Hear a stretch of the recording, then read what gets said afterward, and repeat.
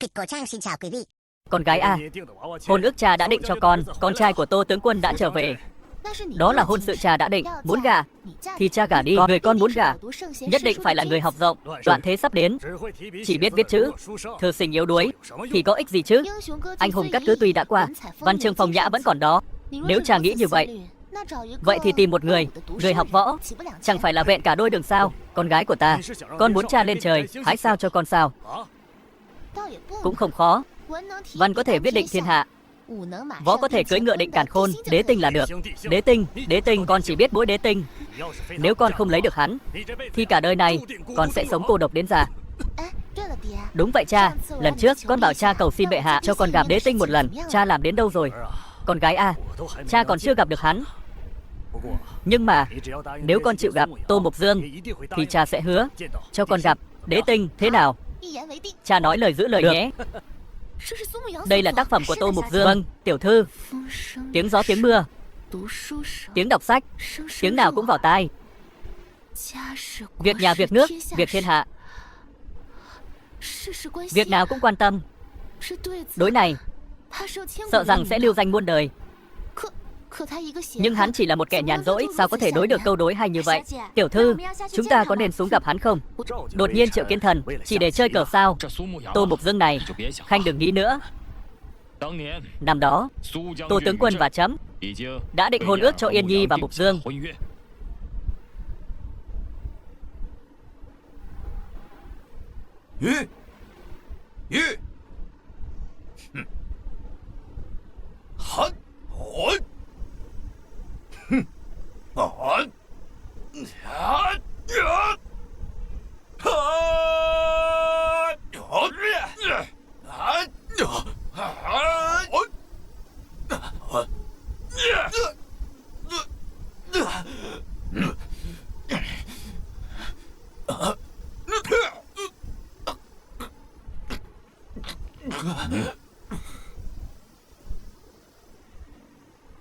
Tướng quân, quả là chiến sĩ số 1 Bắc Man chỉ 3 canh giờ đã phá 4 thành, chém 5 tướng, bây giờ lại còn giết được chiến thần đại hạ Vũ Văn Phi Tuyết. Chiến thần đại hạ chưa được trăm chiêu, chưa thỏa mãn. Tướng quân vô địch.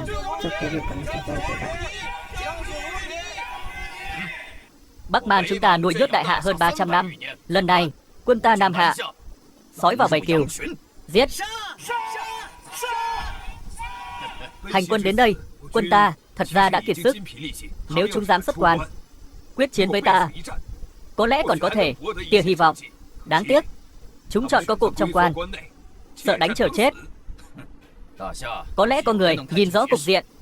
Xin hỏi ai dám nhận? Báo tướng quân, phía trước có quân tiếp tế đại hạ chặn đường. Việc này còn cần báo cáo với ta sao? Nghiền nát chúng, đạp nát Vũ Thắng Thành phía trước. Nữ nhân đại hạ đều là của chúng ta, theo ta giết, giết. Báo chủ tước quần tàn vỡ, Vương tướng quân dưới tay Hồ Duyên Liệt chỉ chống đỡ được 10 chiêu, địch quân đã đến Vũ Thắng Quan 50 dặm nữa. Báo Huyền Vũ quân tàn vỡ, Tôn tướng quân chỉ cầm cự được 5 chiêu, địch quân đã đến 40 dặm. Báo Bạch Hổ quân tàn vỡ, Lưu tướng quân chỉ cầm cự được 3 chiêu, địch quân đã đến 30 dặm.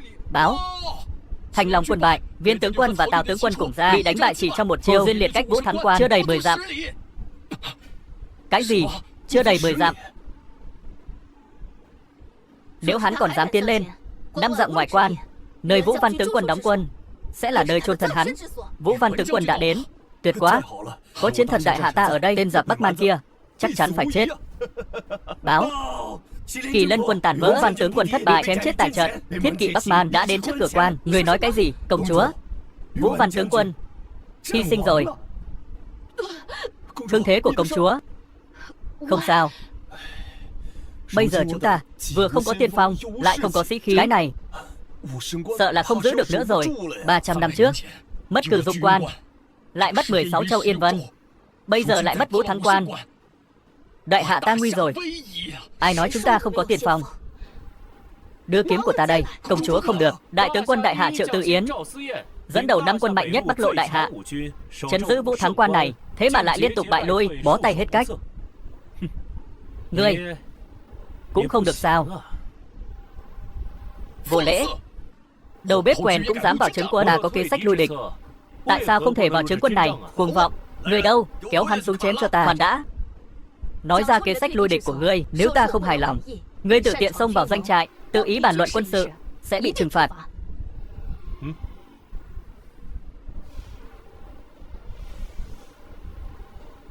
Ở lại chân giữ Vũ Thắng, chắc chắn phải chết. Gây rối loạn quân tâm, tìm chết. Bỏ Vũ Thắng quan, đại hạ chắc chắn diệt vong. Từ bỏ. Không. Phá phủ Trầm Chu, ra khỏi quan nghênh địch mới là thượng sách. Ngươi im miệng, ra ngoài chỉ là chịu chết. Ngươi tiếp tục. Thượng sách này đã chiếm được thiên thời địa lợi nhân hòa. Thiên thời là gì?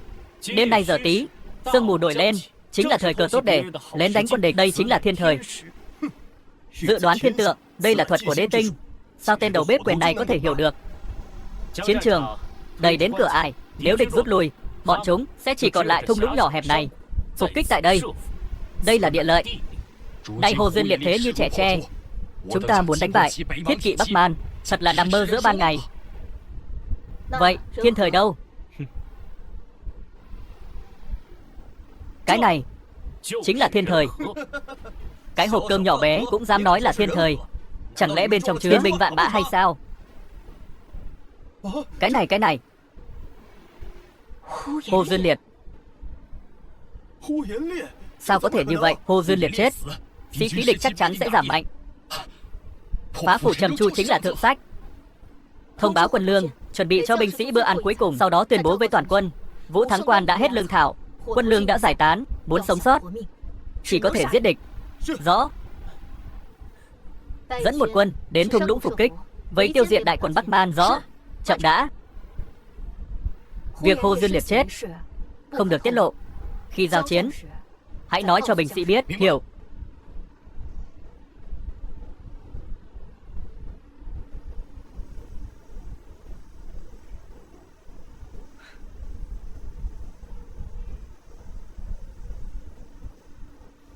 Tiên sinh hiến kế lui địch, lại chém được Hồ Duyên liệt, cứu Vũ Thắng quan 10 phương binh sĩ và hàng triệu dân chúng đại hạ.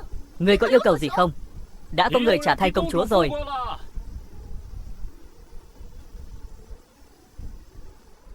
Hoàng đế đại hạ Triệu Cực bái kiến đế tinh. Đứng dậy đi. Bắc Man xuất binh, xin đế tinh cứu đại hạ. Người hôm nay dù không đến, ta cũng sẽ ra tay thay cho vạn dân đại hạ. Tạ ơn đế tinh. Bắc Man đại quân không đáng sợ. Ta có hai việc muốn nhờ bệ hạ. Đế tinh phân phó, vạn tử bất từ. Là 5 năm trước, bị giáng chức đến cứ điểm phía Bắc, nhà họ Diệp minh oan, triệu hồi nhà họ Diệp về kinh. Bổ nhiệm đại tiểu thư nhà họ Diệp, Diệp Cẩm Điệp, làm đại tướng đại hạ, chào bắt đầu đệ ngũ kiếm. Ta ngay lập tức hạ chỉ triệu nhà họ Diệp về kinh, trao chức cho nàng. Đừng vội, 300 ngày sau là đại thọ của lão gia nhà họ Diệp. Lúc đó gửi đến nhà họ Diệp là được. Kính tuân. Sắp đặt của đế tinh. Chuẩn bị cho ta một phần lễ vật. Lúc đó gửi đến nhà họ Diệp. Được. Tiếp theo, để cho Khai Dương Tinh báo cho bệ hạ. Chúng ta chuẩn bị cho Bắc phạt những gì đã chuẩn bị. Bắc phạt. Chủ tiệm, bánh hoa quế. Được. Được rồi, cảm ơn chủ tiệm đã. Hôm nay mua bánh hoa cúc, bánh hoa quế, mẹ và Cẩm Điệp chắc chắn sẽ rất vui. Cẩm Điệp, Tần công tử, Diệp tiểu thư, phòng bột tắm hướng biển đã được chuẩn bị cho hai người, đảm bảo sẽ không có ai làm phiền chuyện tốt của hai người. Tốt. Cẩm Điệp, đi thôi. Cẩm Điệp. Hai người định đi đâu? Mục Dương. Vị này chính là Tô huynh. Hôm nay gặp mặt, quả thật là đồn đúng như lời. Ngươi là Tần gia kinh thành, Tần Phi Bằng, Thường hội Khai Dương, trụ sở thành Bắc, Tần nhiệm trưởng quỹ, Thường hội Khai Dương, trưởng quỹ trụ sở thành Bắc. Tô huynh quanh năm suốt tháng ở trong bếp, tiếp xúc với nổi điêu song trào đã lâu, không biết bắt đầu Khai Dương cũng là bình thường. Ngươi là trưởng quỹ ở đâu ta không quan tâm, ta chỉ muốn biết hai người muốn làm gì. Ngươi có ý gì? Ta ở ngoài vì Diệp gia bôn ba trở về kinh thành, ngươi nghi ngờ ta, Người nghĩ ta đến đây muốn làm gì? Không phải là nghi ngờ, ta chỉ là lo lắng sự nghi ngờ của ngươi và sự quan tâm dư thừa. Những thứ này hoàn toàn vô dụng. Chúng ta đi nhà nghỉ bồn tắm hướng biển. Một đầu bếp như ngươi cản được sao? Điều duy nhất ngươi có thể làm chính là sau khi chúng ta xong việc, chính là làm chút đồ ngon bồi bổ cho Cẩm Điệp. Ngươi muốn chết sao? Tô huynh, ta chỉ nhắc nhở ngươi đối xử tốt với Cẩm Điệp, sao ngươi lại đánh ta? Ngươi chỉ là một trưởng quỹ nho nhỏ, dám dừng tay? Tô Mục Dương, ngươi điên rồi sao? Phi Bằng, chuyện hôm nay đắc tội nhiều, ta nhất định sẽ đến cửa tạ lỗi.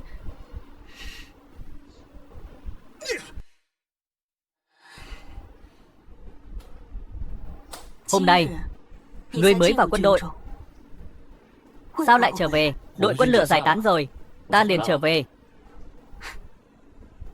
Đã muốn lừa ta, tại sao không nghiêm túc biên một lý do cho đàng hoàng? Lời nói dối qua loa như vậy, ngươi tin sao? Đây là sự thật. Sự thật là ngươi mắt cao hơn tay, coi thường Hỏa Quân. Không phải ta coi thường Hỏa Quân, là cô coi thường ta. Bây giờ ngươi một là không có võ nghệ, hai là không có công danh.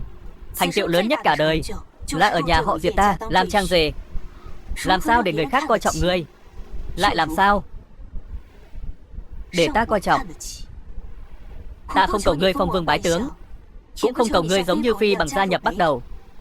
Nhưng ngươi, hắn chỉ là một trưởng quỹ nhỏ ở thành Khai Dương Bắc Đầu, cũng xứng với ta sao? Tự tin mù quáng, ếch ngồi đáy giếng. Bắc Đầu này đứng trên cả hoàng quyền, ngay cả ông nội ta cũng phải để hắn 3 phần. Hôm nay người dám đánh hắn giữa đường, nếu không có ta, người đã chết rồi. Nếu ta nói Bắc Đầu phải nghe theo ta, Khai Dương chỉ là ở trong tay ta, sống chết của hắn. Đủ rồi, Tô Mục Dương, ngươi không thể trở thành người mà ta mong đợi nhất, nhưng cũng đừng biến thành người mà ta ghét nhất.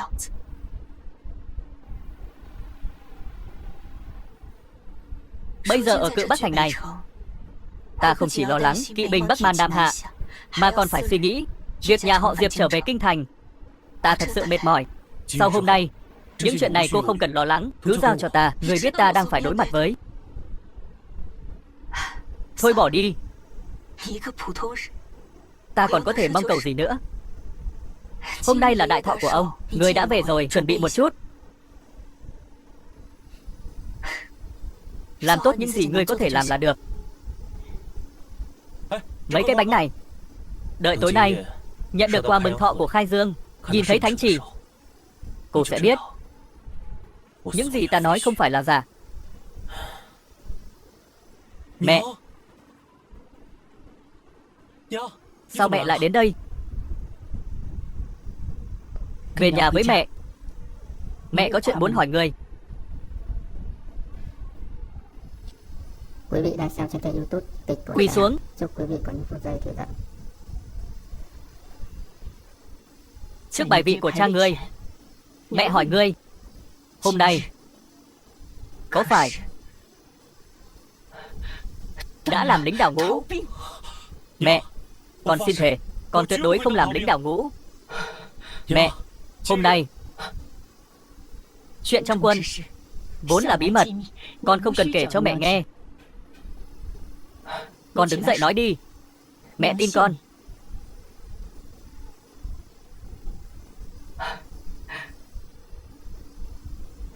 Bánh hoa cúc này cha con thích ăn nhất. Nhớ, năm đó khi xuất chinh, cha con còn muốn ăn một miếng xương trung thần khắp núi non, cần gì bọc thây da ngựa.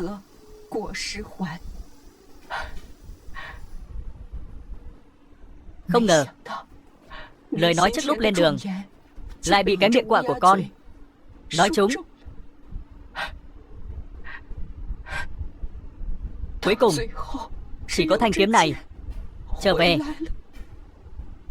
Vừa rồi cuộc nói chuyện của con và Cẩm Điệp mẹ đều nghe thấy. Mẹ, chuyện này mẹ không cần lo lắng. Hôm nay là đại thọ của Diệp lão gia. Con đem thanh kiếm này đến nhà họ Diệp, làm quà mừng thọ. Mẹ, sao vậy? Con chê thanh kiếm này sao?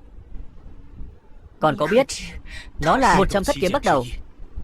Đại hạ lập quốc 100 năm, người phong hầu bái tướng hàng ngàn, có tư cách đeo kiếm chỉ có 10 người. Cây của cha con là thất kiếm bắt đầu, xếp thứ 3. Lộc Tôn. Mấy năm nay con đã trưởng thành nhiều rồi. Nếu con đã nhận ra thanh kiếm này thì mau nhận lấy đi. Mẹ, con không thể nhận. Năm xưa cha con thống lĩnh Tam quân, môn đồ vô số. Nếu nhà họ Diệp có được thanh kiếm này sẽ được họ bảo hộ. Nhà họ Diệp sẽ được trở về kinh thành. Mẹ, đây là di vật duy nhất, dù là nhà họ Diệp hay Cầm Điệp đều không thể nhận. Trở về kinh thành là tâm nguyện của nhà họ Diệp, cũng là tâm nguyện của Cầm Điệp. Bây giờ chỉ có thể dùng nó. Mẹ, con đều biết. Mẹ yên tâm, cứ giao cho con.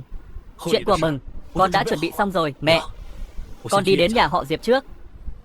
Mục Dương, nghèo khó càng thêm kiên cường, không đánh mất chí lớn. Con trai của mẹ, chỗ dựa của con ở nhà họ Diệp phải dựa vào thanh kiếm này mới chống đỡ được.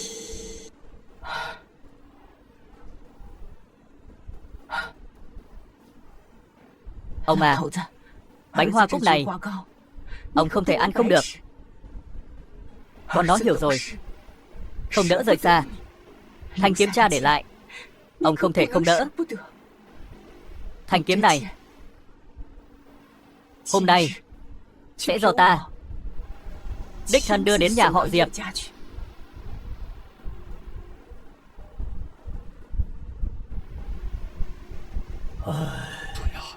Quân Bắc Man Nam Hạ, các dòng họ lớn trong thành đều bỏ thành chạy trốn. Tiệc mừng thọ của lão phu lần đầu tiên vắng vẻ như vậy.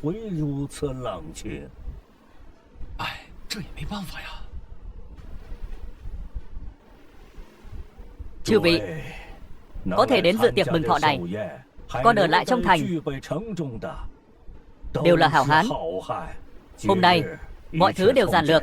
Lão phu lấy trà thay rượu, kính chư vị một ly. Kính Diệp lão gia. Cha, tin tốt ạ. Cha, tin vui ạ. Tướng quân Vũ Văn đã đến. Ải Vũ thắng. Tốt, thật là tốt quá. Có tướng quân Vũ Văn ở đây, chúng ta không cần phải lo nữa. Đúng vậy. Báo. Thành chủ, tín báo khẩn từ Ải Vũ thắng, tướng quân Vũ Văn đã tử trận. Cái gì? Cái này sao có thể như vậy được? Tướng quân Vũ Văn này chẳng phải là chiến thần của đại hạ chúng ta sao? Sao có thể đột nhiên lại? Tướng quân Vũ Văn và Hổ Diên Liệt đối đầu trực diện, chưa đến 100 chiêu đã bị chém chết tại trận. Tướng quân Vũ Văn đã chết rồi. Vậy Ải Vũ thắng của chúng ta chẳng phải là, hay là chúng ta, hay là cái gì? Hãy nhớ, nhà họ Diệp không có kẻ nhu nhược. Ai sợ Bắc Man mà bỏ chạy. Đừng trách ta vô tình. Công chúa vẫn còn ở Vũ Thắng. Cô ta định làm gì? Đầu bếp Tô Mục Dương hiến kế cho công chúa, muốn phá phủ Trầm Chu, giải tán toàn bộ quân lương, ép 10 vạn binh sĩ trực diện nghênh địch. Quý vị đang xem trên kênh YouTube Kịch của Trang. Chúc quý vị có những phút giây thư giãn. Cha, cái kế độc của Tô Mục Dương này, hắn ta muốn hại chết 10 vạn binh sĩ để bảo toàn tính mạng hắn. Cha xem.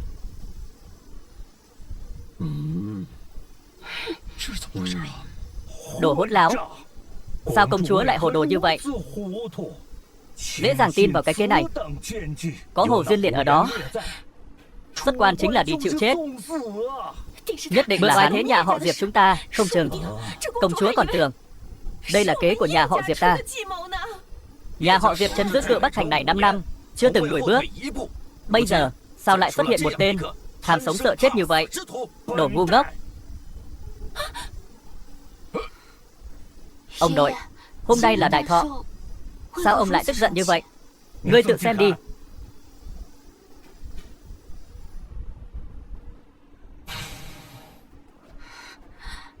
Không thể nào. Ta sống với hắn 5 năm, sao lại không biết hắn? Ông nội, xuất thành nghênh địch, thực sự không có chút hy vọng nào. Hồ Duyên Liệt của Bắc Man có sức địch vạn người. Hắn còn sống, làm sao có cơ hội?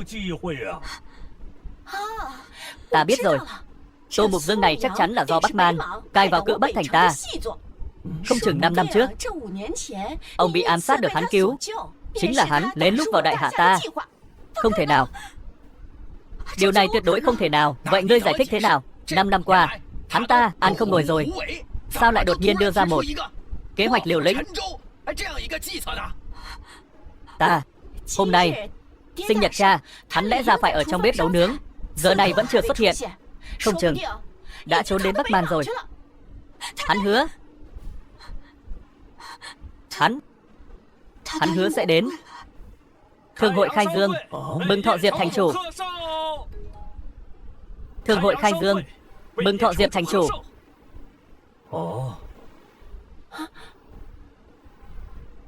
Thương hội khai dương mang theo 100 hộp minh châu, 3 bộ giáp mềm kim tuyến, vạn lạng hoàng kim, ngàn sấp lụa là. Mừng thọ Diệp lão thành chủ, mừng thọ. Thương hội khai dương đứng đầu thiên hạ, đến mừng thọ Diệp gia ta. Ấy ra, Vũ Xuân, đây chính là Tần Phi Bằng của Tần gia kinh thành. Khai dương, Tân trưởng quỹ ở Bắc thành. Phi Bằng, 10 năm không gặp, ngươi bây giờ, ta suýt chút nữa không nhận ra. Dì Mai vẫn như năm nào. Diệp gia gia, Diệp thúc, Cẩm Điệp, ngươi lần này đến đây, hôm nay đến thăm để chúc mừng sinh nhật Diệp lão gia. Thứ hai là chúc mừng nhà họ Diệp trở lại kinh thành.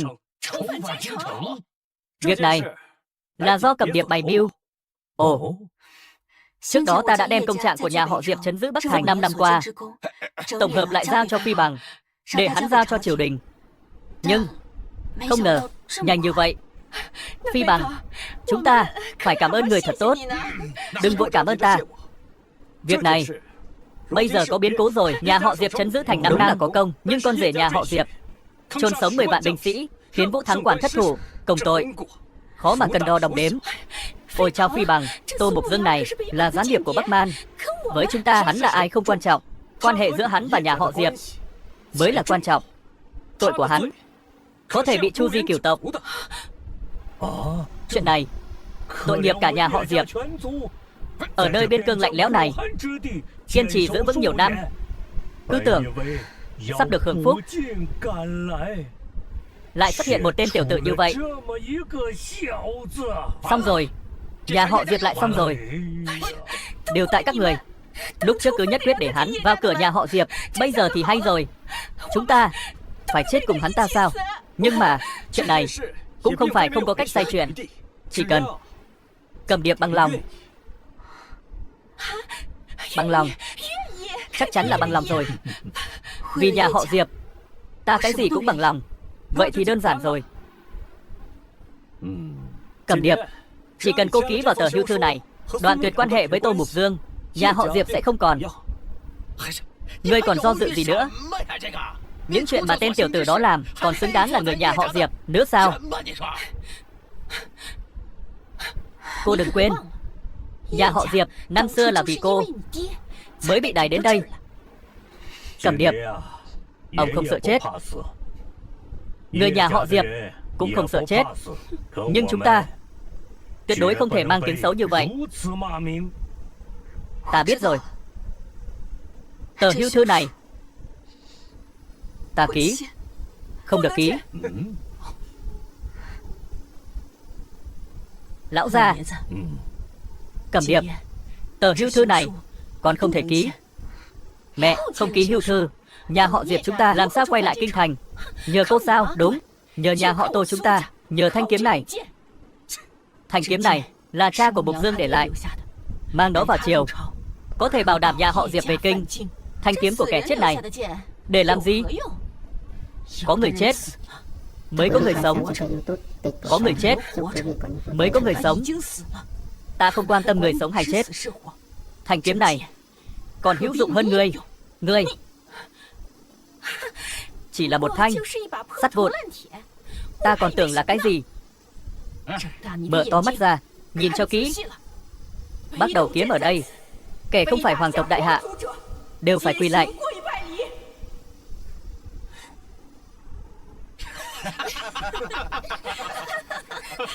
Đồ nhà quê kia, người biết bắt đầu kiếm là gì không? Người có biết không? Bắt đầu kiếm chính là bắt đầu giao quang, được rèn cho đại hạ. Trên đời chỉ có 7 thanh, chỉ tướng tinh tuyệt thế mới có thể sở hữu. Hiện tại chỉ có Bình Tây tướng quân và Trấn Quốc công chúa mới có vinh dự này. Đây là kiếm của ai trong số họ? Đúng thế, đây chỉ là một thanh sắt vụn gì xét, còn dám mạo danh bắt đầu kiếm. Người chắc là ngốc rồi. Ngốc rồi. Các người nhãn lực quá kém, không nhận ra bắt đầu lộc tồn kiếm này. Hôm nay là đại thọ của Diệp lão gia, ta không so đo với các ngươi. Cẩm Điệp, ta biết Mục Dương hắn không có bản lĩnh gì, không xứng với con, nhưng nói với con là thật lòng. Đây là nó mua cho con. Hắn Tô Mục Dương, nhưng không phải là không có bản lĩnh.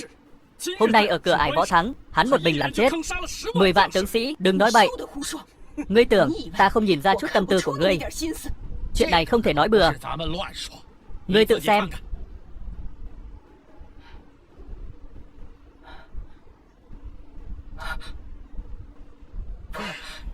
Không thể nào. Mục Dương không thể là đào binh. Nó không thể dùng tính mạng của 10 vạn tướng sĩ để một mình sống. Chẳng lẽ quân báo này là giả sao? Cẩm Điệp còn nói với mẹ, đây không phải là sự thật. Mục Dương, nó tuyệt đối sẽ không làm đào binh. Nếu đó là giả, bây giờ hắn nên ở đây. Không thể nào. Không thể. Hắn đã nói với ta. Hắn nói gì bà cũng tin. Vậy hắn có nói với bà không? Hôm nay hắn không đến tham dự bữa tiệc thọ này là muốn một mình chạy trốn. Không thể nào. Hắn có nói với bà không? Hắn phạm phải tội tru di cửu tộc. Nếu hắn không đến là coi bà như gánh nặng, muốn bà chết. Người nói bậy. Người đang nói dối. Bây giờ quần báo đã loan truyền khắp thành. Chẳng lẽ cả thành này đều muốn lừa bà? Bà lão, bà không tin cũng được, nhưng đêm nay nằm mộng, lương tâm bà có yên. Tô Mục Dương, trả bạn cha ta. Tô Mục Dương, trả bạn con ta. Tô Mục Dương, chồng ta chết vì ngươi, ta muốn cả nhà ngươi đền mạng. Bà xem, nghiệp báo tới rồi. Diệp thành chủ, xin hãy giao Tô Mục Dương ra. Cái này tìm chúng ta đòi hắn, còn ai hơn nhà họ Diệp chúng ta? Hắn chết hơn sao? Hắn là con rể nhà các ngươi, giờ biến mất rồi, nhất định là bị các ngươi giấu đi. Chúng ta bây giờ hận không thể băm hắn thành trăm mảnh. Sao có thể giấu hắn? Đúng vậy. Mọi người, Tô Mục Dương người không ra người, quỷ không ra quỷ, giết hại binh sĩ. Nhà họ Diệp chúng ta đã đoạn tuyệt quan hệ với hắn. Chúng ta cũng đang bắt hắn, nhất định sẽ. Cái rắm, đây đều là lời nói một phía của ngươi, chúng ta làm sao tin được? Đúng vậy. Mục Dương, tình nghĩa vợ chồng ngươi và ta chỉ đến đây thôi. Đây là giấy hưu thư của ta và Tô Mục Dương.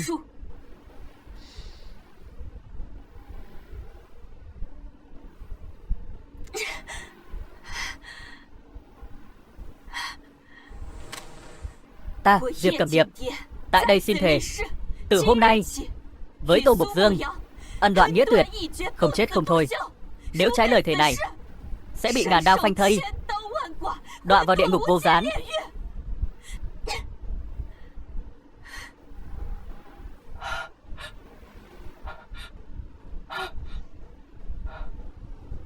Chư vị nếu đã tìm Tô Mục Dương báo thù, tại sao lại tìm Diệp gia không còn liên quan đến hắn? Mẹ nó, ở đây, bà ta chính là mẹ của tên đó, không thể tha cho bà ta.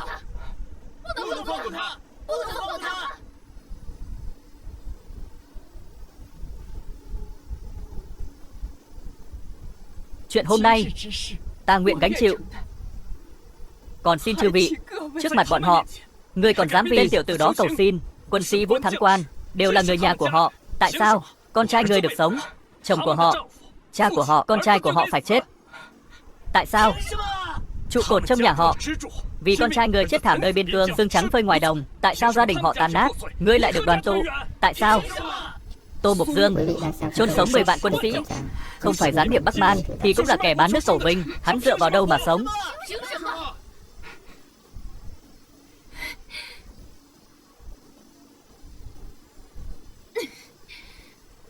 Còn ngươi lại dựa vào đâu mà sống? Còn không quỳ xuống khấu đầu lấy mạng đền tội. Ta không phải muốn sống, ta chỉ cầu xin chư vị phụ lão hương thân nhìn vào việc chồng ta chết trận xa trường, cho chúng ta giữ lại một toàn thây. Dân phụ ở đây xin cảm tạ chư vị.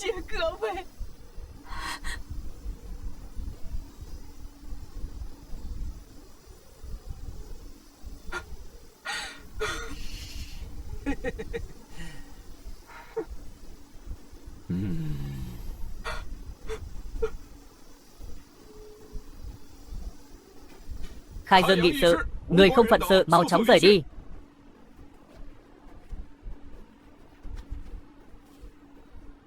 Không nghe thấy sao? Bắt đầu Khai Dương muốn nghị sự tại đây. Ngươi, tên con rể nhà họ Diệp kia, còn không mau cút đi. Ê ngươi! Bắt đầu tính thứ 6, Khai Dương bái kiến đế tinh.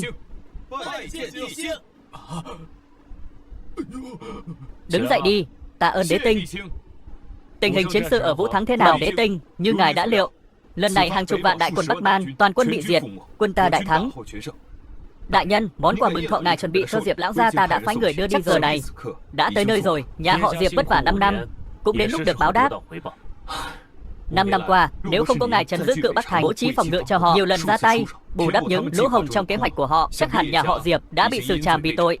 Sao có thể có được những chiến công này? Thôi được rồi, việc ta giao cho Hạ Hoàng làm đến đâu rồi? Bệ hạ đã hạ chỉ cho nhà họ Diệp hồi kinh và phong Diệp tiểu thư làm tướng quân, chắc hẳn thánh chỉ cũng sắp đến nhà họ Diệp rồi. Thanh kiếm liêm trinh này, bệ hạ nói vẫn là do ngài đích thân giao cho Diệp tiểu thư thì tốt hơn. Che giấu thân phận 5 năm, giờ đây đại cục Bắc phạt đã định, cũng là lúc thú nhận mọi chuyện với nàng ấy rồi. Cái này, tên con rể nhà họ Diệp chính là thất tinh chi chủ, bắt đầu đế tinh. Công chúa, trận phá phủ Trầm Chu lần này cuốn phần tất cả, là chiến thắng lớn nhất kể từ khi đại hạ lập quốc. Nhờ công chúa làm giả báo cáo chiến sự, che giấu Hồ Duyên Liệt đã chết, lúc khai chiến lấy đầu hắn ra, khiến sĩ khí quân ta tăng mạnh, thừa thắng xông lên đánh bại Bắc Man. Trận này không phải công của ta. Bẩm công chúa, đã điều tra rõ, Tô tiên sinh là hôm nay gia nhập quân lính. Người này 5 năm trước xuất hiện ở Cự Bắc Thành, sau đó ở rể nhà họ Diệp, suốt ngày vô công rồi nghề, 5 năm ẩn nhẫn. Hôm nay phá phủ Trầm Chu là sự thật không cần bàn cãi. Nhất minh kinh nhân, lập tức truyền tin về cung để phụ hoàng cáo thiên hạ. Con rể nhà họ Diệp Tô Mục Dương trảm Hồ Duyên Liệt, hiến kế phá địch 10 vạn, giải cứu Vũ Thắng Quan. Người này văn võ song toàn, là tướng tinh rơi xuống trần gian. Vâng. Các tướng sĩ theo ta đến trước cửa nhà họ Diệp ở Cự Bắc Thành, tạ ơn ân công. Tô Mục Dương hại 10 vạn tướng sĩ đại hạ ta, xét tội Chu Di tam tộc cũng không quá đáng, là một thành viên của Bắc Đầu. Hôm nay sẽ thay trời hành đạo. Bà già, bà sắp chết rồi, hắn ta vẫn chưa tới. Bà thật là nuôi được một đứa con trai tốt. Thánh chỉ đến.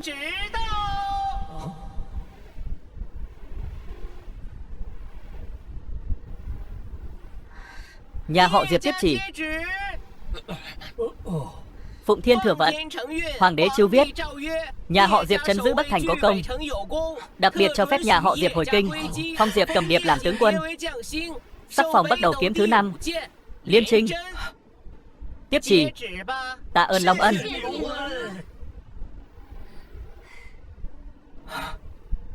Thật không ngờ, nhà họ Diệp bị đày tới Bắc Thành này lại gặp dữ hóa lành, Cầm Điệp lại còn thành tướng quân. Đúng vậy, ai mà ngờ được nhà họ Diệp chúng ta lại được thánh ân này. Tuy nhiên, việc này còn phải cảm tạ Phi Bằng. Đâu có. Tướng quân, Bắt Đầu kiếm thứ 5, còn thanh kiếm Liêm Trinh này, lát nữa sẽ có đặc sứ đến, tự mình ra cho các ngươi. Chớ có thất lễ. Dạ, công công, Cao công công. Xin hỏi đặc sứ này là? Tạp gia cũng không biết, nhưng chắc chắn là người có thân phận cực kỳ tôn quý. Các người, hãy tiếp đón cho tốt. Đừng để kẻ nhàn rỗi làm ông uế mắt của đặc sứ. Dạ. Cẩm Điệp, đặc sứ sắp đến. Nếu để họ biết quan hệ giữa nhà họ Diệp và nhà họ Tô, chắc chắn sẽ ảnh hưởng nhà họ Diệp hồi kinh. Muội giờ đã là tướng quân, tên tội nhân này do muội xử lý.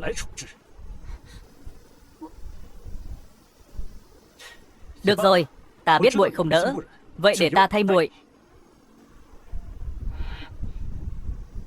Vẫn còn ôm thanh kiếm phế vật này. Người đâu? Bắt bà ta lại cho ta. Các người muốn làm gì? Quý vị đang xem trên kênh YouTube Tịch của Trang. Đồng đát sắt vụn, cũng xứng gọi là bắt đầu kiếm. Đừng dẫm. Ngươi đừng dẫm.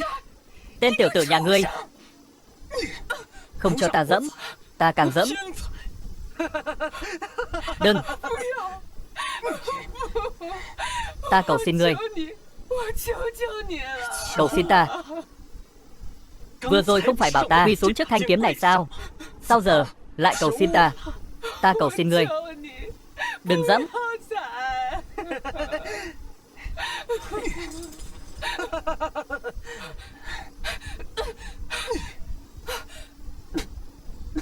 Chà bà. Được thôi, bà bò như chó. Từ đây đến đó ta sẽ trả lại cho bà. Bò đi. Lão già, bò đi. Tiến lên. Bò, tiếp tục bò.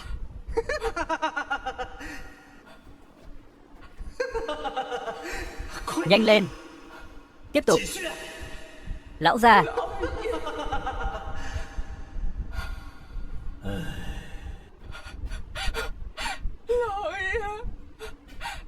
Nếu bà đã thương nhớ phu quân đến vậy, ta sẽ làm việc thiện, cho bà đoàn tụ lần cuối, thay mặt tướng quân đại hạ, trảm tội nhân.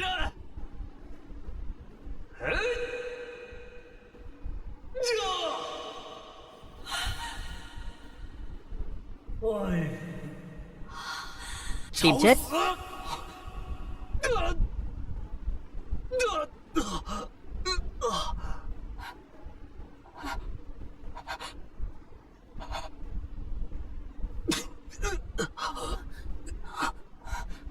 Mẹ.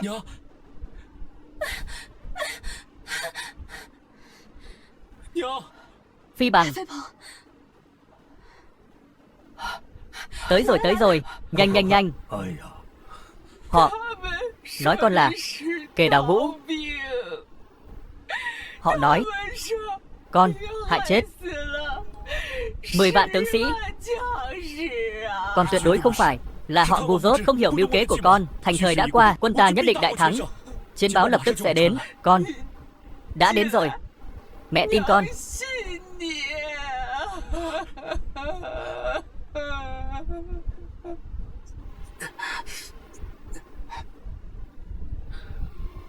Đêm nay kẻ nào sỉ nhục mẹ ta, chết.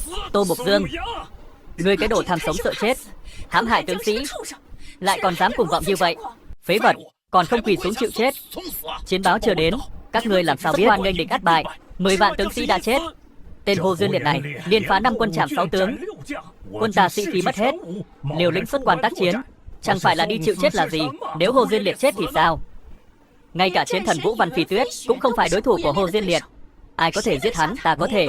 Hồ Duyên Liệt đã chết, sĩ khí quân địch mất hết, quân ta xuất quan nghênh địch, chính là đại thắng. Ngươi một tên lính quèn, có thể giết dũng sĩ số 1 Bắc Man.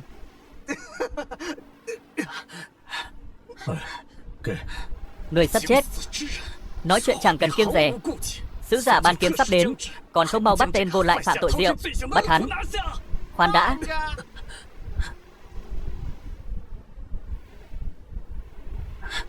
Cao Công Công, im miệng. Đây là kiếm Liêm Trinh. Đặc sứ đến rồi. Đây chính là Tô Mục Dương, kẻ lúc trước đánh lén ta. Sao có thể? Ngươi nghi ngờ ta? Tại hạ không dám. Đây đúng là Liêm Trinh.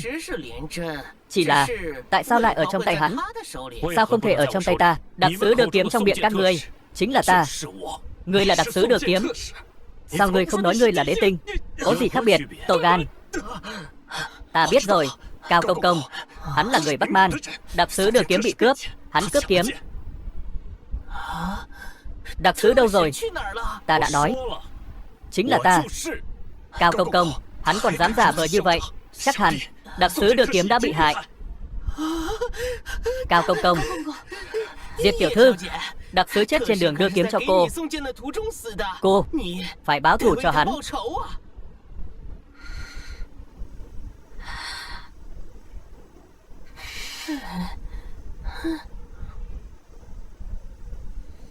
Cầm Điệp, cô cũng tin lời bọn họ nói sao? Ta, ngươi im miệng. Diệp gia chúng ta đã đoạn tuyệt quan hệ với ngươi. Cầm Điệp cũng là tên. Gọi được sao? Cái gì? Kẻ tầm thường còn không bao quỳ xuống chịu chết.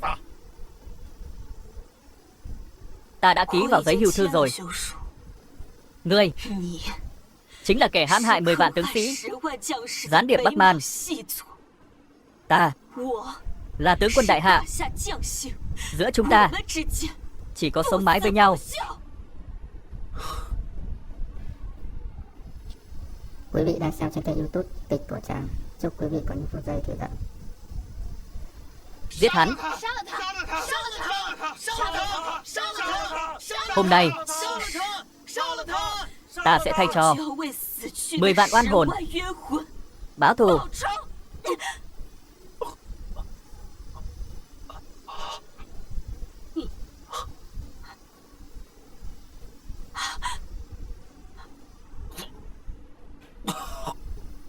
Con trai bao năm qua trải qua hàng trăm hàng ngàn trận chiến, đều không hề hấn gì. Không ngờ cuối cùng lại bị chính thanh kiếm ta tặng, làm bị thương. Thằng nhóc này với mẹ nó đúng là cùng một ruột. Một đứa cướp kiếm nhà họ Diệp, lại nói muốn tặng lại cho nhà họ Diệp. Còn đứa kia cầm một thanh kiếm gãy, cũng muốn tặng nhà họ Diệp, còn nói là kiếm bắt đầu. Mẹ, đây là cha. Mẹ biết. Ôm một đống đồ bỏ đi, coi như báu vật. Còn nói muốn tặng nhà họ Diệp làm quà mừng thọ. Chỉ có nhà họ Tô các người mới làm ra chuyện này. Nghe nói đó là di vật cha nó để lại sau khi hy sinh trên chiến trường. Hy sinh, tục ngữ nói trên không ngay thì dưới cong. Tô Mục Dương còn như vậy. Có thể tưởng tượng được cha hắn ta thế nào. Sao lại vì nước mà hy sinh? Đúng vậy, chẳng ai thấy xác cả. Vậy ai biết được là hy sinh hay là giả chết trốn thoát? Biết đâu là sợ Bắc Man bỏ vợ bỏ con, trở thành phản đồ. Ngươi, chồng ta là anh hùng bảo vệ quốc gia, không thể để các người vu khống hắn như vậy. Ta, mẹ, giao cho con.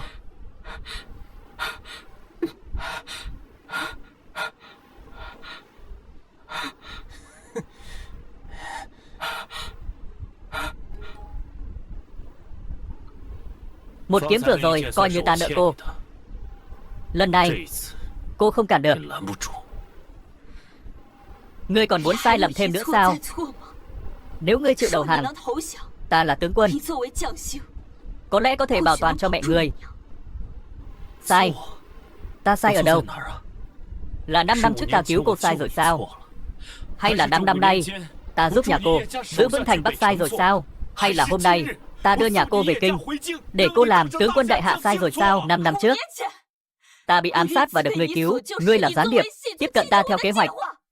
5 năm nay ngươi ẩn danh vô danh, là ta ngày đêm vất vả cống hiến hết mình giữ vững thành Bắc. Hôm nay nhà ta trở lại kinh thành, ta trở thành tướng quân, đều nhờ công tiến cử của Phi Long, là công lao giữ thành của nhà ta. Liên quan gì đến ngươi? Ta nói cho ngươi biết, ngươi mà tiến thêm một bước nữa, ta sẽ giết ngươi.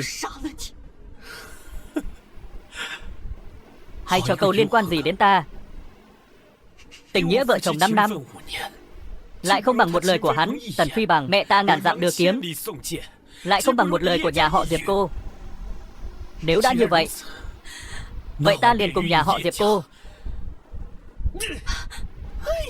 một đao hai đoạn. Kiếm này sao lại gãy rồi?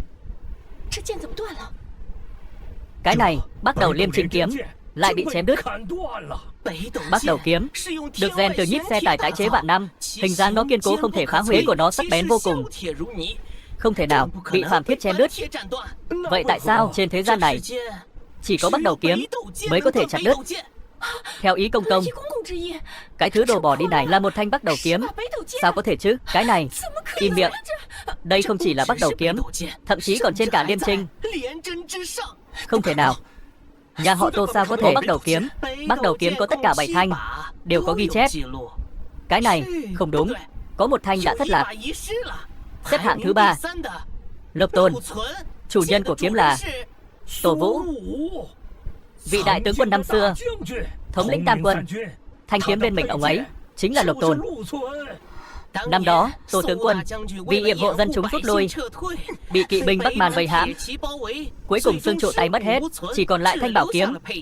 Vị tướng quân này vừa mất, cả nhà họ Tô liền biến mất. Không ngờ hôm nay lại gặp ở đây. Cái này, Cẩm Điệp, thanh kiếm này là cha Mục Dương để lại, mang nó vào triều có thể bảo đảm nhà họ Diệp về kinh. Hóa ra nó thật sự có thể giúp nhà họ Diệp trở về kinh thành. Nhưng mà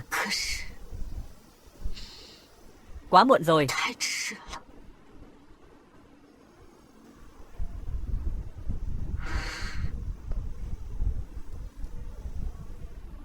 Tô Mục Dương, ngươi dám? Tên tiểu tử ngươi muốn làm gì? Chúc quý vị có một ngày vui vẻ. Gia phụ Tô Vũ, hôm nay kẻ nào dám sỉ nhục hắn? Vậy mà là con trai của Tô tướng quân. Tô tướng quân chính là anh hùng của đại hạ chúng ta, là con trai của ông ấy. Vậy mà lại trở thành gián điệp Bắc Man. Ngươi căn bản không có tư cách nhắc đến tên của Tô tướng quân. Ngươi chính là nỗi nhục lớn nhất của cả đời ông ấy.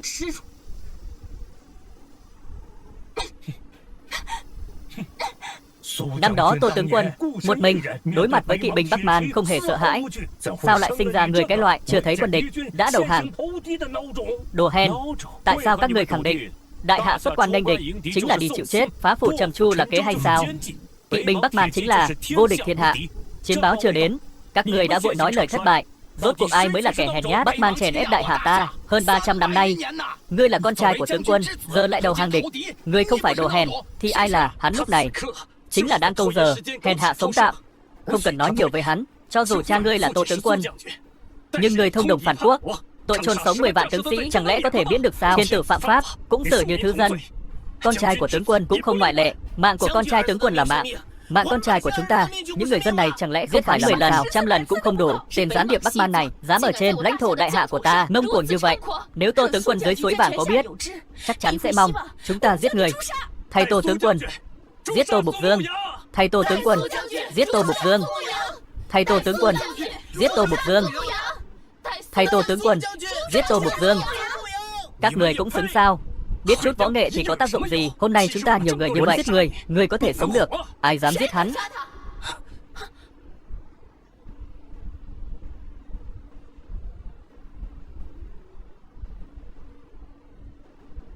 Công chúa không phải ở Vũ Thắng Quan sao? Nhất định là Vũ Thắng Quan bị thất thủ, quân ta đại bại. Công chúa đã phát hiện ra gian kế của Tô Mục Dương, đến để tự mình xử lý hắn. Hiện giờ chính là lúc nhà họ Diệp chúng ta lại kinh thành, một bước lên mây. Không thể vì Tô Mục Dương mà bị liên lụy. Bái kiến công chúa. Các người chính là người chân giữ Bắc Thành, nhà họ Diệp, gia chủ Diệp gia, Diệp Vô Ưu. Bái kiến công chúa. Đứng dậy đi. Nhà họ Diệp các người có một con rể tốt. Việc các ngươi hồi kinh, ta sẽ tâu với phụ hoàng. Công chúa, không được. Đúng vậy công chúa, nhà họ Diệp chúng ta và Tô Mục Dương đã ân đoạn nghĩa tuyệt. Việc hắn hiến kế không liên quan đến chúng ta. Ân đoạn nghĩa tuyệt. Tô Mục Dương thông địch phản quốc, lại còn quậy phá thọ yến của lão phu. Chúng ta và hắn đã là bất cộng đái thiên. Thông địch phản quốc.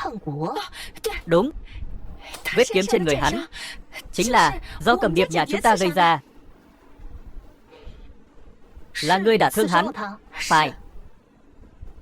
Ngươi có thể làm hắn bị thương. Ta, công chúa, Tô Mục Dương này thân phận gián điệp Bắc Man đã rõ. Hôm nay không ai không muốn hắn chết. Cô là vợ hắn. Cô cũng muốn hắn chết. Phải. Hắn đã không còn là chồng ta. Ta đã ký giấy ly hôn. Dù hắn là gián điệp Bắc Man, ta cũng phải giết. Các người cũng muốn giết hắn. Phải.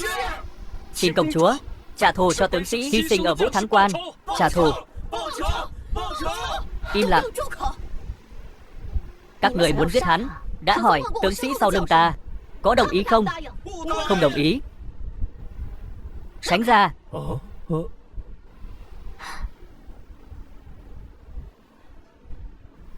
Công chúa đại hạ Triệu Tư Yến thay mặt 10 vạn tướng sĩ Vũ Thắng Quan tạ ơn ân công. Công chúa không cần. Đứng dậy đi. Ân công. Công chúa, hắn là kẻ khiến quân ta đại bại, mất Vũ Thắng Quan, 10 vạn tướng sĩ bỏ mạng. Phải. 10 vạn tướng sĩ. Chỉ là Bắc Man bị quân ta tiêu diệt 10 vạn. Hả? Bây giờ các người muốn trả thù cho ai? Kêu oan cho ai? Có Hồ Duyên Liệt. Sao chúng ta thắng được? Trước trận Hồ Duyên Liệt đã bị Tô Tiên Sinh chém chết. Sao có thể? Hắn chỉ là lính nấu cơm. Hơn nữa, quân báo rõ ràng ghi là binh giả quỷ đạo.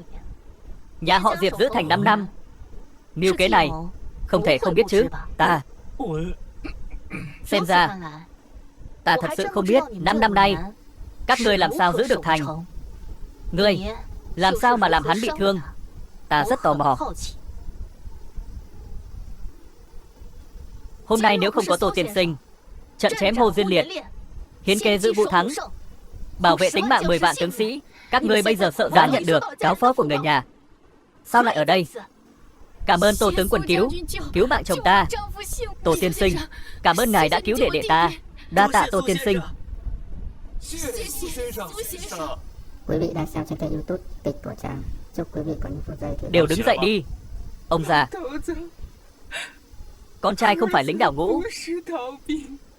Nó là giống như ông, đại anh hùng. Nó không phải giết hại tướng sĩ, gián điệp Bắc Man, là người chém Hồ Duyên Liệt, giải cứu Vũ Thắng Quan. Anh hùng. Các người không thể nào. Con rể nhà họ Tô ta. Sao có thể? Ngọc Tốt bị che lấp. Nhà họ Diệp bất tài. Ta vốn định vì mối quan hệ của Tô Tiên Sinh giúp các người trở về kinh thành. Bây giờ xem ra không có cơ hội. Công chúa, đừng mà. Nhà họ Diệp chúng ta không cần sự giúp đỡ của bất kỳ ai. Nhà họ Diệp chúng ta tự được ban thưởng công trạng đặc biệt cũng có thể trở về kinh thành. Công chúa, Hoàng thượng nhớ nhà họ Diệp có công bảo vệ thành, đặc biệt cho phép nhà họ Diệp hồi kinh, phong Diệp Cầm Điệp làm tướng tinh. Tướng tinh. Vậy thì bắt đầu kiếm của nàng ấy là trình đứng thứ 5, cao hơn vũ khúc kiếm của người một bậc. Vậy tại sao không thấy? Công chúa vẫn chưa biết sao? Thanh Liêm Trinh kiếm này đã bị Tô Mục Dương phá hủy, sứ giả đưa kiếm cũng bị hắn giết. Tên Tô Mục Dương này giết sứ giả đưa kiếm, chặt đứt bắt đầu kiếm, còn dám mạo nhận là đế tinh của đại hạ ta, mạo phạm hoàng quyền, bất kính với bắt đầu, tội đáng chém đầu, mạo nhận là đế tinh, bất kính với bắt đầu. Cái tội danh này hay đấy. 5 năm trước người cố tình tiếp cận ta, che giấu thực lực 5 năm. Hôm nay làm nhà họ Diệp chúng ta mất mặt, chặt đứt Liêm Trinh kiếm của ta. Người rốt cuộc có mục đích gì? Mục đích? Nếu ta nói ta muốn nhà họ Diệp các người hồi kinh, ta muốn cô trở thành tướng tinh của đại hạ, cô có tin không? Đúng, ta biết. Ngươi bây giờ là đại anh hùng, cứu võ thắng, lời nói đáng giá ngàn vàng, nhưng bằng cách nào? Nhà họ Diệp ta ngàn cây vạn đắng, bảo vệ cự Bắc thành, có được thánh chỉ, ngươi một lời có thể đoạt mất. Được. Nếu cô cho rằng nhà họ Diệp các người hiện có đều là nỗ lực của chính mình, vậy ta sẽ thu hồi thánh chỉ, cho các người một cơ hội chứng minh bản thân. Ngươi thật to gan, ngươi muốn vượt lên hoàn quyền sao? Trên thế gian này, ngoài bắt đầu đế tinh, chưa ai có quyền lực này. Ngươi nghĩ ngươi là ai? Ta là ai? Lát nữa ngươi sẽ biết.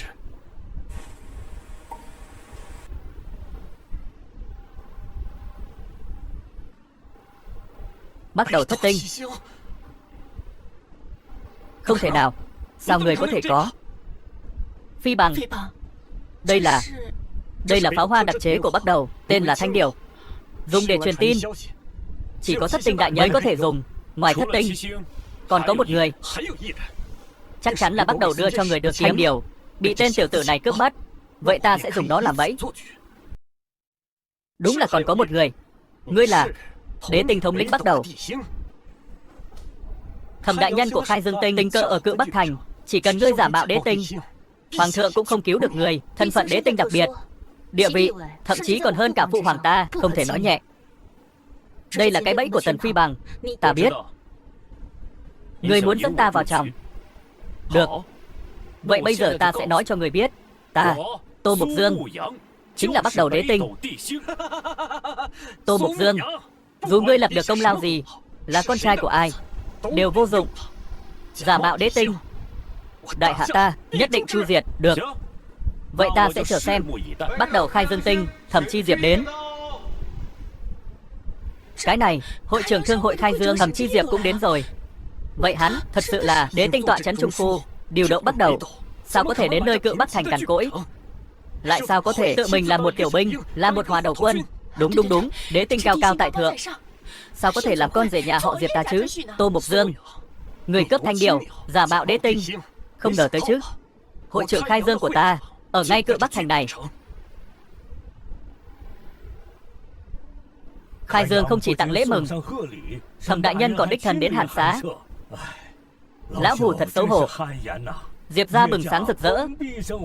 Món quà này không liên quan nhiều đến Khai Dương ta. Tuy nhiên vẫn phải chúc mừng Diệp gia trở lại kinh thành. Diệp tiểu thư trở thành tướng quân. Niềm vui hôm nay của nhà họ Diệp có liên quan tới Khai Dương sao? Không biết chừng. Dù sao, Phi Bằng là tân trưởng quầy Khai Dương. Tương lai liên quan gì đến hắn? Đại nhân, tại hạ phụ mệnh đến tặng quà cho nhà họ Diệp. Không ngờ gặp phải một tên điên, cướp thanh điểu, giả mạo Đế Tinh, còn đánh cả ta và người nhà họ Diệp. Ai là tên điên? Chính là tên đó, Lão Xược.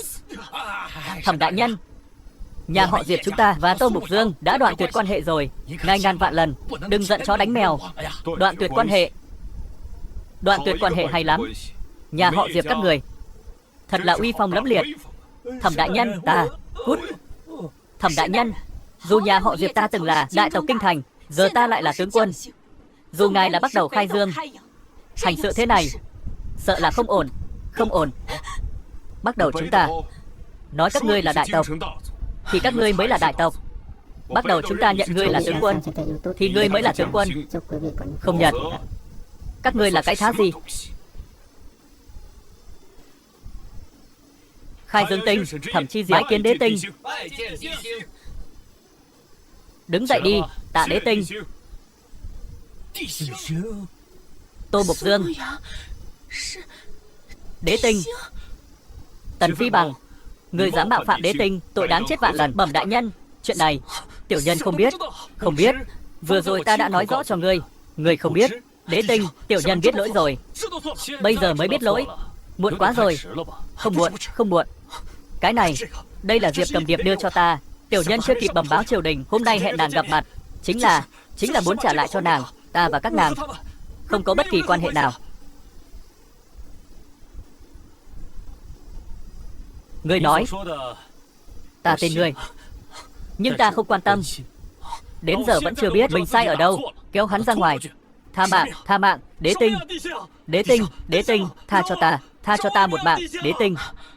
Vậy chiến công của Diệp gia chưa được bẩm báo triều đình. Thánh chỉ này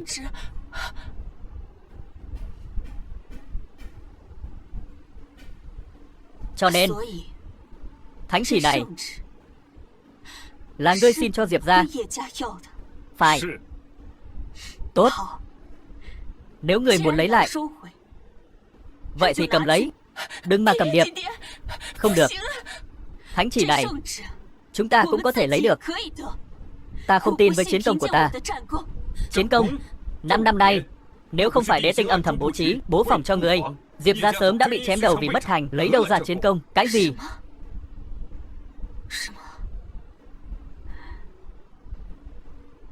Cầm điệp. Đến giờ ăn cơm rồi. Để đó đi.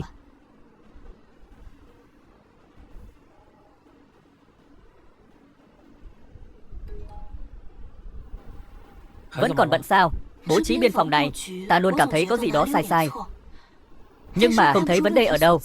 Thôi, nói với ngươi mấy thứ này cũng vô dụng.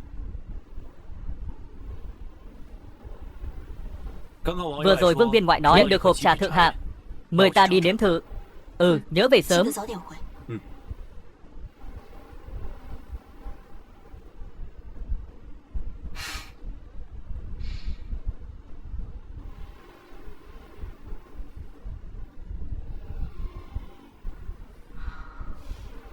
Về muộn vậy. Cẩm Điệp, đây là bánh quế hoa nàng thích nhất. Không có lần sau. Trên áo ngươi là thứ gì? Cái này. Đầu bếp nhà vương viên ngoại bị bệnh, ta đâu phải tay nghề nấu nướng kém nên giúp ông ta làm thịt con gà, nấu vài món. Chắc là lúc làm gà vô tình dính vào. Ngươi là người của Diệp gia, ta không yêu cầu ngươi ra trận giết địch, nhưng mà cho viên ngoại làm gà nấu cơm loại việc này đừng làm. Ngươi hiểu chưa? Biết rồi. Vậy nên mỗi lần ngươi đến thư phòng, sau khi đưa cơm cho ta, nói ngươi có việc phải ra ngoài, là đi giết, đột phá phòng tuyến phía bắc của kỵ binh Bắc Man. Phải, ngươi là đế tinh. Vậy ngươi vì ta và nhà họ Diệp làm những việc này, tại sao ngươi không nói cho ta biết? Đối với một số việc, ta chỉ có thể che giấu thân phận của mình nữa. Cho dù ta có nói, cô sẽ tin sao? Những gì ta nói trong mắt cô đều là những lời nói dối qua loa. Những gì ta làm trong lòng cô đều là có mưu tính. Lời nói việc làm đều sai. Công lao nhà họ Diệp, công sức của Phi Bằng, liên quan gì đến ta? Có lẽ ngay từ đầu ta đã sai rồi. Vậy ngươi cứu ta, rốt cuộc là kiếp nạn người sắp đặt, hay là duyên phận của ta? Là kiếp là duyên, đều tùy tâm ta. Cô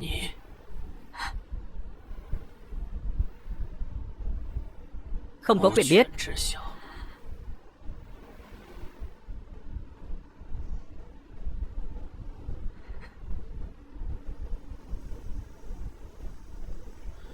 Mẹ, người thật sự không cùng con về kinh sao? Con bây giờ là người làm việc lớn, mẹ đi cũng không giúp được gì. Đi ngược lại còn thêm phiền cho con. Mẹ biết còn hiếu thuận,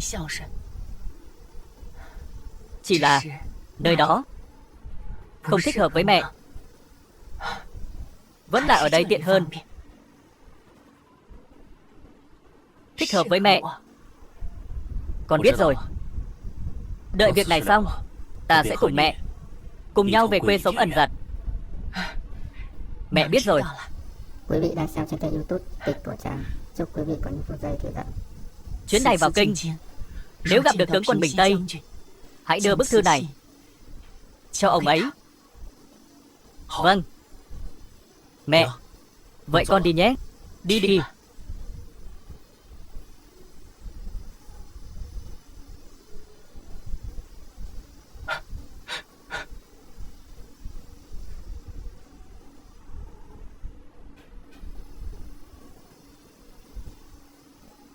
Đại nhân, đúng như ngài dự đoán, Bắc Man lần này có thể thế như trẻ tre.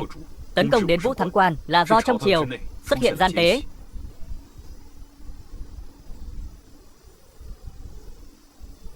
Tìm ra kẻ đó chưa?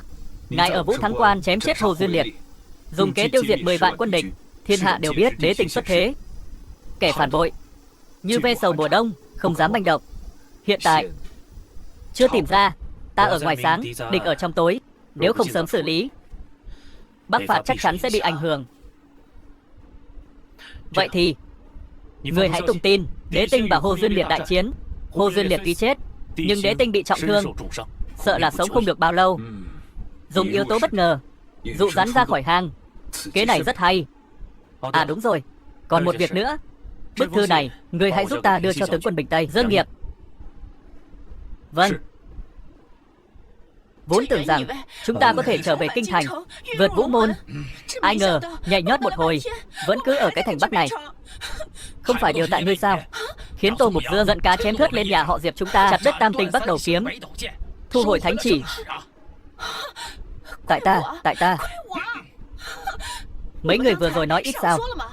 Ai nói Tô Mục Dương là kẻ bất tài, là kẻ phản bội?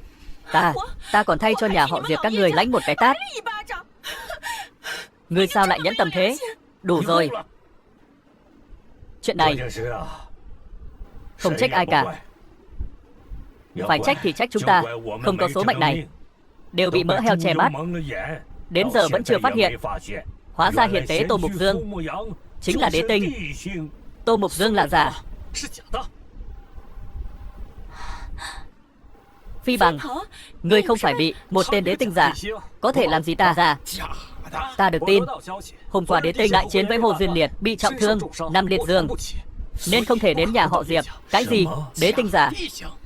Vậy tại sao Thẩm đại nhân, công chúa bọn họ, các người nghĩ xem, nếu chuyện đế tinh bị thương, bị Bắc Man biết được, bị các tướng sĩ khác của đại hạ biết được, thì sẽ thế nào? Đế tinh là nền tảng lập quốc của đại hạ. Nếu ngài ấy xảy ra chuyện, sĩ khí đại hạ chắc chắn sẽ tiêu tan. Đại quân Bắc Man nhất định sẽ áp sát. Đúng thế, nên công chúa mới đổ công trận Vũ Thắng cho Tô Mục Dương. Thẩm Chi Diệp mới thuận nước đẩy thuyền, nhận một đế tinh giả. Mục đích của họ đều là để che giấu việc đế tinh bị thương. Thì ra là vậy. Vậy hắn dựa vào cái gì mà thu hồi thánh chỉ của nhà họ Diệp chúng ta? Thu hồi thánh chỉ là do một mình Tô Mục Dương đề xuất. So với vận mệnh đại hạ, hưng suy của nhà họ Diệp, ai mà quan tâm? Nói đi nói lại, vẫn là tên Tô Mục Dương đó hại nhà họ Diệp chúng ta, không thể hồi kinh. Chuyện hồi kinh của nhà họ Diệp, ta phải xin lỗi Cẩm Điệp. Xin lỗi, ta không thể báo công của nhà họ Diệp lên triều đình. Không trách huynh, năm đó phụ thân ta thẳng thắn can gián, đắc tội với phái chủ Hòa Thái Kinh, cuối cùng bị hại chết. Nhà họ Diệp bị giáng chức. Bây giờ Thái Kinh nắm giữ triều đình, sao có thể cho phép nhà họ Diệp ta ngóc đầu lên được? Thái Kinh tuy thế lực lớn, nhưng chuyện này cũng không phải không có cơ hội. Nay trận Vũ Thắng đại thắng, phái chủ chiến trong triều sẽ hưng thịnh, trong đó không thiếu cố nhân của bá phụ năm xưa. Nếu có thể được họ giúp đỡ, biết đâu có thể minh oan cho nhà họ Diệp. Nhưng mà những thứ này đều là do Vũ Thu năm xưa liên lạc. Bây giờ chúng ta biết tìm đâu. Đây là tại hạ qua mối quan hệ mà ta dò la được, có thể giúp được nhà họ Diệp. Tốt, quá tốt rồi. Phi Bằng, người giúp nhà họ Diệp chúng ta như vậy, ta cũng không biết phải cảm ơn người thế nào cho phải. Ta không cầu gì cả, chỉ cần Cẩm Điệp vui là được. Cảm ơn.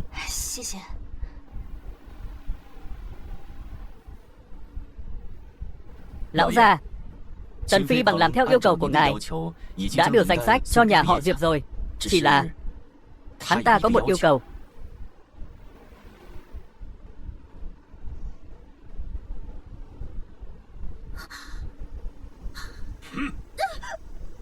Hắn cũng xứng.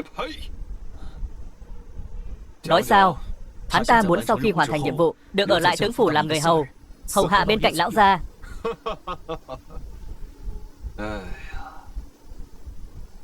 Dã tâm hắn ta cũng không nhỏ. Lão gia lần này dùng nhà họ Diệp làm mồi nhử, tóm gọn toàn bộ những kẻ trong phe chủ chiến ý làm phản với ngài. Thật là cao tay. Bọn chúng chỉ là lũ ngốc. Đúng. Lão gia chỉ cần một chút mưu mẹo đã mượn đao của Bắc Man, loại bỏ 5 tướng 6 quân ở Vũ Thắng Quan. Thiên hạ này còn ai là đối thủ của ngài nữa? Quý vị đang xem trên kênh YouTube Tịch của Trang. Chúc quý vị có những phút giây vui vẻ. Đế tinh chết chưa? Bắt đầu phong tỏa tin tức rất kỹ. Hiện tại chỉ biết hắn ta bị thương rất nặng, nhưng mà chắc cũng không sống được bao lâu nữa. Đừng nói chắc, ta muốn tin tức chính xác. Đi điều tra. Dạ, tiểu nhân minh bạch. Tướng quân, có chuyện gì vậy? Có thư từ Bắc Đầu Khai Dương gửi đến.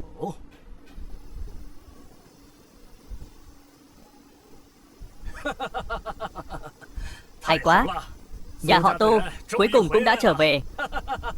Là người kết nghĩa với tướng quân. Vũ tướng quân. Đúng vậy. Năm đó nghĩa huynh tử trận, Tẩu Tẩu mang theo Mục Dương rời kinh thành. Thời gian thấm thoát trôi qua đã 20 năm rồi. Có chuyện gì mà vui thế? Con gái à, hôn ước cha đã định cho con trai của Tô tướng quân đã trở về. Tô tướng quân, Nghi Trấn Tam quân, con trai của ông ấy nhất định phi phàm, ắt hẳn là tuấn tú phi phàm, dáng người. Đó là hôn sự cha đã định. Muốn gả thì cha gả đi. Con Con là tài nữ đệ nhất kinh thành. Người con muốn gả nhất định phải là người học rộng, quân tử am hiểu kinh sử. Loạn thế sắp đến, chỉ biết viết chữ, thư sinh yếu đuối thì có ích gì chứ? Anh hùng cát cứ tuy đã qua, văn chương phong nhã vẫn còn đó. Nếu còn nghĩ như vậy, vậy thì tìm một người học võ, chẳng phải là vẹn cả đôi đường sao? Con gái của ta, con muốn cha lên trời, hãy sao cho con sao? Cũng không khó. Văn có thể viết định thiên hạ, võ có thể cưỡi ngựa định càn khôn, đế tinh là được. Đế tinh, con chỉ biết mỗi đế tinh. Nếu con không lấy được hắn, thì cả đời này con sẽ sống cô độc đến già.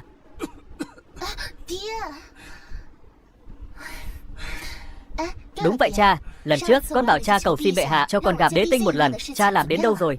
Con gái à, cha còn chưa gặp được hắn. Nhưng mà nếu con chịu gặp Tô Mục Dương thì cha sẽ hứa cho con gặp đế tinh, thế nào? Cha nói lời giữ lời nhé. Hãy nói với Tô Mục Dương, ngày kia nhà họ Dương sẽ mở tiệc ở Vạn Lâu, hoan nghênh hắn đến kinh thành. Vâng.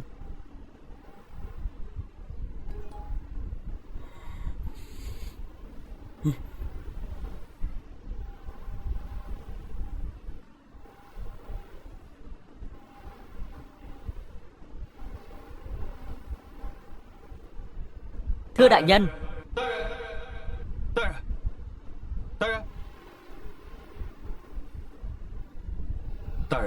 Ngài lại thấy tương lai rồi. Đế tinh các đời khi thức tỉnh chỉ có một ngày, có thể thấy được tương lai vài năm chuyện sắp xảy ra. Mà ngài đã thức tỉnh được mười mấy năm, thậm chí còn thấy được tượng ngàn năm sau. Thật là thần nhân. Đừng nói mấy chuyện này nữa. Tìm được kẻ phản bội chưa? Sau khi chúng ta ngài bị thương thì do thám của Thái Kinh liền đi khắp nơi dò la thương thế của ngài. Chúng ta lần theo manh mối này đã tìm thấy thư từ qua lại giữa chúng và Bắc Man. Khi chúng ta tìm thấy, chúng đang tiêu hủy, chỉ còn lại bức thư này. Ngoài ra, họ còn cứu Tần Phi Phượng khỏi tay chúng ta và để hắn ta mang danh sách kẻ chủ chiến đến nhà họ Diệp, nói rằng những người này có thể họ bình oan. Hắn ta muốn dùng nhà họ Diệp để tìm ra những người bất mãn với hắn trong triều. 2 ngày nay, Diệp Cầm Điệp và Tần Phi Phượng đã đến thăm hơn 10 nhà, trong đó có vài người đã bày tỏ muốn giúp họ, đã vào danh sách phải giết của Thái Kinh. Đại nhân, có cần chúng ta nhắc nhở họ hoặc là bắt Tần Phi Phượng không? Ra tay bây giờ chỉ sẽ đánh rắn động cỏ. Ta đã cho Ngọc Hành thâm nhập vào phủ tướng, nhất cử nhất động của họ đều nằm trong tầm mắt của ta, không làm nên sóng gió gì. Sau thứ 5 của bắt đầu, Ngọc Hành. Tiếp theo, ta sẽ đến Vạn Lâu, xem thử vị tướng quân Bình Tây này rốt cuộc đang giở trò gì.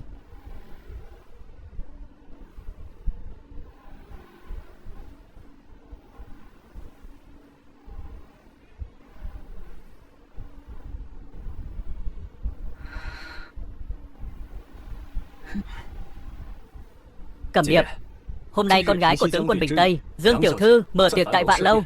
Nếu có thể kết nối với nàng, được tướng quân giúp đỡ, nhất định có thể giúp nhà họ Diệp minh oan. Tướng quân Bình Tây là người đứng đầu quân đội. Nếu ông ấy đồng ý, quả thực có thể chống lại Thái Kinh. Còn cá lớn Dương Nghiệp, nếu có thể cầu được, ta sẽ lập được đại công cho Thái Kinh. Tô Mục Dương, ngươi tên hề giả mạo đế tinh, dám xuất hiện ở đây, có vẻ như bài học mấy ngày trước ngươi vẫn không nhớ gì, vẫn còn giả vờ. Đế tinh khi đó bị thương, hoàn toàn không thể đến nhà họ Diệp. Là ngươi giả mạo thân phận hắn, cướp chiến công của hắn. Đế tinh bị thương, ta chưa từng nghe tin này. Không biết Tần thiếu gia, ngươi từ đâu biết được? Ta tự có cách của ta, ngươi không xứng biết. Ngược lại lời nói của ngươi lần này, chẳng lẽ là thừa nhận ngươi giả mạo sao? Ta thừa nhận thì sao? Không thừa nhận thì sao? Ngươi theo chúng ta đến đây muốn làm gì? Chẳng lẽ là muốn ta đến đây là do người khác mời, không liên quan gì đến các người, lời nhờ của người khác. Hôm nay Vạn Lâu này đã bị Dương phủ bao trọn. Chẳng lẽ ngươi Tô Mục Dương là nhận lời quả con gái tướng phủ Bình Tây, hẹn với Dương tiểu thư sao? Không được sao?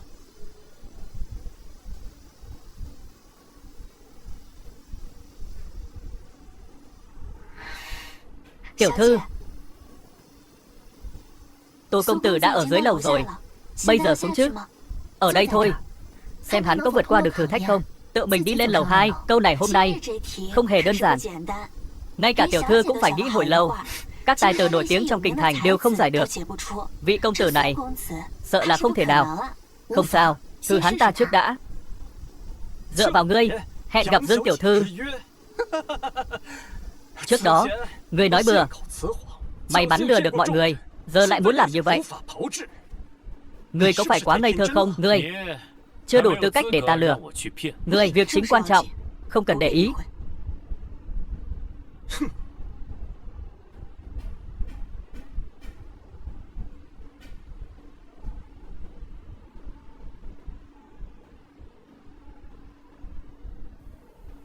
Chưa thấy Dương tiểu thư, nàng ấy chắc ở trên lầu. Đi.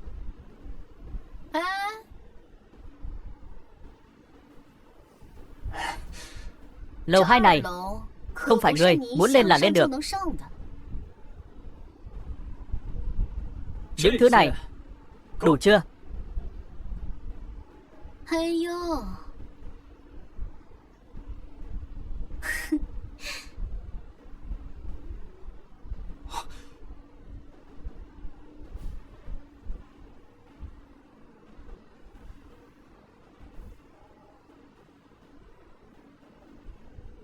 Ngươi, gia phụ ta là Tần Triều Vân, là hộ bộ thị lang trong triều. Chỉ là một chức quan, ngũ phẩm nhỏ bé. Cho dù ngươi là thừa tướng, cũng phải tuân theo quy củ của Vạn Lâu ta. Ông chủ đằng sau Vạn Lâu là hoàng thượng. Ngươi muốn lấy thế áp người sao? Trưởng quầy, câu hỏi lên lầu 2 hôm nay là gì vậy? Vị công tử này thật có kiến thức. Quy củ của Vạn Lâu, người không có học thức không được vào. Nếu các người muốn lên lầu 2, phải đối câu đối. Đây là câu đối trên. Ai đối được câu dưới mới có tư cách mới được lên lầu. Tiếng gió, tiếng mưa, tiếng đọc sách, tiếng nào cũng vào tai. Tiếng gió, tiếng mưa, tiếng đọc sách, tiếng nào cũng vào tai. Mùi hoa, mùi ong, mùi thơm ngát phòng, mùi nào cũng xông vào mũi. Tiểu thư, câu đối của cô viết hay quá. Câu đối trên tuyệt vời. Ta chỉ là đầu phượng đuôi báo, không biết câu đối giới như thế nào mới có thể xứng đôi. Một nén hương thời gian, hương tàn thì nếu chưa đối được câu dưới thì coi như thất bại. Câu đối trên như vậy, đây không phải cố tình làm khó chúng ta. Không ai có thể, ta có thể.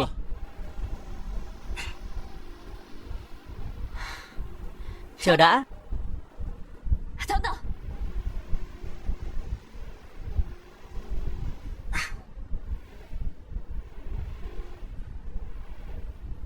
Ngươi còn muốn làm loạn đến khi nào? Làm loạn? Ta sống với nhau 5 năm. Ngươi không biết gì cả. Nhất định phải ở đây giả vờ giỏi giang sao? 5 năm.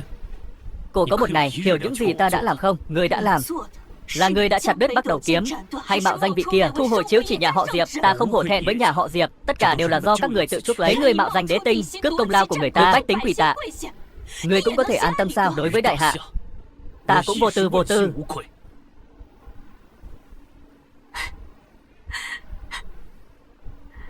Bây giờ ta cuối cùng cũng thực sự hiểu ngươi. Cẩm Điệp, hắn đến đây rõ ràng là muốn báo thù nhà họ Diệp, phá vỡ kế hoạch của chúng ta. Chưa đến lượt ngươi ngang nhiên ở đây. Hương đã quá nửa. Nếu vẫn chưa đối được câu đối dưới thì cả tầng này các người cũng không ở lại được nữa. Hết cho ta. Ngươi nói ta không hiểu ngươi, nhưng ngươi lại từng hiểu ta chưa?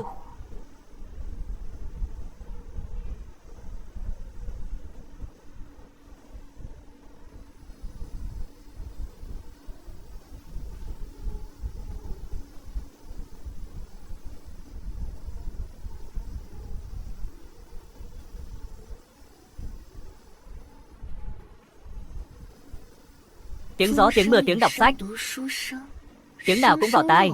Trời lạnh đất lạnh, xứ Bắc lạnh, ngày nào cũng thấu xương. Không ngờ thành cứ Bắc này lại có gia nhân họ Diệp tài hoa như vậy đã đối ra. Nhưng cảnh giới của bài thơ cũng quá bi thương. Ta vẫn thích câu đối dưới của tiểu thư. Tâm nhân chi sở động, vật sử chi nhiên dã. Cái lạnh trong lòng Diệp tiểu thư này không phải người thường nào cũng đạt tới. Cẩm Điệp, không ngờ muội lại có tài năng như vậy, của thật khiến ta phải nhìn lại. Cuối cùng cũng chỉ là con đường nhỏ, khó mà lên được đại đường. Ngươi còn làm gì ở đây? Mau cút đi. Việc ngươi làm đối với nhà đối với nước đều nên hổ thẹn. Mau đi đi, đây chính là ta trong mắt cô. Ta đã đối ra câu đối giới rồi, sao phải đi?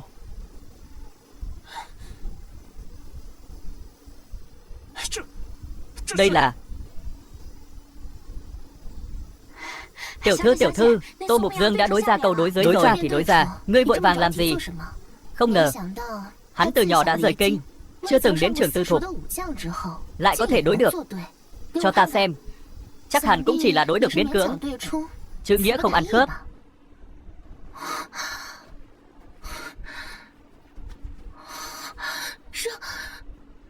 Đây là tác phẩm của Tô Mục Dương. Vâng, tiểu thư. Tiếng gió tiếng mưa, tiếng đọc sách, tiếng nào cũng vào tai. Việc nhà việc nước, việc thiên hạ, việc nào cũng quan tâm. Đối này sợ rằng sẽ lưu danh muôn đời.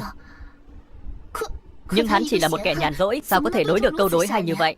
Tiểu thư, chúng ta có nên xuống gặp hắn không? Không cần. Có lẽ hắn gặp may, ngẫu nhiên đối được thôi. Muốn lên lầu 2 của ta không phải dễ dàng như vậy. Tiếp theo, chúng ta hãy xem hắn rốt cuộc là có tài thật sự, hay là chỉ là vẻ ngoài thôi. Tuyệt đối. Đây đúng là câu đối tuyệt diệu muôn đời. Mang về phòng ta treo lên. Hiểu chưa? Đã hiểu. Ngươi làm sao có thể viết được câu đối như vậy? Chắc chắn là ngươi đã chép trước. Ta chính là chép. Ngươi làm được gì? Nghe thấy hết rồi chứ? Hắn tự thừa nhận, hắn tự chép. Mau, đuổi hắn ra ngoài. Đề thi là chuyên từ trong cung ra. Ngươi muốn nói ta bào chè cho hắn, hay muốn nói bệ hạ thiên vị cho hắn? Ta Tô công tử không chỉ tài năng hơn người, ngươi còn khiêm nhường như vậy, thật khiến người ta bội phục. Ngươi ở đây khoa trương như vậy chỉ là muốn khiến Dương tiểu thư để ý, nhưng Dương phủ không phải nhà họ Diệp, sao có thể để ngươi leo cao? Ta muốn làm sao? Có liên quan gì đến cô? Kinh thành không phải biên quan, nơi này nước sâu, cẩn thận bị chết đuối. Thôi, nói đến đây thôi, ngươi tự lo liệu. Đi, chờ đã. Ý gì vậy? Chúng ta lúc nãy đã bắt đầu đối giới rồi sao? Lúc nãy các ngươi chỉ vượt qua cửa ải đầu tiên, muốn lên lầu, còn một cửa ải nữa. Còn bệ hạ, câu đối của công chúa có người ở Vạn Lâu đối được rồi. Ồ, là vị tài tử nào ở kinh thành? Không phải tài tử kinh thành, nô tài nghe nói là từ Bắc thành đến. Tên là Tô Mục Dương. Hình như còn là hậu duệ của Tô tướng quân. Chậm biết. Hắn vì sao đi Vạn Lâu có biết không? Là tướng quân Bình Tây muốn nhận hắn làm rể, để con gái Dương Dịch Ngư ở Vạn Lâu thiết yến cho hắn. Hắn là đến dự tiệc. Cái gì? Hôn sự này là ta với Tô tướng quân hẹn trước. Dương Nghiệp này hiện giờ đi trước một bước, muốn con gái được gả cho đế tinh sao? Đi mời công chúa đến đây. Rõ.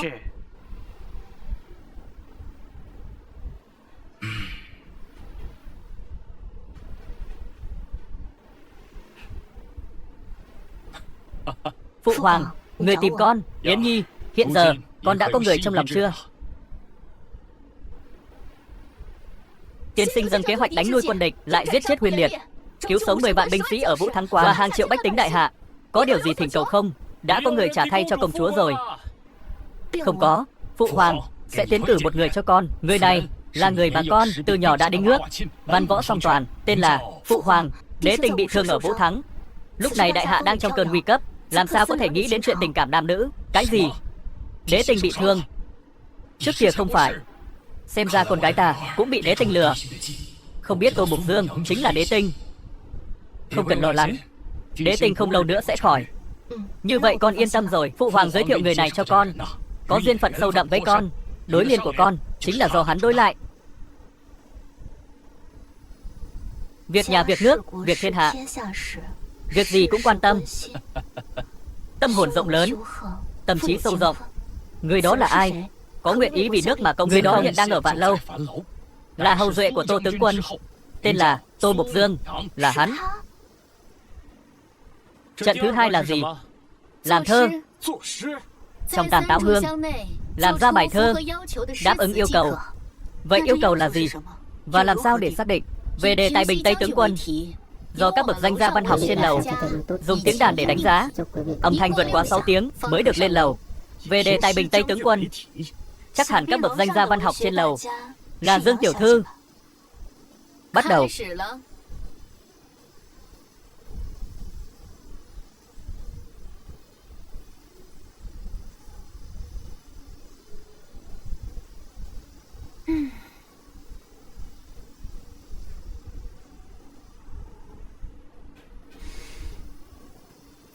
Tiểu thư, bài thơ của Tô công tử nếu viết không hay, phải làm sao? Lão gia đã dặn dò. Ngươi có phải là ngốc không? Đàn này trong tay ta nói hay thì nó hay. Còn tưởng tiểu thư, ta chỉ muốn xem hắn có bao nhiêu kiến thức, chứ không cố tình khó dễ hắn. Huống chi, nếu không gặp hắn, làm sao gặp được đế tinh? Cẩm Điệp, ta chưa từng nhập ngũ. Đêm này, không sao. Ta trấn giữ Bắc Thành 5 năm. Thể loại thơ về quân sự, ta giỏi nhất.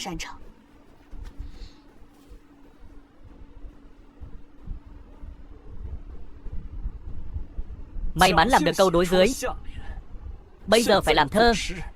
Cẩn thận, bị lộ nguyên hình. Nguyên hình của ta ngươi không biết, nhưng nguyên hình của ngươi ta biết rõ như lòng bàn tay. Ngươi sao lại để tâm đến chuyện nhà họ Diệp thế? Rốt cuộc ngươi đang làm việc cho ai? Ngươi đang nói linh tinh cái gì vậy? Ngươi chỉ là một tên lính đào ngũ mới làm đầu bếp có một ngày thôi. Ngươi biết cái gì chứ? Ngươi rất rõ trong lòng. Làm trò ma quái. Ta cãi nhau cái gì? Cãi nữa thì cút ra ngoài.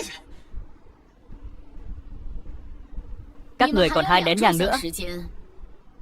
Ta viết xong rồi.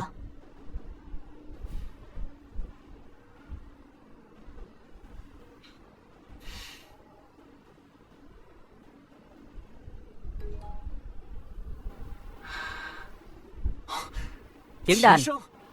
Cẩm Điệp, thơ của muội quả nhiên không tầm thường. Tiếng đàn 5 tiếng, thơ 5 phẩm, không thể lên lầu. Chỉ có 5 tiếng thôi sao? Điều này không thể nào, chỉ thiếu 1 tiếng. Có thể mời Dương tiểu thư kiểm tra lại một lần nữa, định lại sản phẩm.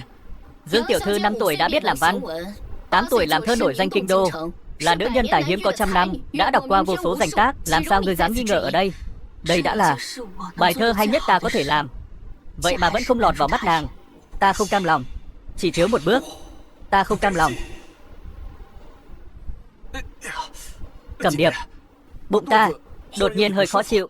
Ta đi nhà vệ sinh một chút. Ta nhắc nhở cô một câu. Tần phi bằng này có dụng ý khác. Cổ vấn hắn giúp gia đình ta trở về kinh thành có dụng ý khác. Ngươi ngăn cản, ngược lại là một lòng chân thành. Cô không tin, coi như ta chưa nói gì. Ta tin ngươi 5 năm rồi. Ngươi lại làm gì nữa? Thời gian thi đấu cuối cùng. Bài thơ này ta đã làm xong rồi.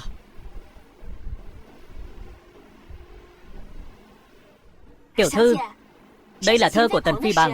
Hắn và Diệp cô nương muốn gặp người một lần. Bài thơ này cũng tạm được, vừa đủ đạt cấp 6. Bảo họ lên đây đi. Chỉ là viết thơ vô bệnh tự nhiên, phong cách gò ép từ ngữ, sao lại giống với văn nhân trong phủ thừa tướng như vậy? Tiểu thư, đã quá 2 nén nhang rồi. Tô công tử vẫn chưa cầm bút, chắc là một bài thơ cũng không viết nổi. Như vậy cho dù chúng ta muốn giúp hắn cũng không có cách nào. Ngươi xuống lầu đi, tìm cơ hội giao bài thơ này cho hắn. Nguyên lai tiểu thư sớm đã chuẩn bị sẵn. Tiểu thư nhà ta có mời.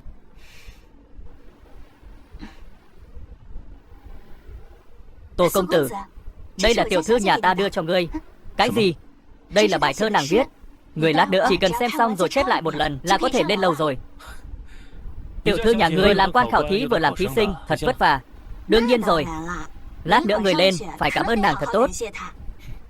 Tô công tử, xem xong chưa? Gần xong rồi. Tô công tử cũng chuẩn bị viết thơ rồi. Một kẻ không học không thức, thôn phù dã man, cũng làm thơ được à? Trùng hợp viết được một câu đối. Tưởng ngươi có chút tài văn chương, không ngờ 2 nén nhang thời gian, lại không nghĩ ra nổi một chữ nào. Thật không bằng Tần công tử. Vào nhà xí, liền phọt ra thơ. Ngươi, nếu khoa cử đổi sang trong nhà xí, ngươi sợ là phải làm Trạng Nguyên mất. Bản công tử ta là người văn nhã, không tranh luận với đồ vô dụng ngươi. Sự thật thắng hùng biện. Ngươi ở đây cãi cọ có ích gì? Thời gian chưa đến, sự thật từ đâu mà có? Chỉ có chút thời gian này, viết đề cũng không đủ, còn muốn làm bài thơ lục phẩm. Ngươi mơ mộng. Nếu ta làm được, ngươi nói sao? Nếu ngươi làm được, ta quỳ xuống học chó sủa. Nếu ngươi làm không được, đổi lại ngươi học chó sủa.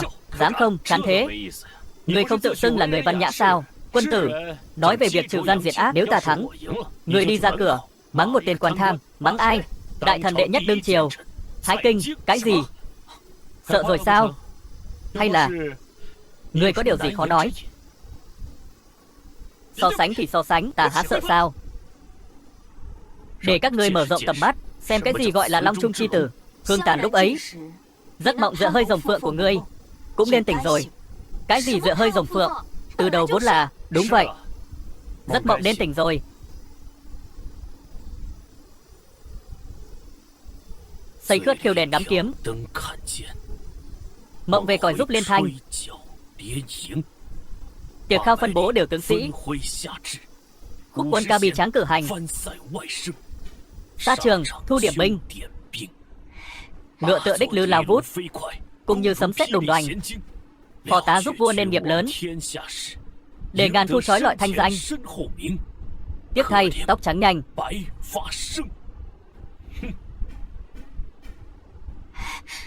Tiểu thư, lại sao vậy?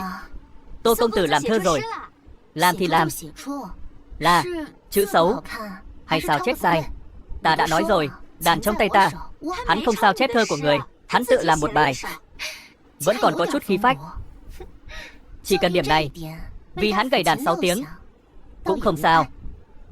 Tiểu thư, người vẫn nên xem rồi hãy nói.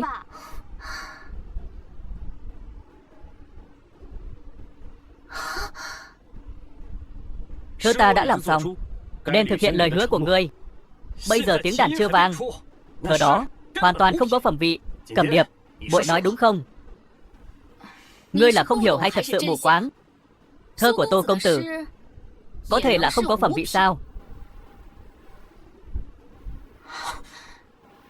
10 tiếng, 10 phẩm, trong 9 phẩm. Dương tiểu thư có thể xác định 10 tiếng chuông đại diện. Với tài năng của nàng, không thể định phẩm. Không thể. Một người ở Bắc Thành làm sao có thể làm ra bài thơ vượt qua tài nữ số 1 kinh thành? Dương tiểu thư chắc chắn là người sao chép cảm ngộ trong bài thơ này. Nếu không phải người trải qua trăm trận thì không thể làm ra. Người mới lên chiến trường một ngày, nếu chưa từng lên chiến trường thì không thể làm thơ quân sự. Vậy thơ của hắn từ đâu mà có? Hơn nữa, cô làm sao biết ta chưa từng trải qua trăm trận? Ta biết rồi, cha hắn là Tô tướng quân. Bài thơ này chắc chắn là do Tô tướng quân làm. Hắn hôm nay chỉ là may mắn, trùng hợp đụng phải đề này. Nếu ta còn một bài nữa thì sao? Tiểu thư, người đã xem cả buổi rồi, hay là ta đi gọi Tô công tử lên, người tự mình hỏi hắn? Không cần. Bài thơ này tuyệt đối không phải do hắn làm. Ta vẫn tưởng trên đời này người văn võ song toàn chỉ có đế tinh. Không ngờ Tô tướng quân cũng như vậy. Tiếc thay, không trách hắn không sao chép của tiểu thư. Anh đọc án tam thiên lý, hóa ra là có cái tốt hơn. Bài thơ của ta ngươi đưa cho hắn chưa? Lúc nãy dưới lầu ta đã lén đưa cho hắn rồi, không ai phát hiện ra. Cái gì thế? Sao lại thế? Ta rõ ràng vừa đưa cho hắn rồi mà. Bài thơ của ta hắn lại không coi trọng, đưa lại cho ta. Đúng thế, tiểu thư, bài thơ này viết hay quá. 3.000 dặm người ngoài đất khách giả đua, dần xa con đường thiên nhai, vạn hộ hầu phong cũng không hay bằng. Hoa lan nhỏ sâu trong núi non, văn nhận ra mùa xuân giá lạnh, năm sau vẫn tốt đẹp như năm nay.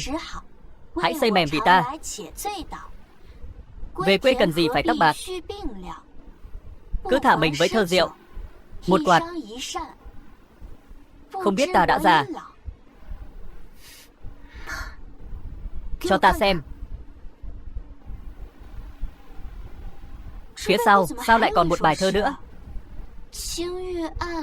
Nguyên Tiêu.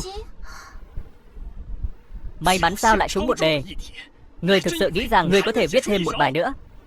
Dương tiểu thư đến giờ vẫn chưa sai người gọi ngươi lên lầu. Chắc là cô ấy đã biết rồi. Bài thơ này là ngươi chép lại, dù ngươi đã được 10 tiếng chuông, nhưng hôm nay tầng 2 này người không xứng. Dương tiểu thư, người cũng không xứng gặp. Ta dù không lên tầng 2, ta vẫn có thể gặp cô ấy. Các người làm thơ là để lên lầu gặp cô ấy. Bài thơ của ta có thể khiến cô ấy xuống gặp ta. Trong đám đông tìm mãi, trăm lần chẳng thấy người, bỗng nhiên quay đầu lại. Còn nữa không? Sao lại hết rồi? Tiểu thư, lần ngoảnh lại này thấy gì vậy? Ngươi hỏi ta làm sao biết được? Có lẽ chỉ khi gặp được hắn mới biết thôi. Thì ra bài thơ này không phải viết cho lão gia, mà là viết cho tiểu thư. Trong thời gian ngắn ngủi như vậy lại làm được 2 bài thơ hay như vậy. Còn có một bài nữa là dựa theo hiệu của tiểu thư mà làm. Ta tự cho mình thanh cao, không ngờ hắn lại có tài năng như vậy. Chúng ta còn thiết lập thử thách cho hắn. Tiểu thư còn viết thơ cho hắn, lo lắng cho hắn. Đừng nói nữa. Ta xấu hổ đến nỗi không dám gặp hắn nữa.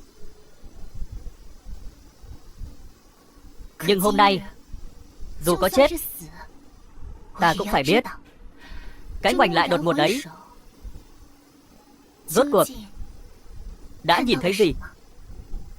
Dương tiểu thư là thân phận khuê các, sao lại gặp ngươi? Huống chi xuống lầu vì ngươi. Chúng ta vừa lên lầu chỉ nói chuyện ở cửa thôi. Ngươi là cái thá gì? Mau cút đi. Nếu ta đi rồi thì nàng xuống lầu không tìm thấy ta, ngươi có dám chịu trách nhiệm không? Nàng hôm nay nếu vì ngươi mà xuống lầu, ta sẽ chặt đầu ta, cho người đá. Xin công tử hãy dừng bước.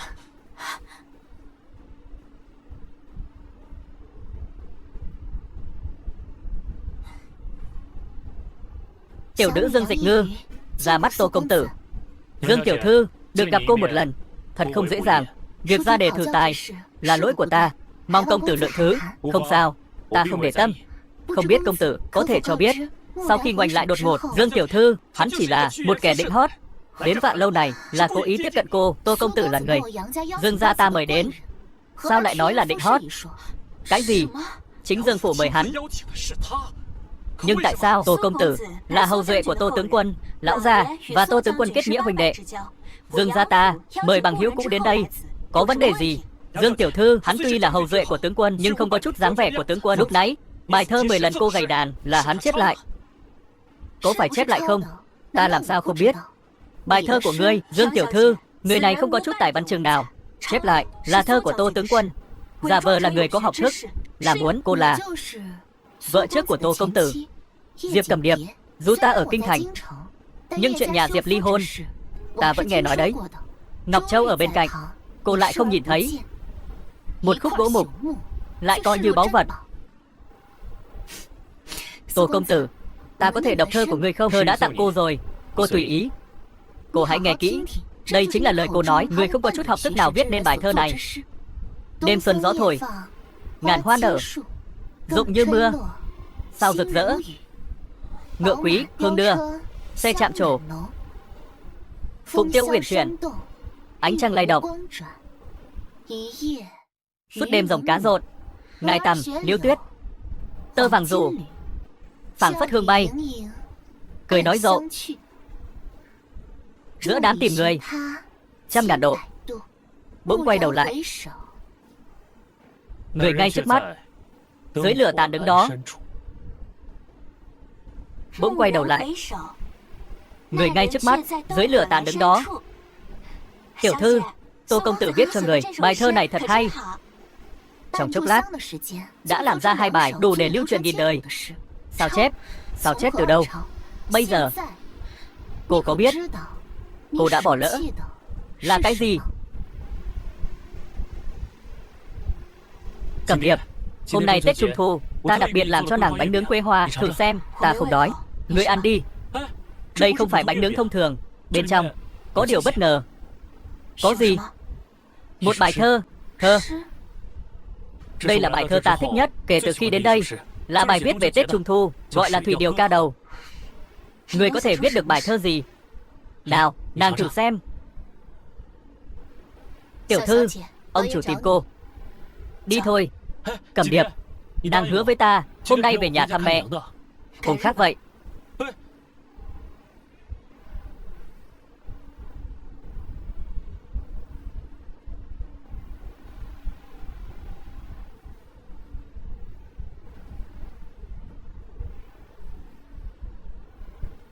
Người có vui buồn hợp tan, chẳng có lúc sáng lúc tối. Chuyện này thật khó trọn vẹn. Bài thơ Trung Thu đó, cả đời cô sẽ không có cơ hội biết được nữa. Tô công tử, chúng ta đi thôi, chờ đã. Ngươi phải thực hiện lời hứa. Ta cho ngươi hai lựa chọn. Hoặc là ngươi ra cửa mắng Thái Kinh, hoặc là ta vặn đầu ngươi ra. Ngươi, sao? Khó chọn vậy sao? Thái Kinh, ngươi không thể mắng. Ngươi là người của hắn sao? Lúc nãy ngoài cửa, ta nghe ngươi chê bai hắn dữ lắm. Còn cần cha ta minh oan cho nhà họ Diệp nữa không? Sao? Giờ để ngươi chửi, ngươi lại không dám. Nếu vậy thì lá thư các người đưa ta cũng không cần thiết cho cha ta xem. Không phải là chửi tên gian thần đó sao? Để ta, đây là giao ước giữa ta và hắn, không liên quan đến cô. Phi Bằng, nếu ngươi không muốn cũng không sao. Thiếu hắn, Bình Tây tướng quân một trợ lực. Không sao, không được. Hắn chính là công lao lớn nhất của ta. Nếu không có hắn, sau này ta làm sao đứng vững ở tướng phủ? Thái Kinh là gian thần gây loạn triều chính, là giặc cướp bóc dân lành. Hôm nay ta ở tại Vạn Lâu này liệt kê 10 tội trạng của hắn. Thiếu gia, phía trước chính là Vạn Lâu. Tốt, hôm nay nếu công tử ta có thể bắt được Dương Dịch Ngư, ta sẽ ghi công lớn cho người. Cảm ơn thiếu gia. Thiếu gia, Dương Dịch Ngư là con gái độc nhất của Bình Tây, ta lo lắng. Con gái tướng quân gì chứ? Trước mặt tướng phủ ta đều phải khuất phục. Phải. Trong kinh thành này, ngoại trừ công chúa, những người phụ nữ khác không phải là ta. Thái Du chơi thì chơi à? Cổng Vạn Lâu sao lại vây quanh nhiều người thế? Đi xem nào. Việc nhà việc nước việc thiên hạ, việc gì cũng quan tâm. Câu đối này của Đế Tinh hay quá. Tuyệt đối. Đây quả là câu đối tuyệt thế. Mang về phòng ta, treo lên. Hiểu chưa? Hiểu rồi.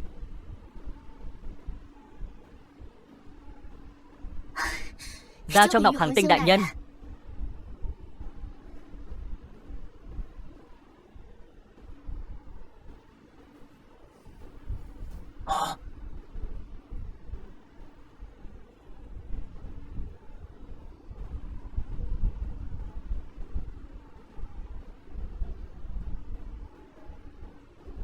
Dẫn Thái Du Long vào Vạn Lâu, xem Tấn và Thái Nội đấu, ép Thái Du Long ra tay. Đế Tinh cố ý hiện thân, làm Thái kinh ngạc. Cuối cùng lại dàn dựng một vở kịch khổ nhục kế, mưu kế bắt rồng bắt phượng của Đế Tinh. Thật sự là tuyệt vời. Diễn viên đã sẵn sàng, vở kịch bắt đầu rồi. Quý vị phụ lão hưng thân đều đến xem nào. Tại hạ Tần Phi Bằng hôm nay ở đây nộ mắng gian tướng Thái Kinh, mắng hắn tham nhũng lạm quyền, xa hoa vô độ. Không ngờ bây giờ vẫn còn nghĩa sĩ như vậy, dám giữa đường gọi Thái Kinh. Hay lắm. Tần công tử, vậy Thái Kinh tham nhũng xa xỉ thế nào? Có thể kể ra? Dĩ nhiên rồi. Tiền cứu trợ của triều đình tại sao ngày càng ít đi không? Không biết. Không biết tại sao đều bị Thái Kinh tham. Các người không biết, ngôi nhà của hắn dùng toàn là ngọc. Cái gì ngọc? Ngay cả việc này Tần công tử cũng biết. Chẳng lẽ ngươi đã từng đến? Ta cũng chỉ nghe nói. Hắn thao túng triều chính, phạm thượng, bất hiếu. Việc này chúng ta đều biết. Có bằng chứng không? Các người có biết con trai út của hắn tên gì không? Không biết. Thái Du Long. Bệ hạ là Chân Mệnh Thiên Tử, hắn đặt tên là Du Long. Thái Kinh này thật là có lòng phản địch. Người muốn chết.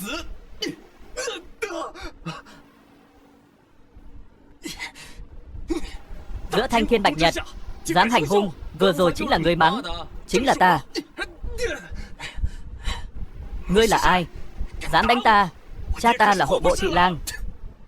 So xem ai có cha lớn hơn. Ta chính là Thái Du Long.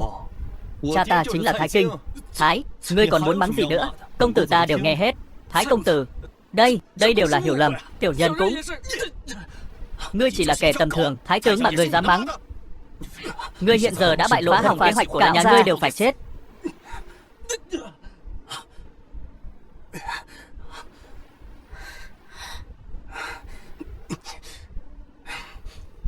Ta là sĩ tử đại hạ, là môn sinh của thiên tử. Ngươi phủ thừa tướng sao dám sỉ nhục ta? Chuyện này do ngươi gây ra, ngươi lại muốn đứng nhìn. Diệp tiểu thư, ta Tần Phi Bằng là gián điệp do Thái Kinh cài vào nhà họ Diệp. Họ đang nội đấu. Ta nên giúp ai đây? Để che giấu sự hèn nhát của ngươi, ngươi lại có thể vu khống như vậy.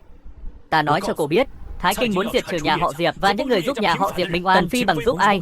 Cô thử nghĩ xem danh sách hắn mang về. Và hôm nay đột nhiên hành động rồi, thấy người chính trực bị hãm hại chỉ vì tư lợi, lại thấy chết không cứu.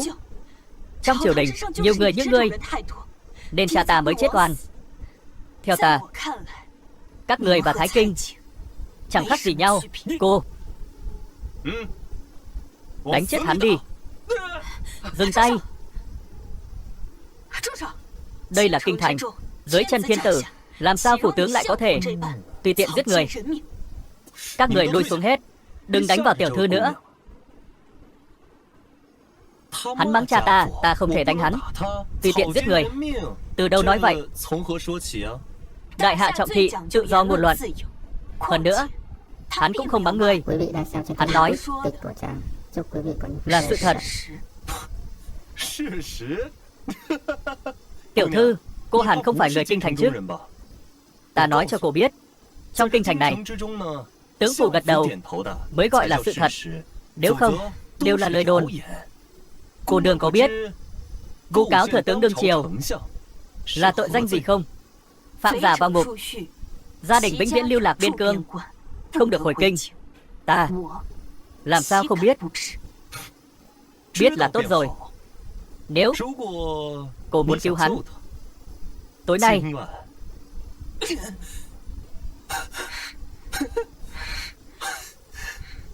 lâu rồi không thấy hào hứng như vậy. Tiểu nương tử, người đâu?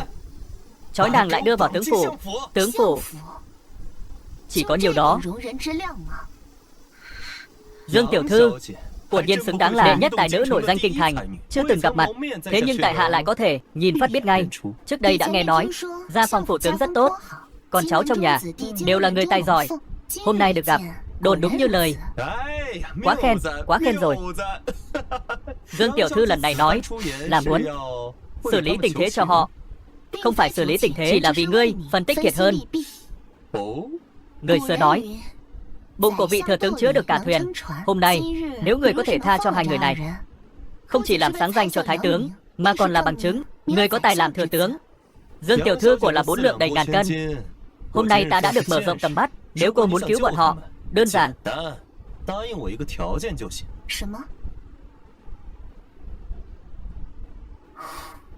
Cùng ta ăn bữa cơm là được.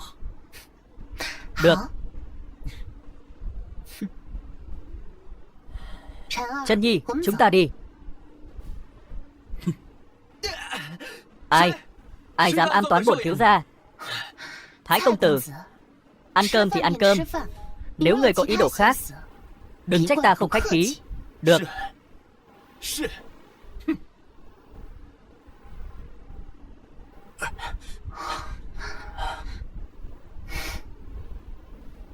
Cảm ơn Dương tiểu thư. Không sao, tiếp theo giao cho ta. Người đưa hắn về trước đi. Bức thư đó, người yên tâm. Hôm nay ta đã thấy quyết tâm của ngươi. Bức thư này ta sẽ tự mình giao cho phụ thân ta. Vậy thì phiền tiểu thư rồi. Dương tiểu thư không kể chuyện cũ, ra tay nghĩa hiệp. Tại hạ cũng đã nhắc nhở. Người này, Tô Mục Dương, tuy có chút văn tài, nhưng tâm địa hẹp hòi, là người nhu nhược, tuyệt đối không phải quân tử. Quân tử tiểu nhân, ta phân biệt rõ ràng, không cần người nhắc nhở. Dương tiểu thư đọc nhiều sách, hiểu biết lẽ phải, nhưng lòng người khó đoán. Điều thấy được không chỉ là bề ngoài. Có câu nói rằng Đường dài mới biết sức ngựa, này dài mới biết lòng người. Nói hay. Vậy thì chúng ta cứ chờ xem nào, ai mới là con ngựa tốt mà cô nói. Dương tiểu thư không tin lời ta nói, vậy thì xin cáo từ.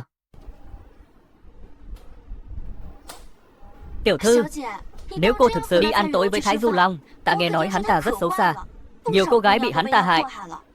Yên tâm, làm sao ta không biết điều của hắn. Bây giờ ngươi về tìm cha ta đến đây.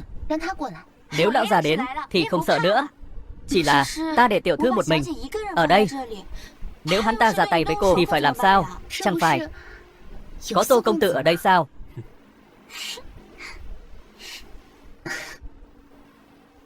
Bệ hạ đột nhiên triệu kiến thần, chẳng lẽ chỉ để chơi cờ sao? Chấm sẽ nói thẳng với Ái Khanh. Tô Mục Dương này, Khanh đừng nghĩ nữa. Năm đó Tô tướng quân và chấm đã định hôn ước cho Yên Nhi và Mục Dương. Bệ hạ, đây là lời nói lúc say rượu của huynh ấy, không thể coi là thật. Hôn ước này là phu nhân của ta và Tô phu nhân đã định từ lâu rồi. Mục Dương và con gái ta mới là một cặp thực sự. Quân tử nhất ngôn. Tô Mục Dương nhất định là phò mã của Yên Nhi. Tô Mục Dương nhất định là con rể của Dương phủ ta. Bệ hạ, Vạn Lâu truyền đến 2 bài thơ Tô công tử viết. Hắn còn biết làm thơ nữa sao? Hội Tinh Đế còn rất nhiều tài, tiếc là không thể cho người biết.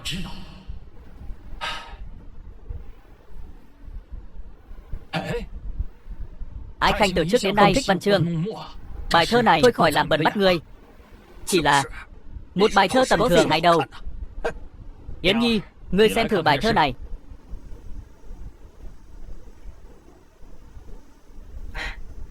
Hai bài thơ này, bài thì hùng vĩ tráng lệ, bài thì êm ái du dương, mỗi bài đều có đặc sắc riêng, đều là tác phẩm có thể lưu truyền muôn đời.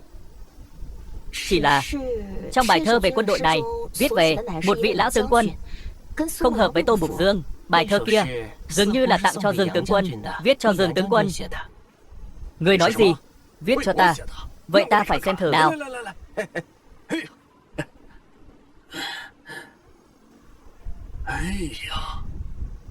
Phùng Tráng, tốt, viết thật là hay. Công công, đây thật sự là Tô Mục Dương viết sao? Phải, nghe nói trong nửa nén hương đã viết xong 2 bài thơ này. Nửa nén hương. Trên đời này chỉ có một người có tài thơ như vậy. Đế Tinh, tham kiến bệ hạ. Công chúa, dậy đi. Lão gia cuối cùng cũng tìm được ngài. Tìm ta có việc gì sao? Ngươi không phải đang hầu hạ tiểu thư sao? Tiểu thư bị Thái Du Long của tướng phủ chặn lại ở Vạn Lâu rồi. Thái Du Long lá gan thật lớn. Bệ hạ, thần lập tức dẫn người bắt hắn về. Chờ đã, Đế Tinh đang ở đó, ta lại còn lo lắng gì? Cơ hội này để thể hiện và tăng thiện cảm, không thể để cho dương nghiệp. Thái Du Long này là thủ lĩnh của văn thần, ngươi là thủ lĩnh của võ tướng. Ngươi đi không thích hợp, nhưng mà nghỉ ngơi đi. Yến Nhi, ngươi đến Vạn Lâu xem sao? Dạ, đến Vạn Lâu rồi. Hãy lấy Tô Mục Dương làm chủ, lấy hắn làm chủ. Lý do về sau ngươi tự khắc sẽ biết, trẫm không giải thích. Giữ lệnh bài điều động cấm vệ, dám làm tổn thương họ, giết đi. Nhi thần hiểu rồi, đi đi. Được, bệ hạ, thật sáng suốt. Chẳng lẽ hắn thật sự là...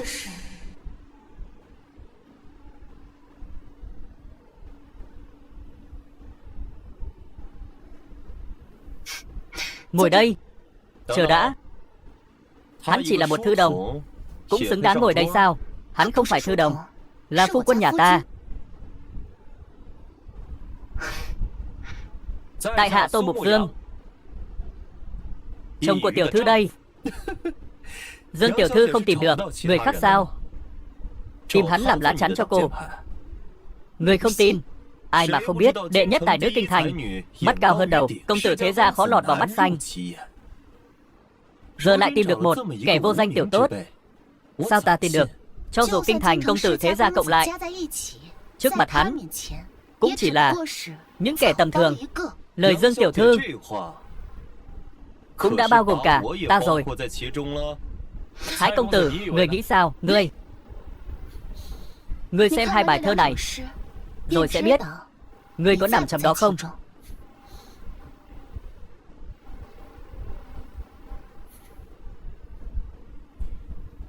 Bài thơ là do hắn viết.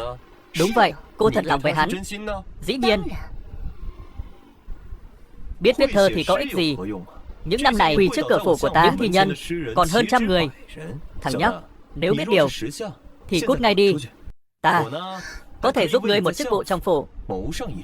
Không hứng thú. Người biết đây là cơ hội bao nhiêu người mơ ước.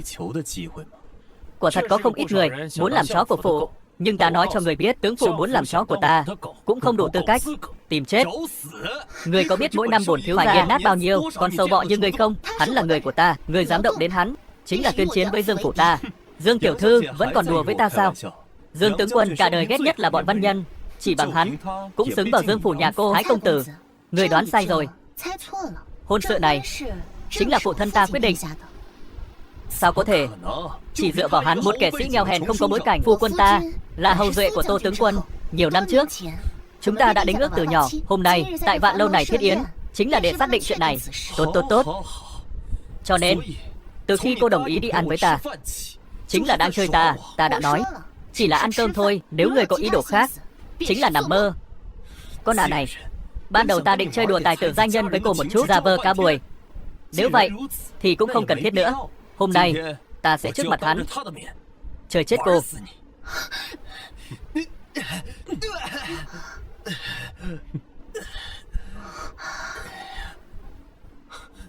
Người dám động đến ta? Người đâu? Thiếu gia, bắt bọn họ lại cho ta. Mau bắt lại. Đứng lại. Các người dám làm địch với hai nhà Tô Dương hay sao? Tô Vũ đã đi 20 năm rồi. Cho dù hắn còn sống, hai nhà các người cũng chỉ là những con kiến lớn hơn một chút mà thôi. Trong kinh thành này, ngoài hoàng gia và Bắc Đầu thì phủ ta lớn nhất. Hôm nay ai đến cũng không bảo vệ được các ngươi. Đây cũng là lời ta muốn nói. Đến nước này còn giả vờ giả vịt. Ngươi là thân phận gì mà dám ngồi trước mặt ta đây? Bắc Đầu đế tinh, ngươi có thể trước mặt công tử phủ ta ngồi xuống. Hai người trước theo ta vào trong, những người khác canh giữ ở đây. Vâng. Nếu không phải ta trước đó đã biết được tin tức đế tinh bị thương không thể ra tay thì có thật bị khí thế của người cho sợ hãi. Nhưng mà như vậy cũng tốt, ta cũng không cần phải bịa đặt tội danh cho người. Chỉ cần tội danh mạo danh đế tinh này cũng đủ rồi.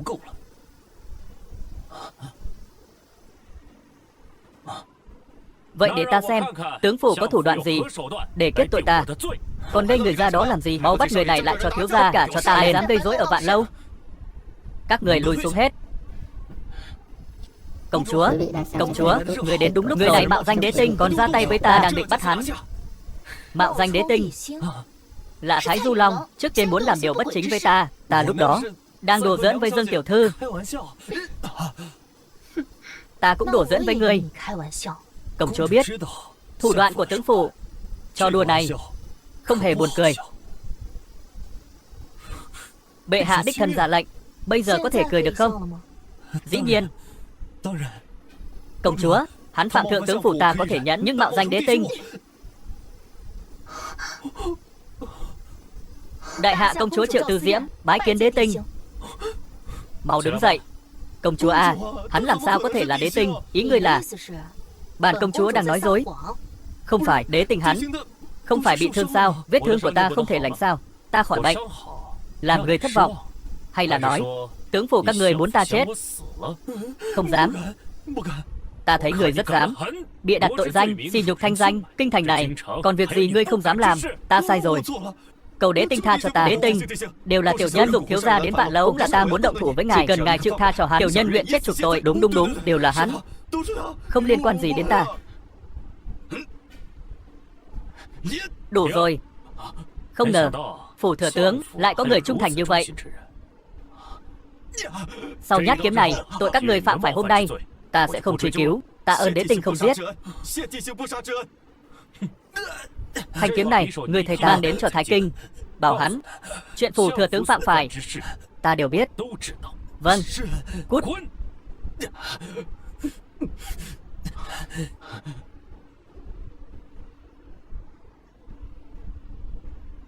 Vở kịch kết thúc rồi chứ gì?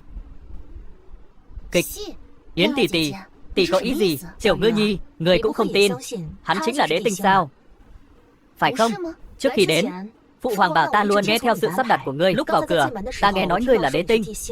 Kết hợp với mọi chuyện đã xảy ra trước đó, ta liền hiểu hết rồi. Các ngươi muốn ở kinh thành này tiểu lâu náo nhiệt nhất, cho mọi người thấy một đế tinh đã bình phục, củng cố lòng quân. Công chúa của Nhiên thông minh, điều này đều bị cô nhìn thấu. Nhưng đế tinh bị thương nặng đến mức nào, lại khiến Bắc Đầu và phụ hoàng nhiều tâm sức. 2 lần đẩy ngươi làm giả đế tinh ra ngoài là bí mật của Bắc Đầu. Nếu công chúa muốn biết thì hãy đi hỏi bệ hạ đi. Ta chỉ là Bắc Đầu, một người truyền tin. Được, vậy ta sẽ không hỏi. Đúng rồi, về hôn ước giữa ta và ngươi. Yến tỷ tỷ, hắn là ta, ngươi yên tâm. Ta sẽ không tranh giành với ngươi. Ta sẽ tâu rõ việc này với phụ hoàng. Yến tỷ tỷ, ta không có ý đó. Ý ta là... Thôi, ta đến nói với tỷ. Không được. Cái gì không được? Ngươi không cần biết. Ta còn việc. Ta đi trước. Cô nói gì với nàng ấy? Chuyện người lớn, trẻ con đừng tò mò.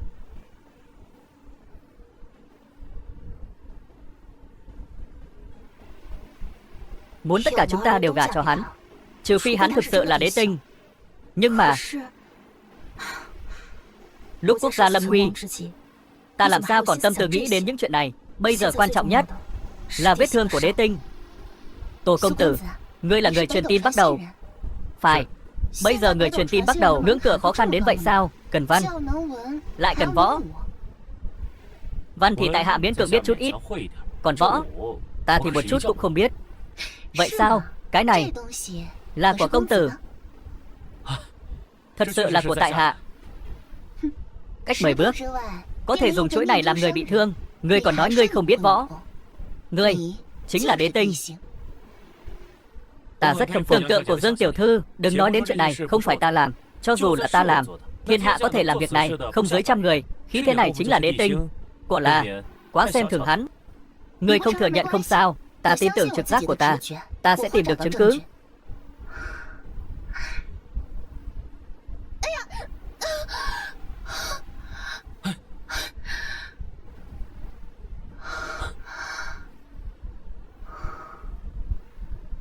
Cô không sao chứ? Khí thế này, thiên hạ không có nhiều người làm được. Ngươi,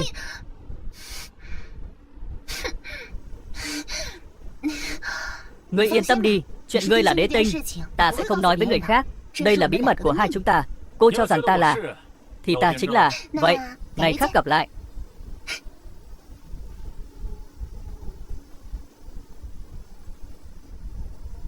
Ra đây đi.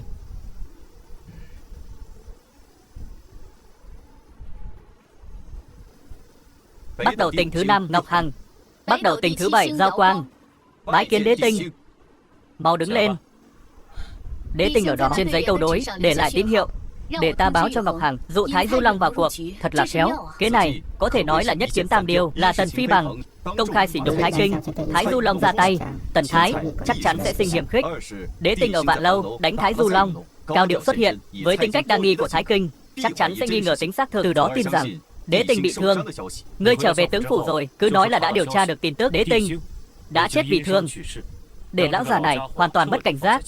Trước đó, ta và đế tinh trước mặt Thái Du Long đã dàn dựng một vở kịch khổ nhục kế. Nếu lúc này tin tức truyền về, Thái Kinh nhất định sẽ tin. Đây chính là kế hoạch thứ 3, khép kín từng vòng. Đế tinh của Nhân mưu trí, chỉ là cứ từng bước một mà thôi. Công chúa hôm nay đến đây, ta không ngờ. Kế hoạch ban đầu của ta là ta ra tay, Ngọc Hằng dùng mạng sống bảo vệ Thái Du Long chạy trước. Công chúa đột nhiên đến đây, vòng này suýt nữa là hỏng. Phải nói rằng công chúa vẫn rất thông minh, rơi vào cái bẫy mà chúng ta chuẩn bị cho Thái Kinh. Người thường xem vở kịch này chỉ thấy được tầng thứ nhất, như Thái Du Long. Người thông minh có thể thấy được tầng thứ 2. Họ sẽ nghĩ rằng đế tinh bị thương nặng, giả vờ nghi binh. Ta là giả. Đây chính là thông minh bị thông minh hại. Vậy Dương tiểu thư ở tầng thứ mấy? Con gái à, hôm nay gặp Tô Mục Dương, cảm thấy thế nào? Khá tốt. Vậy việc hôn sự này cha mẹ đặt đâu? Mai mối nói đó, cứ nghe theo cha quyết định. Tốt. Đúng rồi, còn có một bức thư ở đây. là người nhà họ Diệp, nhờ con giao cho phụ thân.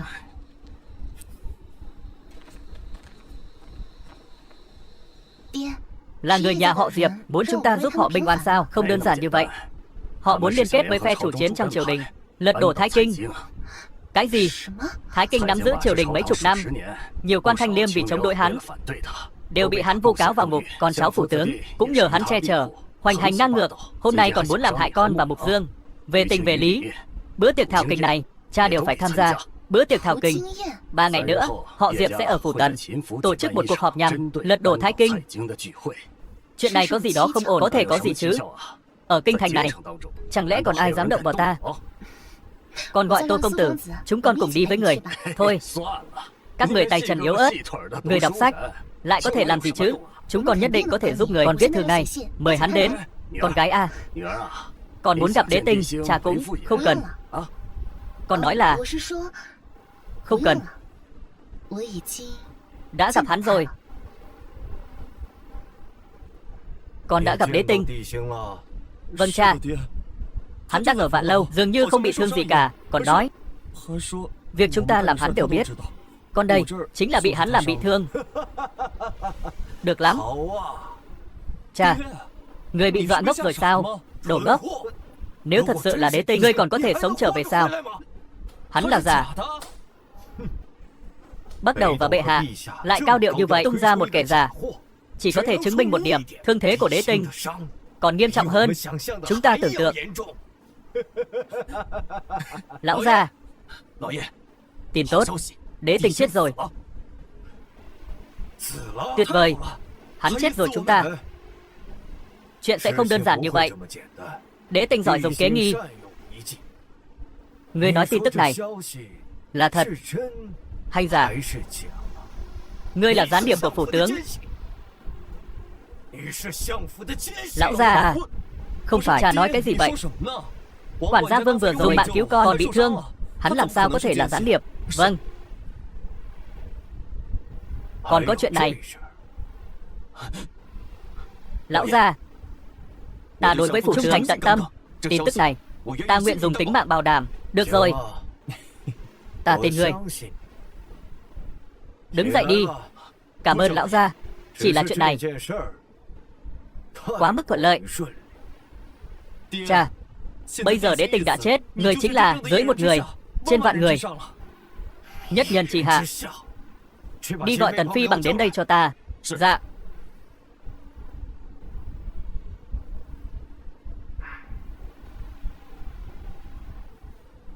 Tiểu nhân Tần Phi bằng bái kiến thái tướng.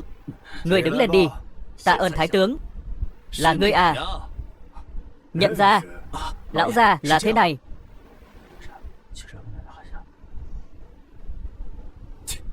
Ta còn tưởng là khúc xương cứng, không ngờ là chó của phủ ta. Công tử, ta cũng vì kế hoạch của thái tướng nên mới bất đắc dĩ. Đồ hỗn láo.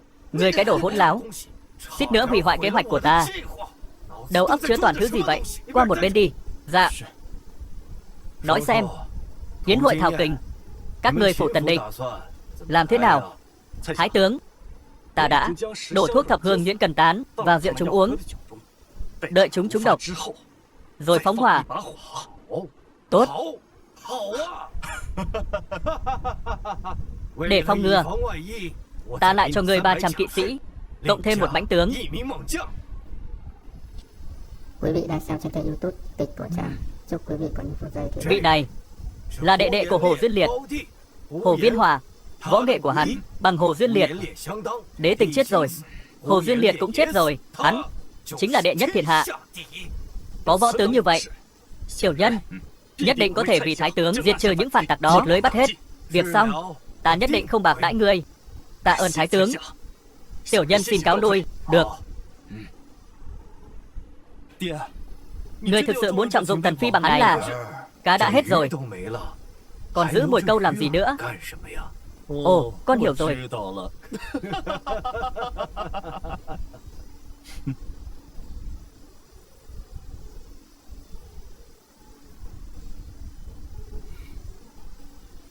Phi bằng, muộn thế này, ngươi đi đâu vậy? Phi bằng, Muộn thế này, ngươi đi đâu? Ông chủ mời ta đi nếm thử mấy món ăn cần chuẩn bị cho buổi yến hội mấy ngày nữa. Cẩm Điệp, muộn thế này còn chưa ngủ, là đang đợi ta. Giờ không còn sớm nữa, ngươi nghỉ sớm đi. Yến hội, ông nội, họ sẽ đến, lúc đó sẽ công bố hôn ước của chúng ta. Trước đó,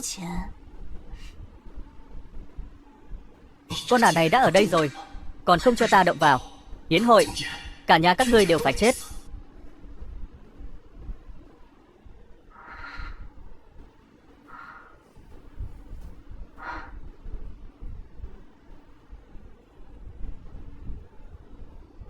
Không còn bánh quế hoa nữa, ta sẽ không sai. Người ta chọn cũng sẽ không sai, càng không thể sai.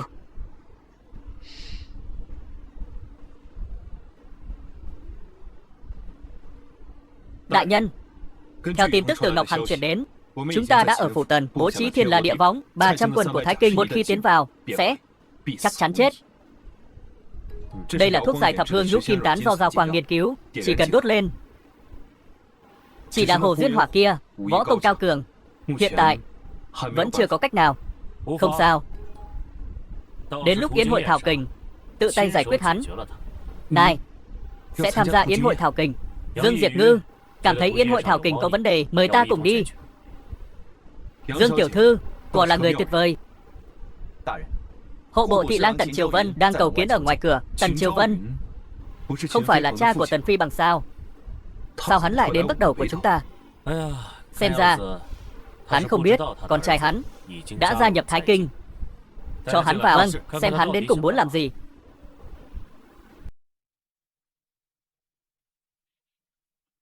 Tại hạ Tần Triều Vân bái kiến Hồi Dương Tinh Thẩm đại nhân. Hôm nay ngài đến vì chuyện gì vậy? Tại hạ muốn mời ngài tham gia. Tại hạ bái kiến Đế Tinh. Ngươi nhận ra ta? Tàu Đế Tinh, 5 năm trước Đế Tinh xuống núi, tại hạ theo hầu bệ hạ, may mắn được diện kiến ngài một lần. Ta biết rồi. Đứng dậy đi. Tạ ơn Đế Tinh. Tiểu nhân mạo muội tới đây là muốn cầu bắt đầu cứu nhà họ Tần. Nhà họ Tần các người ở kinh thành là gia tộc lớn mà dám động đến các người chứ? Thừa tướng đương triều Thái Kinh. Ồ, Đế Tinh, Thái Kinh nắm giữ triều chính nhiều năm, Vũ oan nhiều thanh liên quan lại vào ngục. Con cháu trong phủ thừa tướng thì càng làm điều ác không ngừng. Con trai ta Tần Phi Bằng chính trực thẳng thắn, đã mạnh mẽ vạch tội hắn. Hôm nay lại tổ chức yến tiệc thảo kình tại Phủ Tần, thề sẽ liên kết những người trí thức khắp thiên hạ, lật đổ Thái Kinh, trả lại triều đình bầu trời quang đãng. Thế thì ngươi sinh được một người con trai tốt đấy. Vậy ta phải làm sao? Cứu nhà ngươi đây. Cái này đơn giản. Ta đã ở yến hội thảo kình, vì bắt đầu chuẩn bị một vị trí thăng tiến. Chỉ cần ngài sai một vị đại nhân đến Phủ Tần xuất hiện một chút, thì Thái Kinh kia không dám khó dễ nhà Tần ta. Được. Vậy ta sẽ tự mình đi một chuyến. Làm sao dám chứ? Nếu là Đế Tinh có thể giáng lâm nhà họ Tần ta, thật sự là 3 đời có phúc. Ta sẽ dẫn đường cho người. Người không cần đi. Người cứ ở lại đây, tìm hiểu kỹ thằng con ngoan của ngươi, những việc tốt làm cùng Thái Kinh. Xử lý xong 300 quân lính ngoài Phủ Tần thì gửi tín hiệu cho ta. Đến lúc đó ta sẽ ra tay tiêu diệt nhà Tần.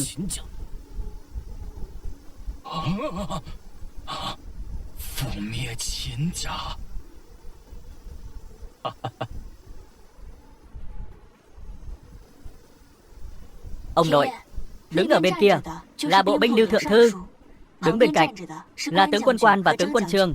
Được. Ồ, vậy vị trí trống ở giữa là dành cho ai? Là Tần đại nhân chuẩn bị cho một vị khách quý bí ẩn. Khách quý bí ẩn. Không ngờ nhà ta rời kinh 5 năm, vẫn còn nhiều người sẵn lòng giúp đỡ chúng ta. Nhờ Phi Bằng mang đến danh sách đó. Nếu không, làm sao chúng ta biết còn nhiều thanh niên như vậy? Mà nói, Phi Bằng đâu? Hắn hẳn là mọi người chờ lâu rồi. Ôi Phi Bằng, hôm nay ngươi là nhân vật chính đấy. Ngươi đang bận gì vậy? Giờ này mới đến. Vừa rồi ở trong hầm rượu tìm được một vò rượu ngon, nên đến muộn. Rượu ngon. Vậy lát nữa, lão phu phải nếm thử cho bằng được. Chắc chắn sẽ không làm các vị thất vọng. Rượu đã pha thêm thuốc tê liệt mười hương, chắc vị rất ngon nhỉ. Chúng ta đi gặp các vị đại nhân thôi. Lão phu, gia chủ nhà họ Diệp, Diệp Vô Úy, cảm ơn Lưu Thượng Thư. Quan tướng quân, Trương tướng quân, nguyện giúp chúng ta minh oan. Diệp lão gia, không cần cảm ơn chúng ta, nếu không phải Tần công tử và Diệp tiểu thư trước kia ở Vạn Lâu làm việc, chúng ta cũng chưa chắc đã quyết tâm tham gia yến hội này. Yến hội này giúp nhà các người minh oan chỉ là thuận tiện mà thôi. Mấu chốt là lật đổ Thái Kinh. Thái Kinh, quyền thế ngập trời, vô số tay sai. Sợ rằng chúng ta cũng khó lay chuyển. Đúng. Chúng ta chỉ cầu có thể minh oan là được rồi. Đúng. Các người không cần lo lắng. Thái Kinh tuy quyền thế ngập trời, nhưng chúng ta cộng lại cũng chưa chắc không thể chống lại hắn. Huống chi còn có Bình Tây tướng quân tương trợ. Bình Tây Dương tướng quân, Bình Tây tướng quân Dương Nghiệp cũng muốn giúp chúng ta. Đúng vậy ông nội. Đại ca, Dương tướng quân lúc này vẫn chưa đến. Hắn chẳng lẽ sợ Thái Kinh không dám đến sao? Sợ. Lão phu chinh chiến xa trường nửa đời, làm sao lại sợ một lão già ẩn mình trong kinh thành tham kiến Dương tướng quân? Mọi người không cần khách khí. Vị Dương tướng quân này lại có thể khiến tất cả mọi người cúi đầu. Ngày xưa Tô tướng quân thống lĩnh 3 quân thì tướng Dương là phó tướng của ông ta. Hiện nay các tướng lĩnh trong quân phần lớn đều là những người mà ông ta từng huấn luyện. Có tướng Dương ở đây, lật đổ Thái Kinh không phải là không thể. Đúng.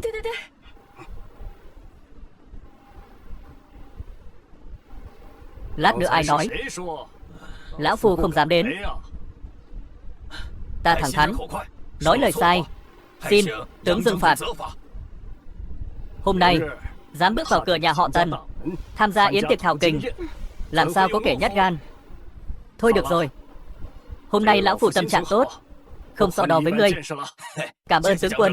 Mọi người, hôm nay ta giới thiệu với mọi người một người, đó chính là con trai của tướng Tô, Tô Mục Dương.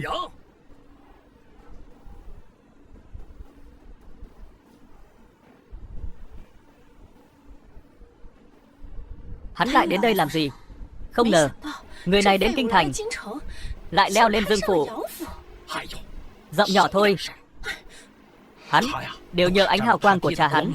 Họ đều là thuộc hạ cũ của tướng Tô, chỉ biết dựa vào ánh hào quang của tổ tiên, cần gì phải sợ hắn. Tốt, đến đúng lúc. Hôm nay tiễn các người cùng lên đường. Quả nhiên là dòng dõi của tướng Tô, của là anh Tuấn.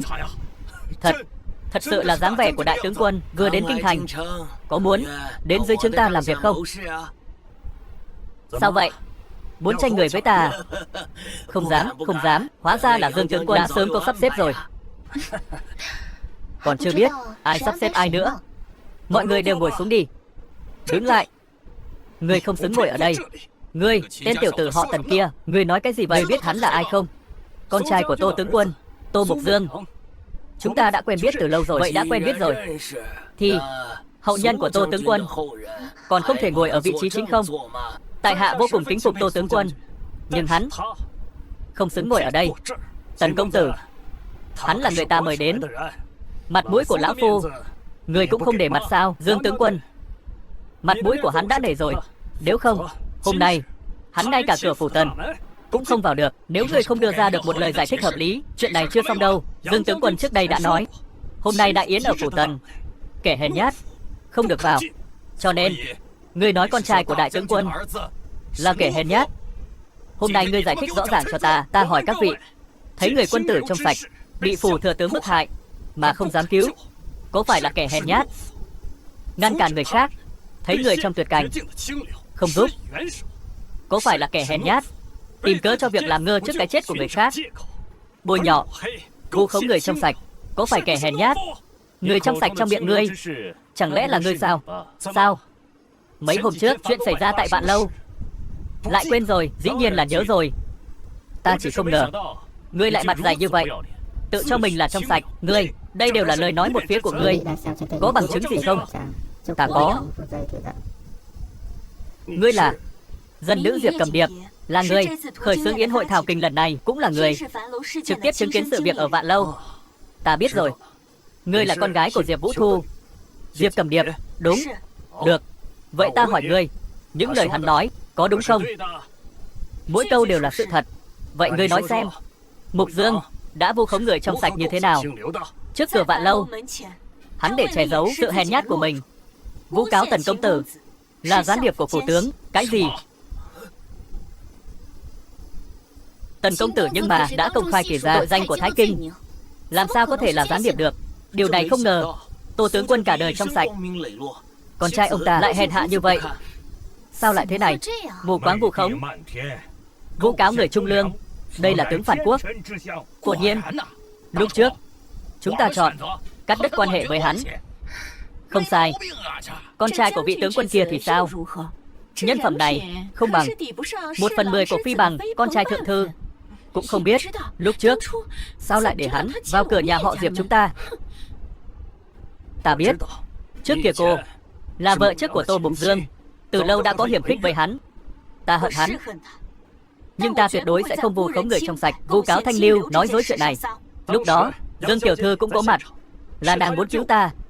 Kết quả bị Tô Mục Dương ngăn cản, còn vu cáo tại hạ. Nếu Dương tướng quân không tin, cứ hỏi Dương tiểu thư. Quả thật là Tô công tử đã ngăn cản ta, nhưng chuyện này có ẩn tình khác. Ẩn tình gì vậy? Dương tiểu thư mau nói đi.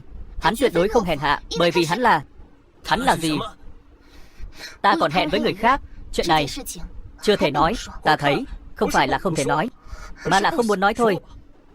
Dương tiểu thư đây là mê mẩn Tô Mục Dương, muốn bao che cho hắn. Im miệng. Mục Dương, ngươi có gì muốn nói không? Ta nhớ có người ở Vạn Lâu nói, đường xa biết sức ngựa, ngày dài biết lòng người. Ta có vụ oan không? Hắn trung hay gian? Thời gian sẽ cho câu trả lời. Giả vờ giả vịt, đến lúc đó chết thế nào cũng không biết. Được rồi, hôm nay vốn là yến tiệc thảo kình. Thảo kình chúng ta còn chưa thấy, bản thân lại đội đấu rồi. Chuyện này tạm thời gác lại. Ta Dương Nghiệp cam kết với mọi người, chuyện này ta nhất định sẽ điều tra rõ ràng. Cho dù hắn là gián điệp của tướng phủ hay là kẻ vu cáo Thanh Liêm, nhất định xử lý. Nếu có bao che sẽ bị sét đánh. Chúng ta đương nhiên tin tưởng tướng quân, không cần như vậy. Nghĩa huynh, nếu Mục Dương thật sự là, vậy ta cũng chỉ có thể. Được rồi, ngồi xuống. Tô Mục Dương, chúng ta cứ chờ xem. Mọi người, lần này thu thập được chứng cứ, cùng với thế lực mà chúng ta tập hợp được, chắc chắn rồi sẽ lật đổ tên Thái Kinh xấu xa đó. Mặc dù hắn có nhiều đảng phái, nhưng ta ở trong bóng tối, hắn ở ngoài sáng. Ta nhất định sẽ đánh hắn một trận bất ngờ. Đúng vậy. Đừng nói đến tên xấu xa đó. Bây giờ hắn không biết, cho dù hắn biết rồi, thời gian còn lại cho hắn cũng chỉ đủ để hắn đi chọn quan tài thôi. Các vị, hiện tại việc chính cũng bàn xong rồi. Tiếp theo, ta tuyên bố một tin vui. Con gái nhà ta là Cầm Điệp và công tử nhà họ Tần sẽ đính hôn, kết tóc xe duyên. Tốt.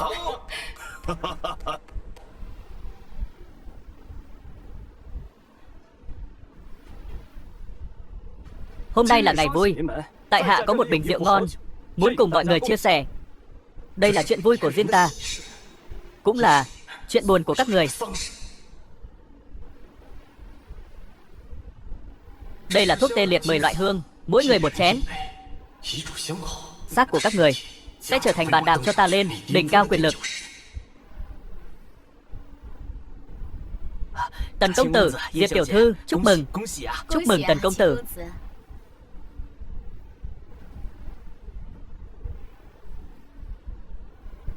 Hãy ăn ngon miệng nhé. Chúc mừng. Diệp tiểu thư và Tần công tử, trai tài gái sắc, thật sự là một cặp trời sinh. Rượu này ngon thật. Đương nhiên rồi, đây là rượu nhà họ Tần cất giữ nhiều năm nay. Kính mời mọi người, ta xin thêm chén nữa. Được rồi. Không được. Rượu này hậu vị rất mạnh, chỉ được uống một chén, uống nhiều sẽ say. Hôm nay đúng là yến hội. Sợ rằng lời nói lúc say sẽ để lộ bí mật. Đúng. Đại cục quan trọng. Thuốc này ta đã thêm đủ liều. Uống thêm nửa chén sẽ lập tức ngã xuống. Làm sao để ngươi làm hỏng việc. Sau yến hội, ta sẽ thiết đại riêng. Lúc đó mọi người không say không về. Tốt. Đến lúc đó nhất định say mới thôi.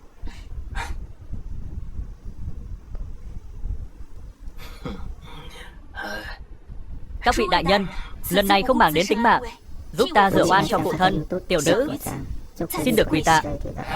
Không cần. Trước đó đã nói rồi, việc này thuận tay làm thôi. Không cần như vậy. Chúng ta và Vũ Thu vốn là bằng hữu, đáng lẽ phải giúp hắn rửa oan. Đáng tiếc, do Thái Kinh cầm đầu, phe Chủ Hòa nắm giữ triều chính, khiến chúng ta mất 5 năm mới làm được việc này. Nên xin lỗi. Là chúng ta. Nếu không phải là Đế Tình ở Vũ Thắng đại bại địch quân, chúng ta phải chủ chiến. Chuyện này còn không biết kéo dài bao lâu. Thôi được rồi. Mỗi người đều giả bộ yếu đuối, thở dài. Dương tướng quân, chúc mừng công tử. Nào mọi người, chúng ta cùng nhau cạn ly. Nào mời. Không cần. Ta không uống.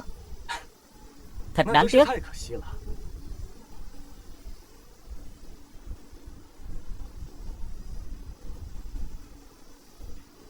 Tô công tử cũng không uống rượu. Rượu người rót, ta không dám uống.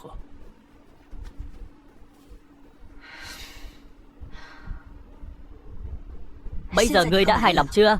Ý gì? Ngươi làm vậy có ý nghĩa gì? Trước kia trước cửa nhà họ Diệp, chúng ta đã kết thúc rồi. Dù bây giờ ngươi vẫn còn chưa cam tâm, chúng ta cũng không thể quay lại như trước. Ta nghĩ cô hiểu nhầm rồi.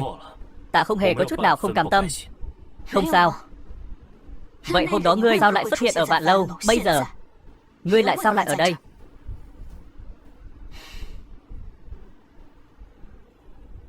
Sau chén rượu này, hãy quên đi quá khứ. Ngươi làm con rể Dương gia, ta làm vợ nhà họ Tần. Ta thấy núi xanh thật xinh đẹp, chắc núi xanh thấy ta cũng vậy. Cô thật là tự luyến. Ta cho ngươi mặt mũi mà ngươi không nhận. Đừng tưởng rằng hôm nay có Dương tướng quân che chở cho ngươi mà vênh váo tự đắc. Thấy không? Vị trí đó là nhà họ Tần đặc biệt chuẩn bị cho khách quý bí ẩn. Thân phận của hắn không hề thấp hơn Dương tướng quân, phải không? Dĩ nhiên, triều đình này có thể hơn Dương tướng quân, chỉ có Thái Kinh và Hoàng thượng mới có thân phận cao hơn. Họ không thể đến được. Người quên rồi, ngoài triều đình còn có Bắc Đầu. Ta nói thật với mọi người, vị khách bí ẩn này chính là Bắc Đầu, một nhân vật rất nổi tiếng. Gì chứ? Bắc Đầu? Người Bắc Đầu sắp đến, có thể gọi là nhân vật cực kỳ nổi tiếng. Chẳng lẽ là chính là một trong 7 sao chủ, thậm chí là Đế Tình đích thân đến. Nếu Đế Tình có thể đến, đại sự tất thành. Đúng vậy, Đế Tình đã chết rồi. Bắc Đầu trước đây chưa bao giờ can thiệp vào việc triều đình. Bây giờ sao lại đến yến hội thảo kình? Là trước khi hạ quan ở Vạn Lâu nổi giận mắng Thái Kinh nghĩa cử anh hùng, được Đế Tình biết đến, ngài rất khen ngợi, cho nên hôm nay đặc biệt sai người đến đây. Thì ra là vậy. Nếu có thể được Bắc Đầu trợ giúp diệt trừ gian thần Thái Kinh thì càng dễ như trở bàn tay. Bắc Đầu đã rất coi trọng Tần công tử. Khi vị đại nhân kia đến, người có thể đích thân kể lại tội ác của Thái Kinh và báo cho ông ấy biết kế hoạch thảo kình. Tranh thủ lúc nãy ta nâng chén rượu mà cũng có người không chịu. Ta làm sao có thể diện như vậy? Có thể mời được nhân vật lớn của Bắc Đầu. Mục Dương à, rượu này ngươi cứ ra. Tô công tử đã nói không muốn uống. Nam tử Hán không câu nệ tiểu tiết. Nào, uống đi, đây không phải rượu bình thường. Trong rượu này có gì quan trọng hơn được Bắc Đầu giúp đỡ, loại bỏ gian thần. Việc quan trọng hơn ngồi Đế Tình Vương ngay trước mắt các người. Ly rượu chúc phúc mà cũng không uống được sao? Đúng.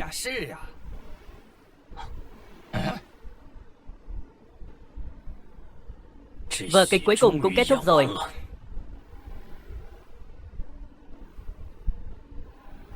Ngươi muốn tất cả mọi người đều uống rượu của ngươi. Ngươi muốn ta uống rượu này. Đừng nói là một ly rượu, cho dù là một bình rượu, uống nó thì có sao?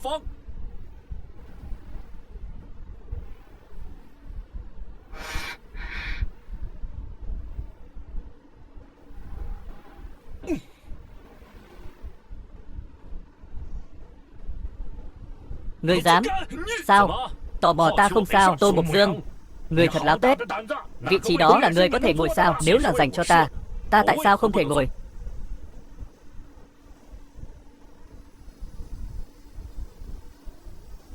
Đại nhân, 300 quân sĩ ngoài phủ đã bị bắt hết rồi. Tốt. Tiếp theo, đại nhân.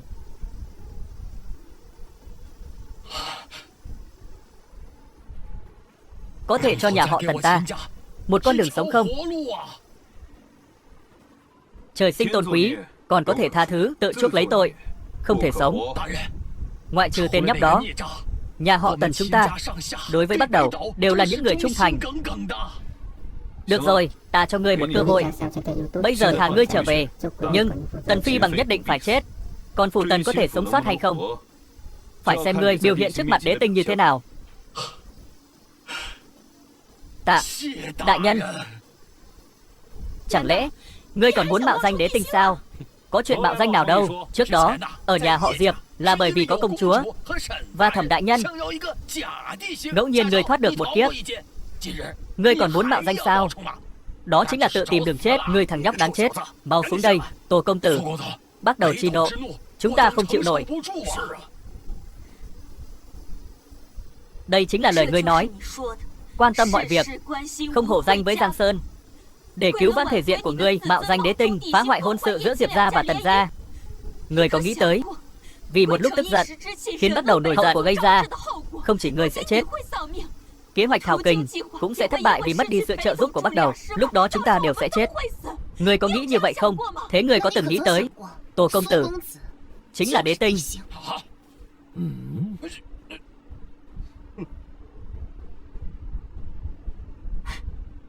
Để chứng minh ánh mắt của ngươi không sai, ngươi lại vì thế mà nói dối. Dương tiểu thư nói vậy là đại diện cho chính mình hay là ý của Dương phủ? Mục Dương say rồi, ngươi cũng đến gây rối. Mau trở về. Chờ đã, Dương tướng quân, Dương tiểu thư là tài nữ số 1 kinh thành, thấu hiểu lễ nghĩa, làm sao có thể gây rối? Ta thấy hôm nay có người muốn phá hoại yến hội Thảo Kình này. Yến hội Thảo Kình này bản thân đã nhiều điểm đáng ngờ, hủy đi thì tốt.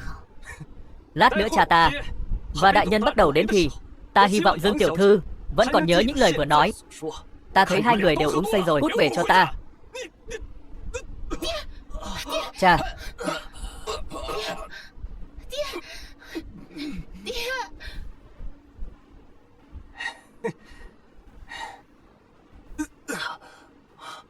Cha không sao chứ? Toàn thân đau nhức. Ta trúng độc rồi. Con gái, tránh ra, để ta bức độc ra.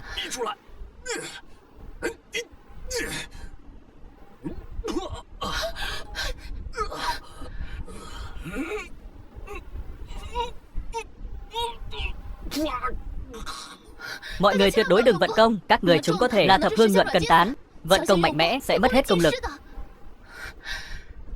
Nộp thuốc giải, ta sẽ tha cho người. Nộp thuốc giải, ta sẽ tha cho người. Dương tiểu thư, cô có ý gì vậy? Ngươi còn muốn giả vờ nữa sao? Ta giả vờ cái gì? Toàn trường chỉ có mình cô không trúng độc. Nếu có thuốc giải thì cũng phải tìm cô mà hỏi. Đúng vậy, chúng ta đều trúng độc rồi. Chỉ có ngươi, độc này không phải ngươi hạ. Còn ai nữa không? Ta không bị trúng độc là vì ta chưa uống rượu đó. Độc là ngươi bỏ vào rượu đúng không? Dương tiểu thư nói. Tại hạ không hiểu. Không hiểu phải không? Được, vậy ta sẽ nói những điều người có thể hiểu. Cô làm gì vậy? Phi Bằng, người không bị trúng độc. Hắn có vấn đề. Quả nhiên là tài nữ số 1 kinh thành. Tất cả mọi người đều bị ta lừa, chỉ riêng cô nhận ra mưu kế của ta. Nhưng mà cô hiểu rồi thì sao? Tất cả bọn họ đều bị ta hạ độc. Thế cục đã định, các người đều phải chết. Người chắc chứ? Phi Bằng, ngươi sao? Ngươi là người của phủ thừa tướng. Danh sách là Thái Kinh đưa cho ngươi. Đúng, ngày đó trước cửa Vạn Lâu. Hắn nói đúng, những gì họ nói đều đúng. Nhưng ngươi chỉ tin bây giờ. Thái thừa tướng đưa danh sách cho ta chính là để mượn việc nhà các ngươi họ Diệp phản án. Ngươi, những phe chủ chiến, tiêu diệt toàn bộ. Ngươi là phủ thừa tướng, chó săn. Ông nội. Diệp lão gia, rượu của ta có ngon không? Tại sao? Vì quyền lực, vì địa vị. Các người tưởng ta làm tất cả đều là vì Diệp gia các ngươi. Đừng dài biết sức ngựa, này dài biết lòng người. Quả nhiên ta sai rồi.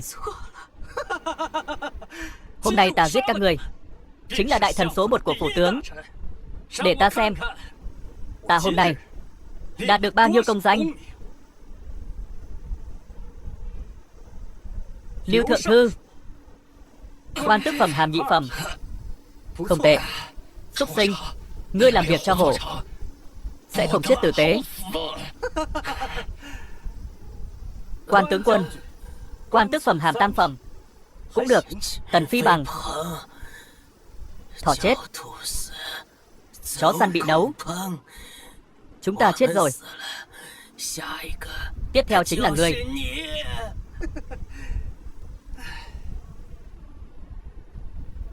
Trương tướng quân, quan tước phẩm hàm tứ phẩm. Không được tốt lắm. Ta giết. Ta muốn giết người.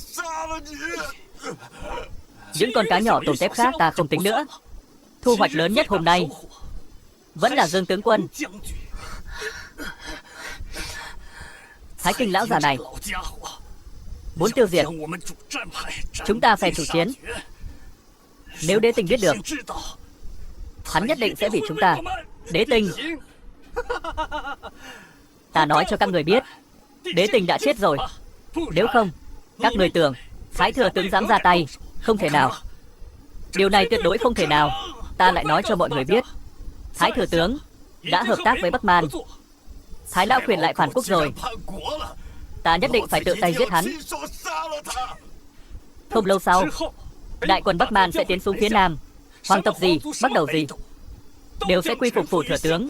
Thằng nhóc, im miệng.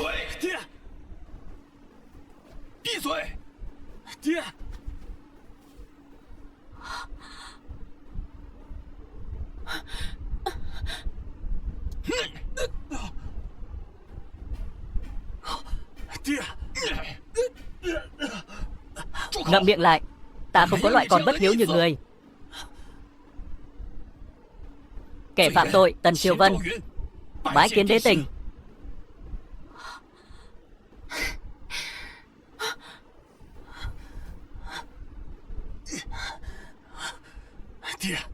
Đế Tình đã chết rồi. Hắn là bắt đầu đưa ra làm thế thân là giả đó. Ngươi làm vậy hại chết Tần gia.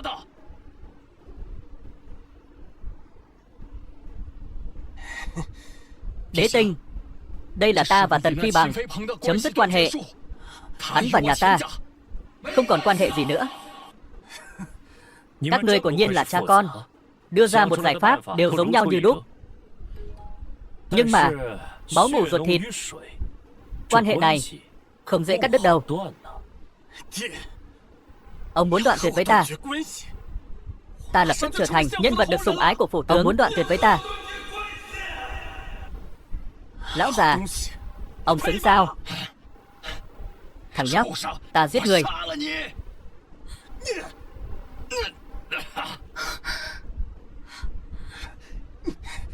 Hôm nay ta sẽ một bước lên trời.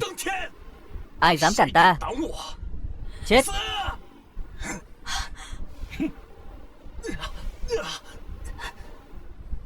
Không thể.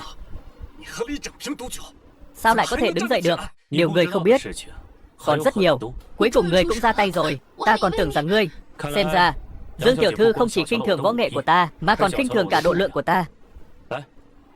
Đốt cái này lên là có thể giúp họ giải độc.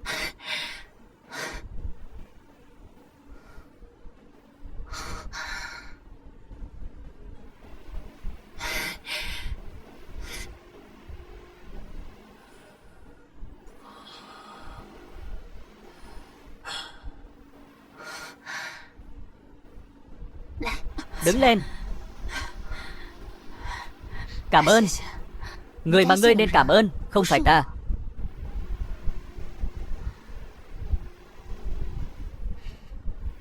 Mục Dương, trước kia là ta đã nghi oan cho người.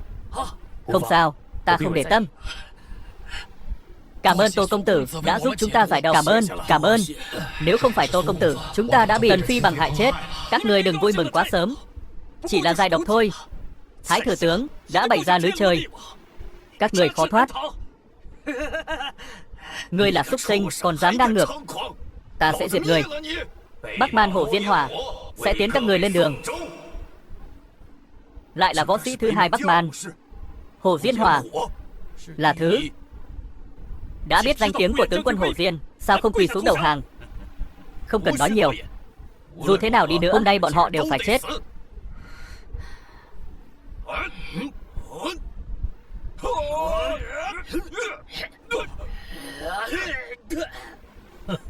Hổ Diên Hỏa này cũng chỉ thế thôi. Chỉ cần bắt được hắn mới có thể chứng minh Thái Kinh thông đồng với Bắc Man. Đến lúc đó lật đổ hắn. Như vậy thì nhà ta cũng có thể hồi kinh rồi. Không tồi, có chút thực lực. Man tử Bắc Man, nhưng mà chẳng qua là gà vịt, dễ bị tiêu diệt. Phải không? Vậy chiêu tiếp theo các người thấy sao? Kẻ này làm ác nhiều năm, giết người vô số, từng tàn sát cả một thành người của đại hạ. Hôm nay dù có chết cũng phải giết hắn. Liều mạng giết.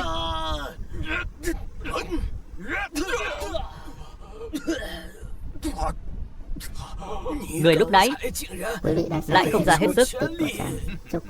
Nhát kiếm này cũng không phải toàn lực của ta. Ngày nay còn ai xứng đáng khiến ta ra hết sức? Hai viên tướng cùng ra tay mà không địch nổi một chiêu của hắn. Bắc Man mạnh mẽ, các người những kẻ ngốc làm sao biết được. Chỉ có kế cầu hòa của thái tướng, mở rộng cửa thành, cúi đầu phục tùng mới là con đường sống của đại hạ.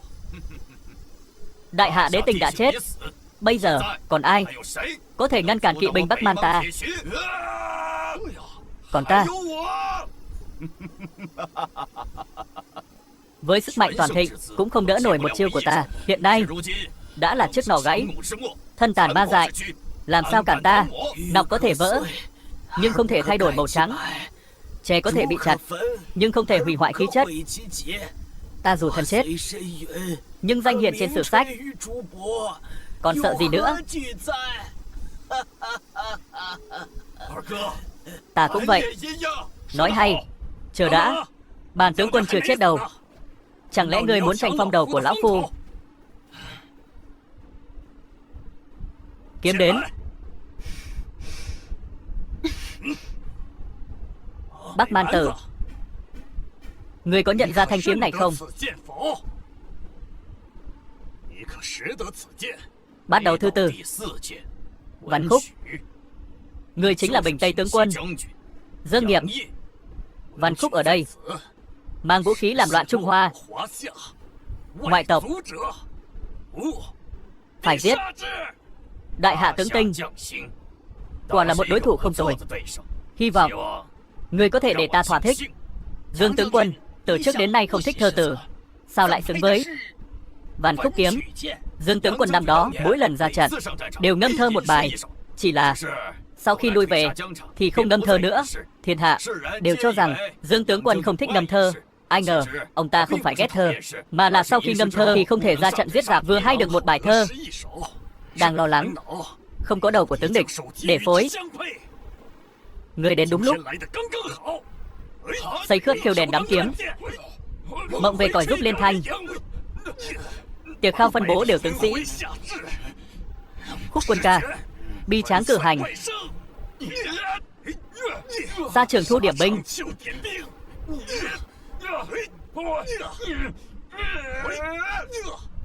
Ngựa tựa đích lư lao vút, cũng như sấm sét đùng đoành. Mệt rồi phải không? Chà, Dương tướng quân. Ông nội, phò tá giúp vua nên nghiệp lớn, để ngàn thu trói lọi thanh danh. Tiếc thay tóc đã bạc.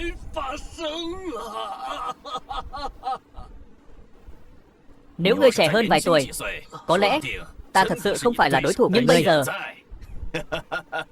Dương tướng quân cũng không phải là đối thủ của hắn. Hôm nay, chúng ta chết chắc rồi. Biết thế chúng ta đã nên ở lại thành Bắc. Đến kinh thành làm gì? Đế Tình đã chết, Thái Kinh đầu hàng địch, Dương tướng quân đại bại. Chẳng lẽ thật sự là trời muốn diệt đại hạ? Nhưng nếu ý trời là vậy, chúng ta thủ vệ thành Bắc lại là vì cái gì? Các vị còn di ngôn gì không? Đều thấy rồi chứ? Đây chính là kết cục của phe chủ chiến. Đây chính là kết cục của việc chống lại phủ tướng lại Bắc Man. Bắc Man lẽ ra sau khi chiếm được Yên Vân thập lục châu sẽ đạp bằng đại hạ, là phe chủ hòa chúng ta. Việc ký kết hiệp ước đó mới giúp vương triều đại hạ được duy trì. Các người hiện giờ giết anh hùng chủ trương hòa nghị, Thái thừa tướng chính là muốn phá hoại hòa bình thiên hạ, duy trì. Các người biết những điều khoản đó, chúng ta đã nộp cho Bắc Man bao nhiêu cống phẩm, lại cung cấp cho bao nhiêu lương thực. Vì vậy chúng tăng thêm bao nhiêu chiến mã và giáp trụ. Số tiền bồi thường nếu dùng cho quân dân đại hạ thì đủ thành triệu đại quân sớm phản công Bắc Man rồi. Sao lại đến nông nỗi này? Ý Dương tiểu thư là phe cầu hòa của ta bảo vệ đại hạ 300 năm. Sai rồi. Đại hạ nếu vong, phe chủ hòa chắc chắn sẽ bị tiếng xấu muôn đời. Lời nói của Dương tiểu thư lần này thật sự chấn động lòng người. Có ai nguyện tin không? Ta tin. Phụ thân ta từng nói Bắc Man tham lam, dòm ngó, hành động theo giao ước, giống như ôm củi cứu lửa, củi không hết lửa không tắt. Muốn thiên hạ thái bình chỉ có thể đánh Bắc phạt, cho nên hắn chết rồi. Cô tin, cô cũng chết. Ta cũng tin. Chúng ta đều tin. Thà ở trong mưa hát vang mà chết, chớ sống nhờ người khác. Hôm nay nếu có thể sống, ta nhất định phải bắc phạt. Bắc phạt.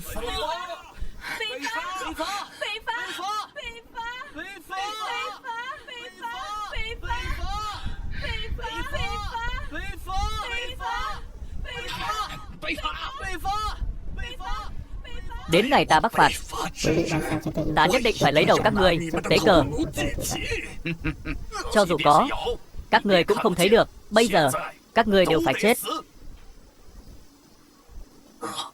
Mục Dương, ngươi là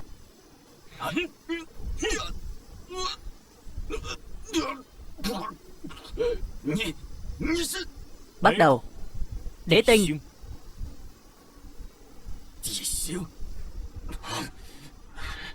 người chưa chết.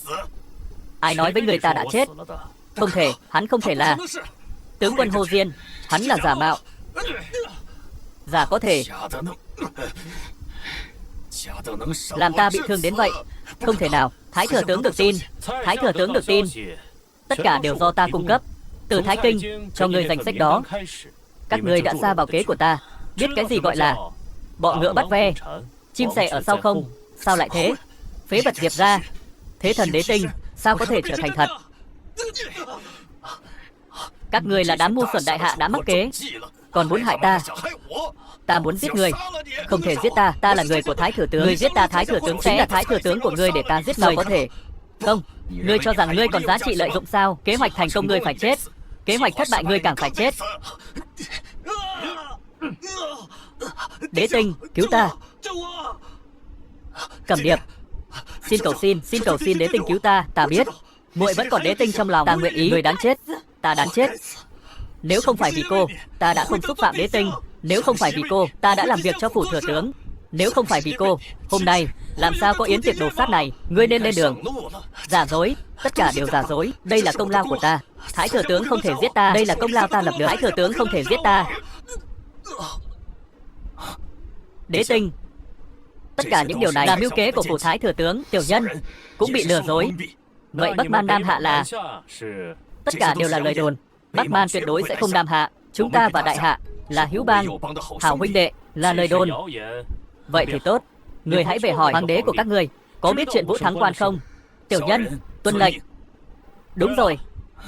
Hồ Diên Liệt là người thế nào của ngươi? Hồ Diên Liệt là người thế nào của ngươi? Chính là huynh trưởng của Đại Hạ. Là ta giết hắn. Ngươi không muốn báo thù cho hắn sao? Ta còn phải cảm ơn ngài. Nếu người không giết hắn, Đại Hạ làm sao có cơ hội chiếm được địa vị của hắn? Nhưng hắn khi sắp chết cứ gọi tên ngươi, để ngươi báo thù cho hắn. Không dám, tiểu nhân không dám. Ta thấy ngươi dám. Ngươi chưa từng muốn tha cho ta. Ngươi nghĩ sao? Ngươi tuy độc bá thiên hạ, nhưng ngoài Phủ Tần vẫn còn 300 quân sĩ ngoài Phủ Tần đã bị chúng ta bắt hết rồi.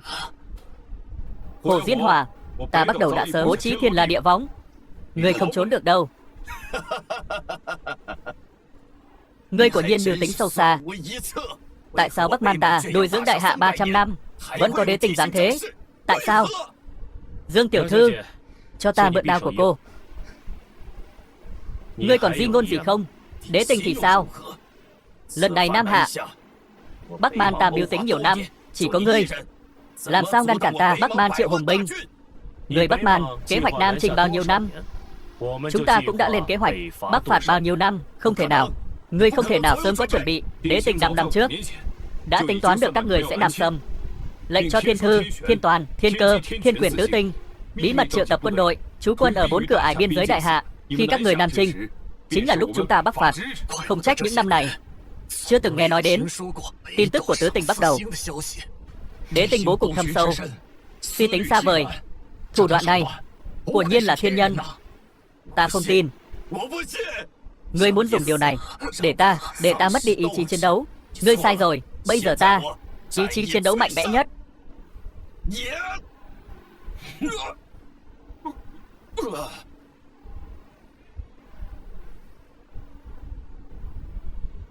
Mưu kế của Thái Kinh ta đã sớm biết. Không nói cho các người là sợ đánh rắn động cỏ, để mọi người rơi vào hiểm cảnh. Mong mọi người thứ lỗi. Nếu không phải đế tinh, chúng ta đã sớm thân thủ dị sứ rồi. Đại ân đại đức, không biết báo đáp thế nào. Làm sao nói đến thứ lỗi? Có thể giao thủ với Hồ Diên Hòa, có thể thấy đế tình ra tay là chuyện may mắn. Lại còn nói chuyện hiểm cảnh. Đế tình vô sự, Sơn Hà vô ngại. Vui vẻ như vậy nên nâng chén lớn. Còn uống. Vừa rồi rượu độc chưa uống đủ sao?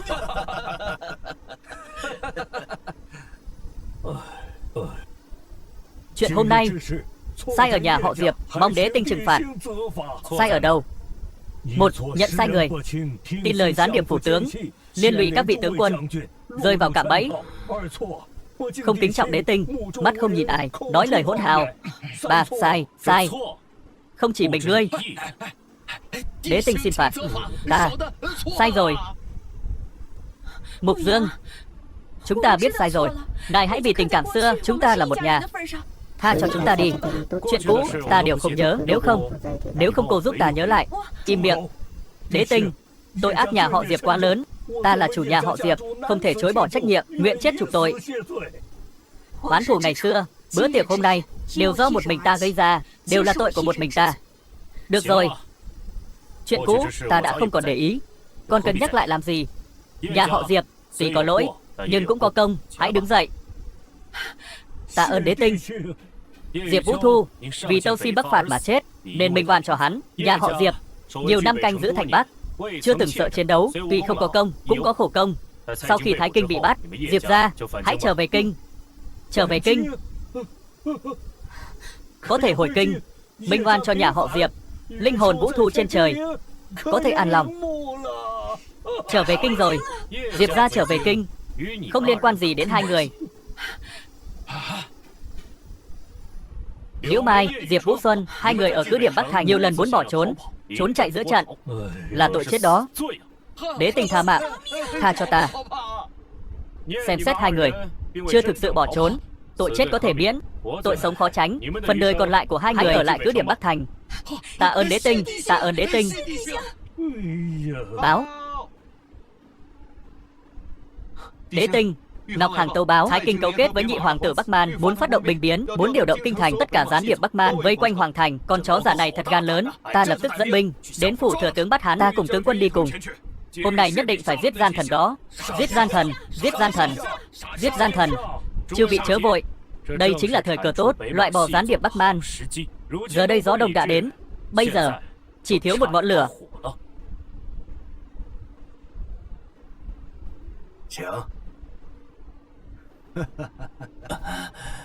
Lão gia, Phủ Tần bị phe chủ chiến thiêu thành cho bụi. Kế hoạch của ngài thành công rồi. Tốt quá rồi. Ta bây giờ lập tức dẫn người xông vào im miệng. Thiếu danh nghĩa chính đáng, người muốn lưu danh muôn đời sao? Nhị hoàng tử, tiếp theo xem ngươi làm gì. Các người đại hạ, quả thật nhiều mưu mô. Hoàng tử, hiện giờ hãy cầu xin triệu cực, cầu hôn công chúa. Nếu hắn không muốn thì hắn chính là kẻ phá hoại việc cầu thân. Nếu hắn đồng ý thì chính là sỉ nhục công chúa, buộc phải hành động. Như vậy mới có cơ danh chính ngôn thuận. Triệu Tư Yên kia của là anh hùng hào kiệt, có một vẻ đẹp khác biệt, nhất định sẽ không làm hoàng tử thất vọng. Quả nhiên, ta phải xem xét kỹ càng. Được rồi, ta đi triệu tập ám vệ trong kinh thành. Phiền điện hạ. Ngay cả chủ nhân là ai cũng không biết, lôi xuống cho ăn. Lão già tha mạng. Lão già.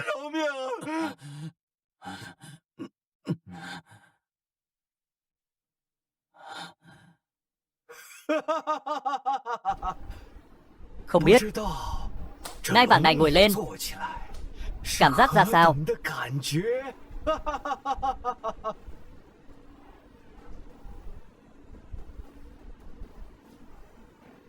Mất 5 năm chuẩn bị, nay cuối cùng cũng sắp hoàn thành. Đế tinh, tại hạ có một việc chưa rõ. Nói trách nhiệm bắt đầu là hướng dẫn văn minh đại hạ, bảo vệ ngọn lửa văn minh. Chúng ta can thiệp vào triều đình, thúc đẩy bắc phạt, có trái với lương tâm không? Ngươi cho rằng đại hạ nếu quy phục Bắc Man, văn minh vẫn có thể tiếp tục sao? Đúng. Ngươi có chắc chắn không? Điều này tương lai ta nhìn thấy là Bắc Man xâm lược đại hạ. Hiện mắt thấy nơi nào cũng thành đất hoang, khói lửa mù mịt, xác chết ngổn ngang. Dưới sự cai trị của bách tính đại hạ, trở thành súc vật, được gọi là cứu hai chân. Văn minh nào lại quan tâm đến súc vật? Tại hạ hiểu rồi. Ta có thể nói cho người biết, cho dù đại hạ diệt vong, văn minh đại hạ tương lai vẫn huy hoàng. Nhưng ta đã biết, tại sao lại không làm cho nó tốt hơn? Đế tinh là thiên nhân, biết quá khứ hiểu tương lai. Tại hạ không nên nghi ngờ. Xin hãy trừng phạt. Người không sai, là ta hơi xây. Ban đầu tưởng bình bất khả xâm phạm, không ngờ một bình rượu độc đã đến giới hạn. Phải nghỉ ngơi một lát mới có thể giải độc. Tổ công tử, công chúa có mời. Công chúa, tìm ta.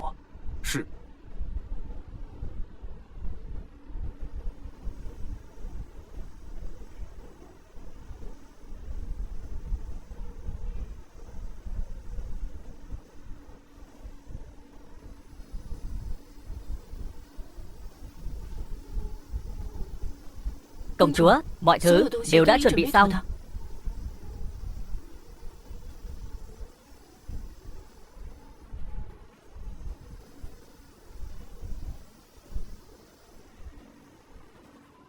Tổ công tử, ngồi chờ một lát.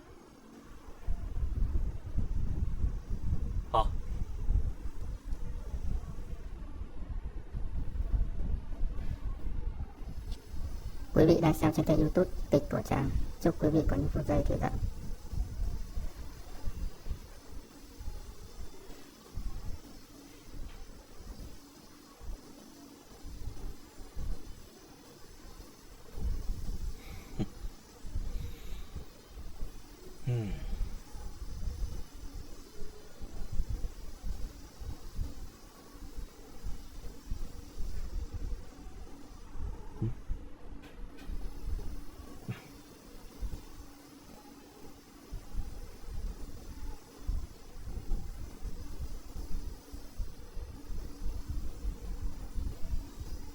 Công chúa,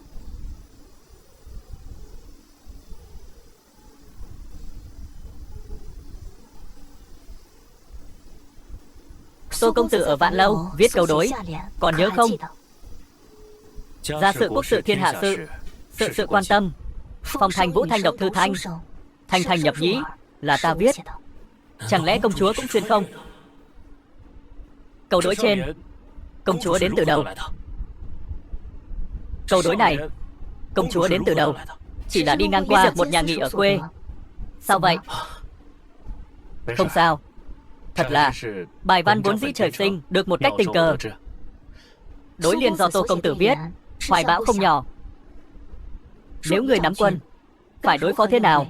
Với việc Bắc Man đánh xuống phía Nam hắn Nam tiến, ta nhất định bắc phạt, phong làng cư, mã đạp Bắc Man.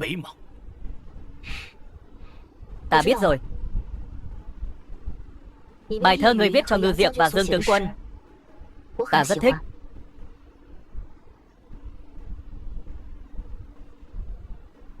Ta có thể mượn chén, xin Tô công tử một bài thơ. Thơ của ta đều là chép lại, công chúa.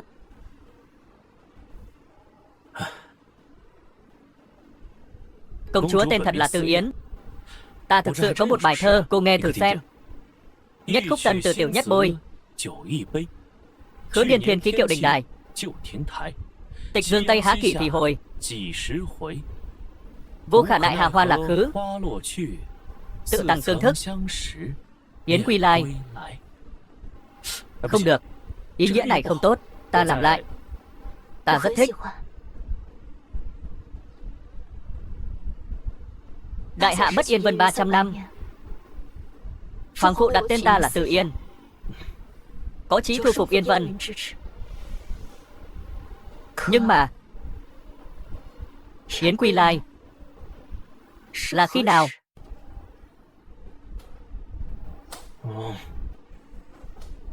Xin lỗi. Đế tinh tử vong, các tướng sĩ bị hại. Giờ Bắc Man muốn ta hòa thân. Vì đại hạ, ta phải đáp ứng. Nhưng chúng đừng hòng được toàn bộ ta.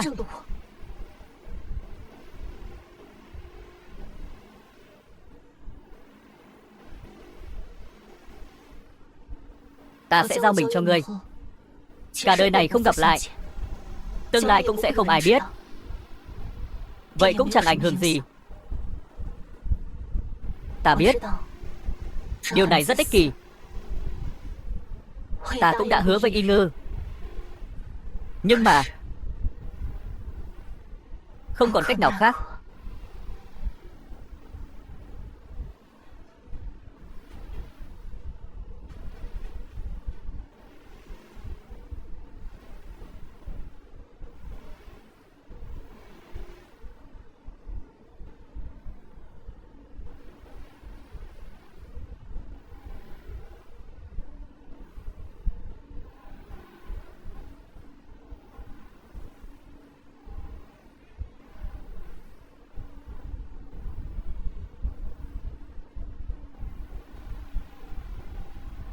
Muốn hòa thân, vậy thì dùng thanh kiếm này xông vào thành Bắc Man, diệt sạch hoàng tộc.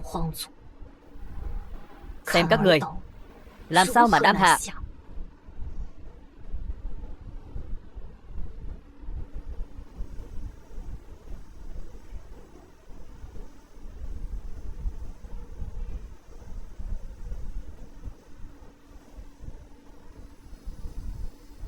Không còn cách nào khác. Hoa tàn dụng, như đã từng quen. Chim én trở về.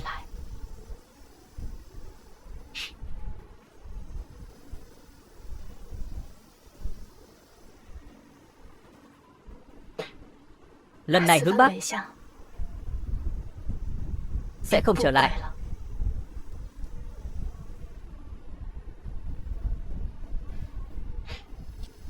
Quý vị đang xem trên kênh YouTube Tịch của Trang. Chúc quý vị có những phút giây thư giãn.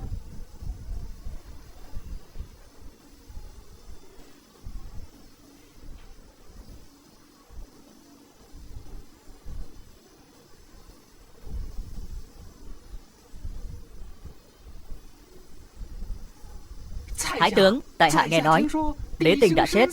Không biết là thật hay giả. Là thật. Đế Tinh giao chiến với Huyền Liệt, bị thương nặng, nằm liệt giường nhiều ngày, cuối cùng cũng không qua khỏi. Đế Tinh mất rồi. Hiện giờ tướng quân có thể đánh trận cũng đều đã chết. Nếu Bắc Man xâm phạm thì làm sao bây giờ? Đúng vậy, thì làm sao bây giờ? Chư vị chớ hoảng. Lão Phu đã sớm đoán được sẽ có ngày này, cho nên Lão Phu có một kế. Nhưng mà, Thái tướng đừng nhưng mà nữa, mau nói đi. Kế này là có thể để cho ta gánh chịu tiếng xấu muôn đời. Lão Phu đương nhiên không sợ. Không biết chư vị có nguyện ý không? Chỉ cần bảo vệ được đại hạ, vinh nhục cá nhân có gì phải sợ. Đúng đúng. Tốt. Muốn bảo vệ Giang Sơn đại hạ ta, chỉ có thể hòa thân với Bắc Man. Hòa thân? Bệ hạ chỉ có một nữ nhi. Đúng, ta muốn cưới. Chính là Võ Khúc Tình đại hạ, Triệu Tư Yên. Đây là Điện Hoàng cung. Các người sao có thể mang đao vào? Ngươi nhìn cho rõ. Vị này chính là nhị hoàng tử Bắc Man. Ngoại trừ bệ hạ cho phép, ai cũng không được.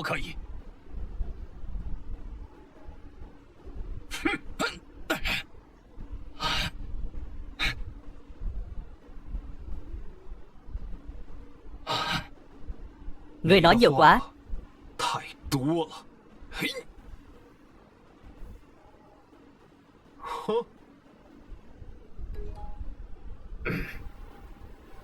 Công chúa, tại hạ Bắc Man Hoàn Nhan Tông Hồ rất vui được gặp công chúa Tư Yên. Ai cho phép người mang đao?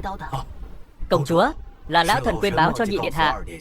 Quy củ điện này hiểu lầm, tất cả đều là hiểu lầm. Quy củ đó hãy nhớ kỹ. Bản công chúa không dám đảm bảo lần sau kiếm của ta có thể sẽ chém vào đao trong tay ngươi. Chắc chắn sẽ không có lần sau. Đúng, hai vị đừng làm mất hòa khí. Công chúa, hôm nay mời chư vị đến đây là cùng nhau bàn bạc hai nước Man Hạ việc hôn sự này. Ta không đồng ý. Đại hạ là chính khí của trời đất, được mệnh trời phù hộ, làm sao có thể với màn gì kết thành thông gia. Hơn nữa, công chúa là đại tướng của đại hạ, cũng là người kế vị hoàng vị, làm sao có thể hòa thân? Không hòa thân, làm sao chứng minh hai nước quan hệ mật thiết? Công chúa, việc hòa thân này liên quan đến an nguy của đại hạ. Người xem ta đồng ý.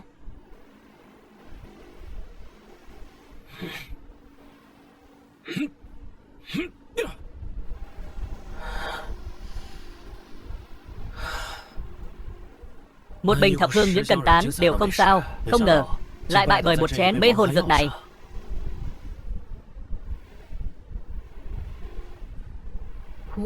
Không thể làm gì. Hoa tàn dụng. Như đã từng quen. Chim én trở về. Ta đã nói không hợp cảnh. Ta còn sống, sao lại không thể làm gì được? Bái kiến đế tinh. Mau đứng dậy, tạ ơn đế tinh. Gián điệp Bắc Man trong kinh thành đang hướng về hoàng thành. Người của chúng ta đã mai phục trên đường. Biên cảnh truyền tin, Bắc Man đại quân đã xuất phát, khai dương chuẩn bị lương thảo, giao quang chế tạo vũ khí. Ngọc Hàng sát thủ cũng đã đến biên cảnh Tứ Quan. Thiên Thủ Thiên Toàn, Thiên Cơ Thiên Quyền Tứ Tinh cũng đã chuẩn bị nghênh địch Bắc tiến, chuẩn bị thu phục Yên Vân Thập Lục Châu. Đây vẫn là lần đầu tiên ta nắm giữ bắt đầu mà điều động 7 bộ cùng lúc.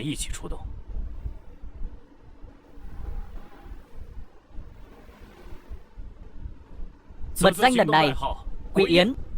Bắt đầu đi. Rõ. Công chúa đồng ý hòa thân. Thái tướng nghĩ bổn công chúa sẽ từ chối. Không phải, chỉ là sự minh đạt đại nghĩa của công chúa khiến lão phu bội phục. Hạ Man hai nước giáp danh, hỗ trợ lẫn nhau nhiều năm, kết thần thông gia là điều đương nhiên. Nói hay. Hai nước chúng ta trên biên giới thường xuyên có những xích mích nhỏ, nhưng những điều đó đều do các bộ lạc khác gây ra, không liên quan đến hoàng thất ta.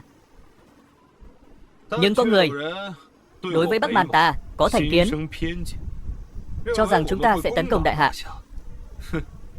Có thể nghĩ như vậy thật là tốt. Vì công chúa có ý, hoàng tử có tình, không bằng hôm nay liền định ra ngày lành tháng tốt, được không? Từ từ.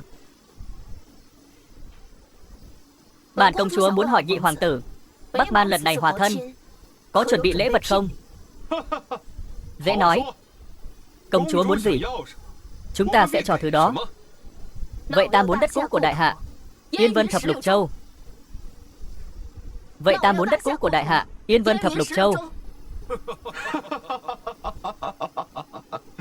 Nhị hoàng tử, nếu đại cảm thấy không ổn, chúng ta còn có thương lượng thêm. Được. Sao lại không được? Người đã đồng ý rồi. Đại hạ gả một công chúa Tư Yên. Ta, Bắc Man, sẽ trả lại cho đại hạ vùng đất Yên Vân. Hai con én về tổ. Quả là một giai thoại tốt đẹp. Toàn bộ đại hạ đều sẽ là của Bắc Man. Huống chi là 16 châu Yên Vân. Cho dù là 20 châu, người cũng giữ được sao? Đại hạ trải qua trăm năm, hàng chục đời vua chúa, nỗ lực hết sức mà vẫn chưa thu hồi được đất đai đã mất. Nay lại dễ dàng thu hồi được như vậy. Thu hồi Yên Vân, Sơn Hà thống nhất, chúng ta nhất định sẽ lưu danh sử sách, được muôn người kính trọng. Hắn ta có thể dễ dàng đồng ý như vậy, sợ rằng đã coi toàn bộ đại hạ như vật trong tay Bắc Man. Bắc Man trọng lễ như vậy thì cần lễ vật gì? Không cần bất cứ lễ vật nào. Nhưng có một việc phải báo cho công chúa. Ta đã có chính thê. Nếu hòa thân, công chúa chỉ có thể làm thiếp. Làm thiếp? Hòa thân vốn đã nhục quốc thể, nay lại còn làm thiếp. Điều này làm sao được? Ta phản đối. Thiếp? Triều đại nào cũng vậy, chưa từng có chuyện hòa thân làm thiếp. Chuyện này sao thế? Mọi người chưa từng câu nói này sao? Vợ không bằng thiếp, thiếp không bằng trộm. Làm thiếp còn hơn làm vợ, có thể giống nhau sao? Đây là Yên Vân Thập Lục Châu. Triều đại nào cũng vậy. Ai trong các người từng nghe nói dùng Thập Lục Châu làm của hồi môn, bây giờ đều là khai sáng. Hôn ước này làm thiếp thì có gì là không được? Đúng vậy, Yên Vân Thập Lục Châu, lưu danh sử sách, làm thiếp thì làm thiếp. Ta tán thành hòa thân, ta cũng tán thành. Các người vì chút hư danh mà lại vô sỉ như vậy. Các người chẳng lẽ quên, nếu không phải công chúa giữ vững cửa ải, các người đã chết lâu rồi. Công chúa chưa lên tiếng, chúng ta không cần tranh luận. Công chúa, người muốn Yên Vân Thập Lục Châu, hay muốn cái vị trí chính thất vô giá trị này? Hòa thân này người đồng ý hay phản đối? Chấm phản đối. Tham kiến bệ hạ. Miễn lễ. Tạ bệ hạ. Đế Tinh và các vị tướng quân tham gia yến thảo kình. Hiện các vị tướng quân đã bị hại, sợ rằng Đế Tinh cũng nguy hiểm. Bệ hạ, hòa thân này liên quan đến Giang Sơn của đại hạ. Ngài xem, sợ gì? Dựa vào binh chủ, an nguy há dựa vào hòa thân. Đại hạ ta từ khi lập quốc chưa từng có việc gả công chúa để cầu hòa với thế lực ngoại tộc. Hoàn Nhan hoàng tử, việc hai nước ký kết lại hiệp ước. Bắc Man muốn bao nhiêu cống phẩm, vải vóc, cứ việc đề. Những thứ này Bắc Man hiện giờ đều không thiếu, chỉ thiếu một công chúa đại hạ. Việc hòa thân, chấm tuyệt đối không đồng ý. Vậy thì Yên Vân Thập Lục Châu, đại hạ là không muốn nữa sao? Chấm phụ hoàng, nữ nhi nguyện ý đi hòa thân với Bắc Man. Yên nhi còn có biết, vùng Bắc gió lạnh thấu xương, người hạ nếu ở lâu sẽ bị cảm lạnh.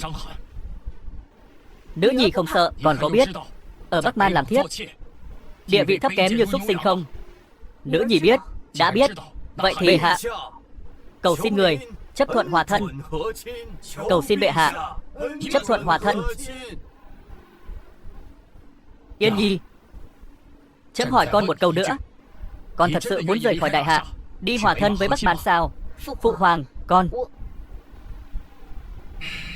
chấm thương Yên, nhưng tuyệt đối sẽ không dùng con để đổi lấy. Hòa thân, chấm không đồng ý, trừ phi chậm chết. Bắc Man và đại hạ hòa thân, các người không muốn, là muốn khai chiến với chúng ta sao? Muốn chiến thì chiến. Đại hạ danh tướng vô số, còn có Đế Tinh, sao lại sợ các người? Các người đại hạ Đế Tinh đã chết, danh tướng đều vong. Hạ hoàng, ngươi đang tự lừa mình hay muốn lừa ta? Đây là cơ mật triều đình, ngươi làm sao biết? Thái Kinh là người tiết lộ sao? Bệ hạ, vì đã biết rồi. Đúng vậy, không chỉ là thần tiết lộ, mà còn là thần tự mình điều khiển. Còn nữa, Huyên Liệt kia có thể kỳ tập Vũ Thắng cũng là được tin tức của thần. Lại nữa, Đế Tinh còn có đại tướng trong triều, cũng đều do ta mà chết. Chúc quý vị có những phút giây thiện lặng. Vậy việc hóa thân này chỉ là cớ để khai chiến mà thôi. Cho dù kết quả thế nào, Bắc Man đều sẽ dẫn binh Nam Hạ, Thái Kinh. Ngươi thông địch phản quốc, chẳng lẽ không sợ bị thiên hạ người dùng bỏ? Chúng sẽ không biết. Sau hôm nay cũng sẽ không ai biết ta đã làm gì. Ngươi muốn giết chúng ta. Ngày mai sáng sớm, đại hạ bách tính sẽ biết được. Bắc Man cầu hòa, công chúa không chịu, nên bỏ trốn cùng người khác. Bệ hạ biết được, phái người đuổi theo, nhưng không ngờ trên đường đi lại vô tình làm bị thương người yêu của công chúa. Công chúa tức giận, thiêu hủy cung điện. Còn hoàng tử không màng nguy hiểm cứu bệ hạ và thừa tướng. Bệ hạ xấu hổ không chịu nổi, để tạ tội tự vấn. Trước khi chết, giao toàn bộ quân đội cho thừa tướng. Câu chuyện như vậy, mọi người thấy thế nào? Ngươi dám? Lão già ngươi, kỹ thuật kể chuyện. Hôm nay chấm đã được mở mang tầm mắt. Bệ hạ làm sao không biết? Những câu chuyện ta kể cho người không chỉ có một. Bệ hạ có quên trước kia người giam vào thiên lao, làn sóng thanh lưu đó, ngươi phụ hoàng, bệ hạ. Không sao, là lỗi của chấm. Chấm vì kiềm chế quyền lực trong triều mà dung túng Thái Kinh, tưởng rằng có thể khống chế hắn, ai ngờ lại nuôi hổ đói. Năm đó, cách đây 5 năm, nếu không phải vì đế tinh xuất hiện, ta đã sớm liên kết với Bắc Man cướp lấy vị trí của người. Bắt đầu võ khúc kiếm ở đây, dám phản nghịch, chết đi.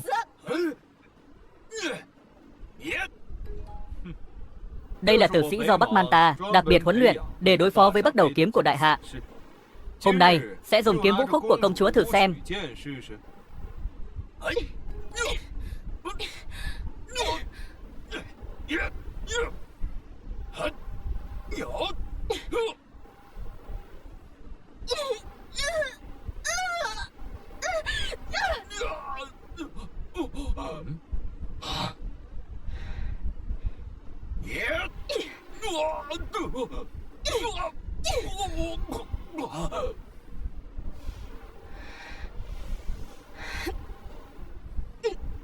Yến Nhi, công chúa. Con dao này lại tầm độc. Công chúa của là ngôi sao trong bảng xếp hạng tướng lĩnh đứng thứ 6, Vũ Khúc Tinh, bị như vậy mà vẫn đứng dậy được, thật sự khiến tại hạ khâm phục. Hoàn Nhan Tông Hổ dám làm bị thương công chúa của chấm, hôm nay ngươi đừng hòng trốn khỏi hoàng thành. Vậy ta nói cho người biết, không chỉ riêng hoàng thành này đã bị ta bao vây, mà cả đại hạ đều bị Bắc Man ta bao vây. Sao lại thế này? Chúng ta không phải vừa diệt 10 phương địch quân ở Võ Thắng sao? Sao bây giờ đại hạ không còn đế tinh? Đại hạ đối với Bắc Man ta chẳng khác nào miếng cá trên thớt. Nhưng mà ta có thể cho công chúa một cơ hội. Nếu công chúa bằng lòng làm thiếp của ta, hôm nay ta có thể tha cho các ngươi một con đường sống. Nhị hoàng tử không được. Chó thì cũng dám dạy ta làm việc. Thái tướng, vị trí đó là của ngươi. Nhưng con trai ngươi hình như hơi bất hiếu, ta không mấy hài lòng.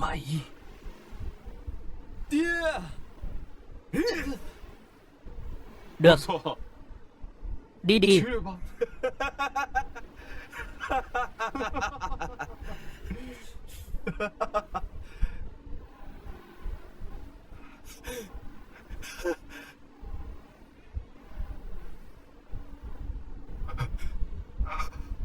Công chúa, thấy chưa?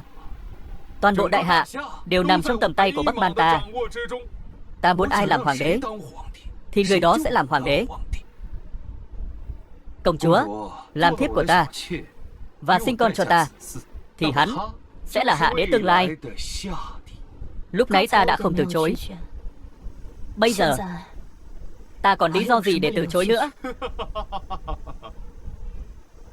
Ngươi biết tại sao ta không từ chối không? Bắc Man ta là cường quốc số 1 đương thời. Tâm nguyện của công chúa, đương nhiên rồi. Ta khao khát dùng hôn sự đến Bắc Man, tàn sát hoàng tộc Bắc Man của ngươi. Công chúa? Ồ, vậy sao? Ngươi tưởng hiện tại đã nắm mọi thứ thì ta sẽ phục vụ ngươi? Ta nói cho ngươi biết, ngươi mãi mãi không bao giờ có được ta, bởi vì ta đã sớm có người trong lòng và đã trao thân. Cái gì? Ngươi lại không còn trong trắng nữa sao? Sứ nhỏ Man Di dám mơ tưởng cầu thân với đại hạ ta, thật nực cười. Đồ đàn bà, chết đi. Ngươi cũng xứng cầm thanh kiếm này sao?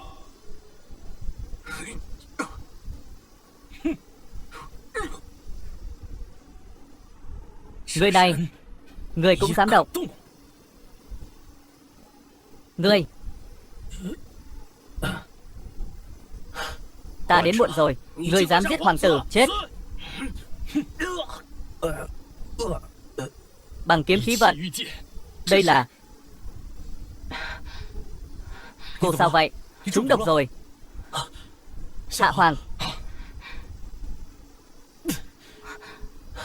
máu của ta có thể giải độc.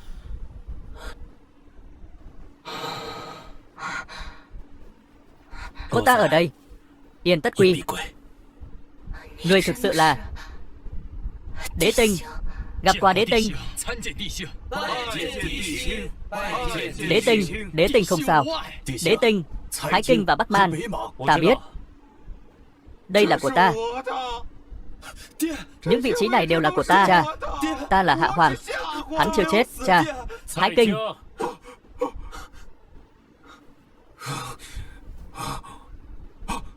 Sao lại thế này? Ngươi không phải đã chết sao? Tại sao? Đúng vậy. Tại sao? Tin tức ta nhận được, rõ ràng là tin tức lão gia nhận được. Chắc chắn là thật.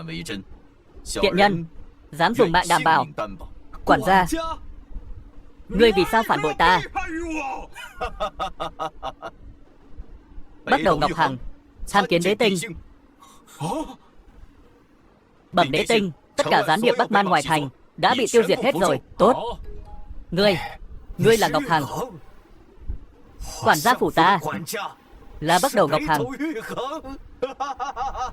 Tất cả tin tức ta nhận được đều là giả.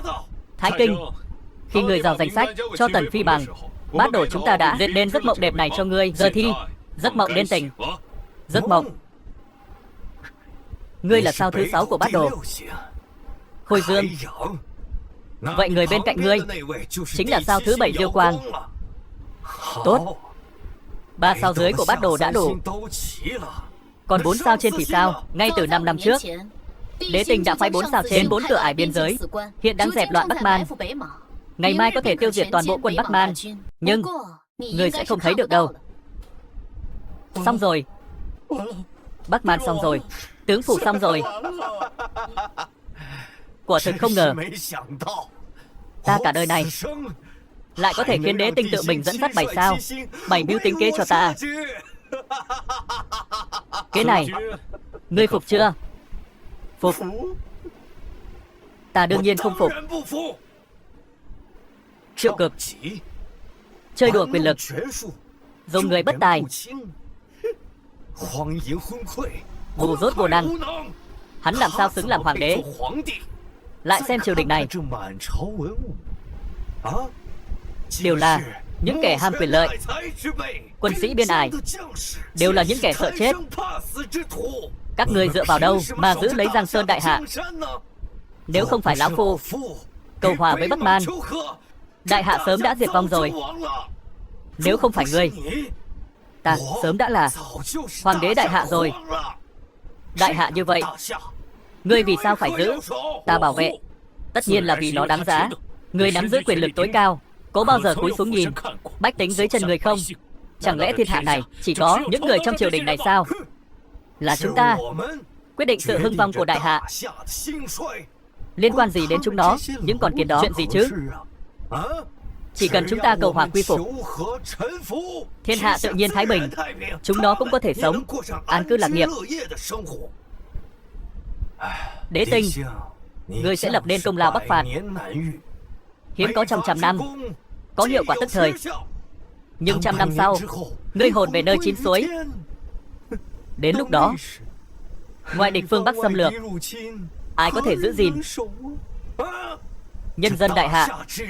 Bản tính nhu nhược, chủ chiến chỉ là xu thế nhất thời, cầu hòa mới là kế sách lâu dài, phải không? Vậy ngươi hãy nhìn ra ngoài điện.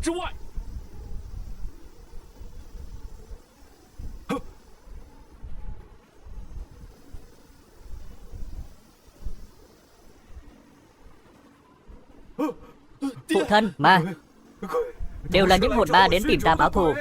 Đừng lại gần. Ngươi là gian thần, rõ chưa? Các tướng sĩ của trẫm vẫn còn sống. Các vị tướng quân, đây là tối nay chúng ta mặc tang phục bái kiến bệ hạ, chỉ vì liều chết can ngăn bắc phạt. Tướng quân bình Tây Dương Hiệp nguyện dốc phần đời còn lại thu phục Yên Vân, đuổi khử hồn lũ, khôi phục đại hạ, xung phong diệt địch, tru sát Bắc Man. Tướng quân kỵ xe Trường Y Đức nguyện cùng đi quyết sạch giặc ở phương Bắc, chết 9 lần cũng không hối hận. Tướng quân phi kỵ Quan Vân Trường nguyện đi, hạ và man không thể cùng tồn tại, nghiệp lớn không thể an phận. Thượng thư bộ binh Lưu Huyền Đức nguyện đi, thần đều nguyện đi. Tốt. Ngươi xem, những tướng sĩ đại hạ của ta ai sợ chết không? Sao lại có thể như vậy? Thành chủ Bắc Thành Diệp Vô Ưu, ngươi là cha của Diệp Vũ Thu, phải? Trẫm có lỗi với hắn, trẫm nguyện ban cho nhà ngươi Diệp gia 10 vạn lượng, bù đắp lỗi lầm năm xưa. Bệ hạ, Diệp gia không cần bất cứ ban thưởng nào, chỉ nguyện cùng quân bắc phạt, hoàn thành di nguyện của phụ thân. Tốt. Văn thần không ham của cải, võ tướng không sợ chết. Đây là vẻ vang của thời thịnh trị. Các người hãy đứng dậy. Nguyện vọng của các người, trẫm đều chấp thuận. Tạ ơn bệ hạ. Người thấy chưa? Bất kể lúc nào, đại hạ chưa bao giờ thiếu những người dũng cảm xả thân vì nước. Cho dù không có ta, người cũng sẽ không thành công. Làm sao có thể? Làm sao chúng dám chống lại Bắc Man? Kế hoạch cầu hòa của ta không sai. Ta không sai. Chính ta đã mang lại hòa bình cho đại hạ. Hậu thế nhất định sẽ nhớ công lao của ta. Cho dù ta chết, ta cũng sẽ lưu danh sử sách. Các đế tinh qua các đời có thể nhìn thấy tương lai. Ta bây giờ có thể nói cho người biết, ngàn năm sau, tượng thờ quỷ của ngươi sẽ được dựng trước miếu, bị vạn người khinh miệt. Không thể nào. Ngươi lừa ta, lôi hắn ra ngoài. Rõ. Đừng. Bệ hạ, chúng thần sai rồi. Đế tinh tha mạng. Không thể nào. Ta là đại thần muôn đời. Ta ngồi lên ngai vàng, ta làm sao có thể lưu danh xấu muôn đời? Đừng. Cha. Bắc phạt, Quý Yến, Thảo Kình, cuối cùng cũng xong. Cũng nên. Bệ hạ. Không tốt, công chúa mất tích rồi. Cái gì? Ánh trăng bao giờ mới tròn? Ngửa mặt hỏi trời xanh, chẳng biết cung điện trên trời hôm nay là ngày nào? Sao? Lại đang nhớ nhà trên trời kia sao? Không dám nữa. Nhớ hồi nhỏ thường nói con không phải người của thế giới này, luôn tìm chết tìm sống, nói muốn về nhà. Vì thế ta đã mắng con không ít. Mỗi lần đánh con xong, con lại ngắm trăng, ngâm bài thơ này. Giờ đây của thật không còn nghĩ nữa rồi. Mẹ, người đừng treo còn nữa. Nào, đi thôi, cẩn thận. Chỉ là hôm nay là rằm tháng 8, bài thơ này khá hợp cảnh. Con chỉ thuận miệng nói vài câu thôi. Tâm An là nơi an cư. Đây chính là nhà của con.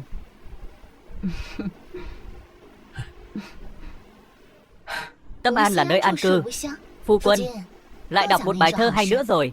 Không biết bài thơ này lại là quả vị đại gia nào trên trời vậy? Cùng với bài Tĩnh Dạ Từ trước đó, cùng xuất từ một thi nhân họ Tô tài hoa tuyệt thế.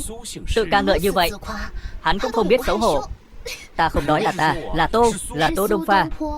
Không phải chỉ là một bài thơ cho Diệp cô nương sao? Ta cũng không để tâm phải không? Vậy thì ta làm cho nàng ta không chỉ một bài. Cái gì? Ngươi, này, còn nói không để tâm nữa chứ. Ngươi lại lừa ta. Bánh trung thu làm xong rồi. Được rồi. Mau nếm thử xem.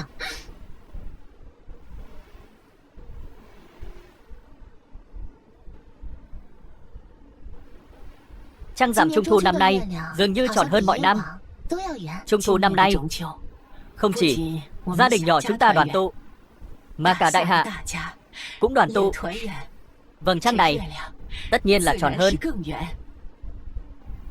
Yên Vân mất 300 năm. Này, cuối cùng cũng về với hạ. 2 con én cùng về đều là công lao của phu quân. Không biết ngày đó phu quân đã làm thế nào để đón Yên tỷ tỷ về vậy? Yên tỷ tỷ, phu quân ức hiếp ta, nên chuyện của người lớn trẻ con đừng xen vào. Câu này là phu nhân nói với ta. Cuối cùng cũng cho ta cơ hội trả lại cho nàng. Ngươi cũng nên đánh. Giờ ta biết rồi, phu quân đã làm thế nào để đón Yên tỷ về rồi.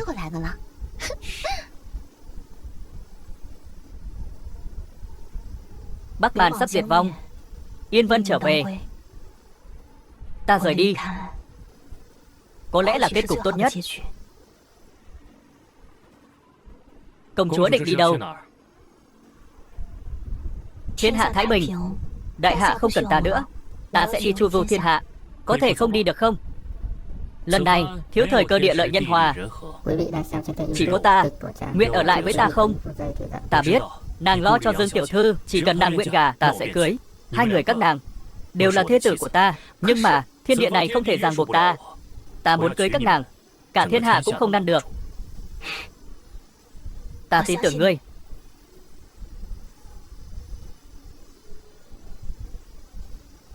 Được rồi, thời gian cũng không còn sớm. Chúng ta nên tế nguyệt rồi. Ngươi là nam tử, không thể tham gia. Ra ngoài sân canh giữ đi. Mẹ, con là người có công trong việc nguyệt biện tối nay. Cho dù ngươi là ai, trừ phi ngươi không phải là nam nhân. Đi.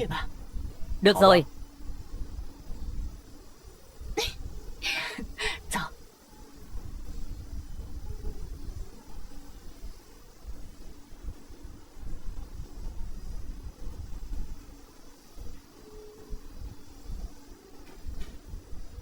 Đế Tinh, đại hạ phía Nam có người thông đồng với A Khấu, muốn chiếm đóng Lưu Cầu. Ai? Con nuôi của Thái Kinh, Thái Văn Ưng.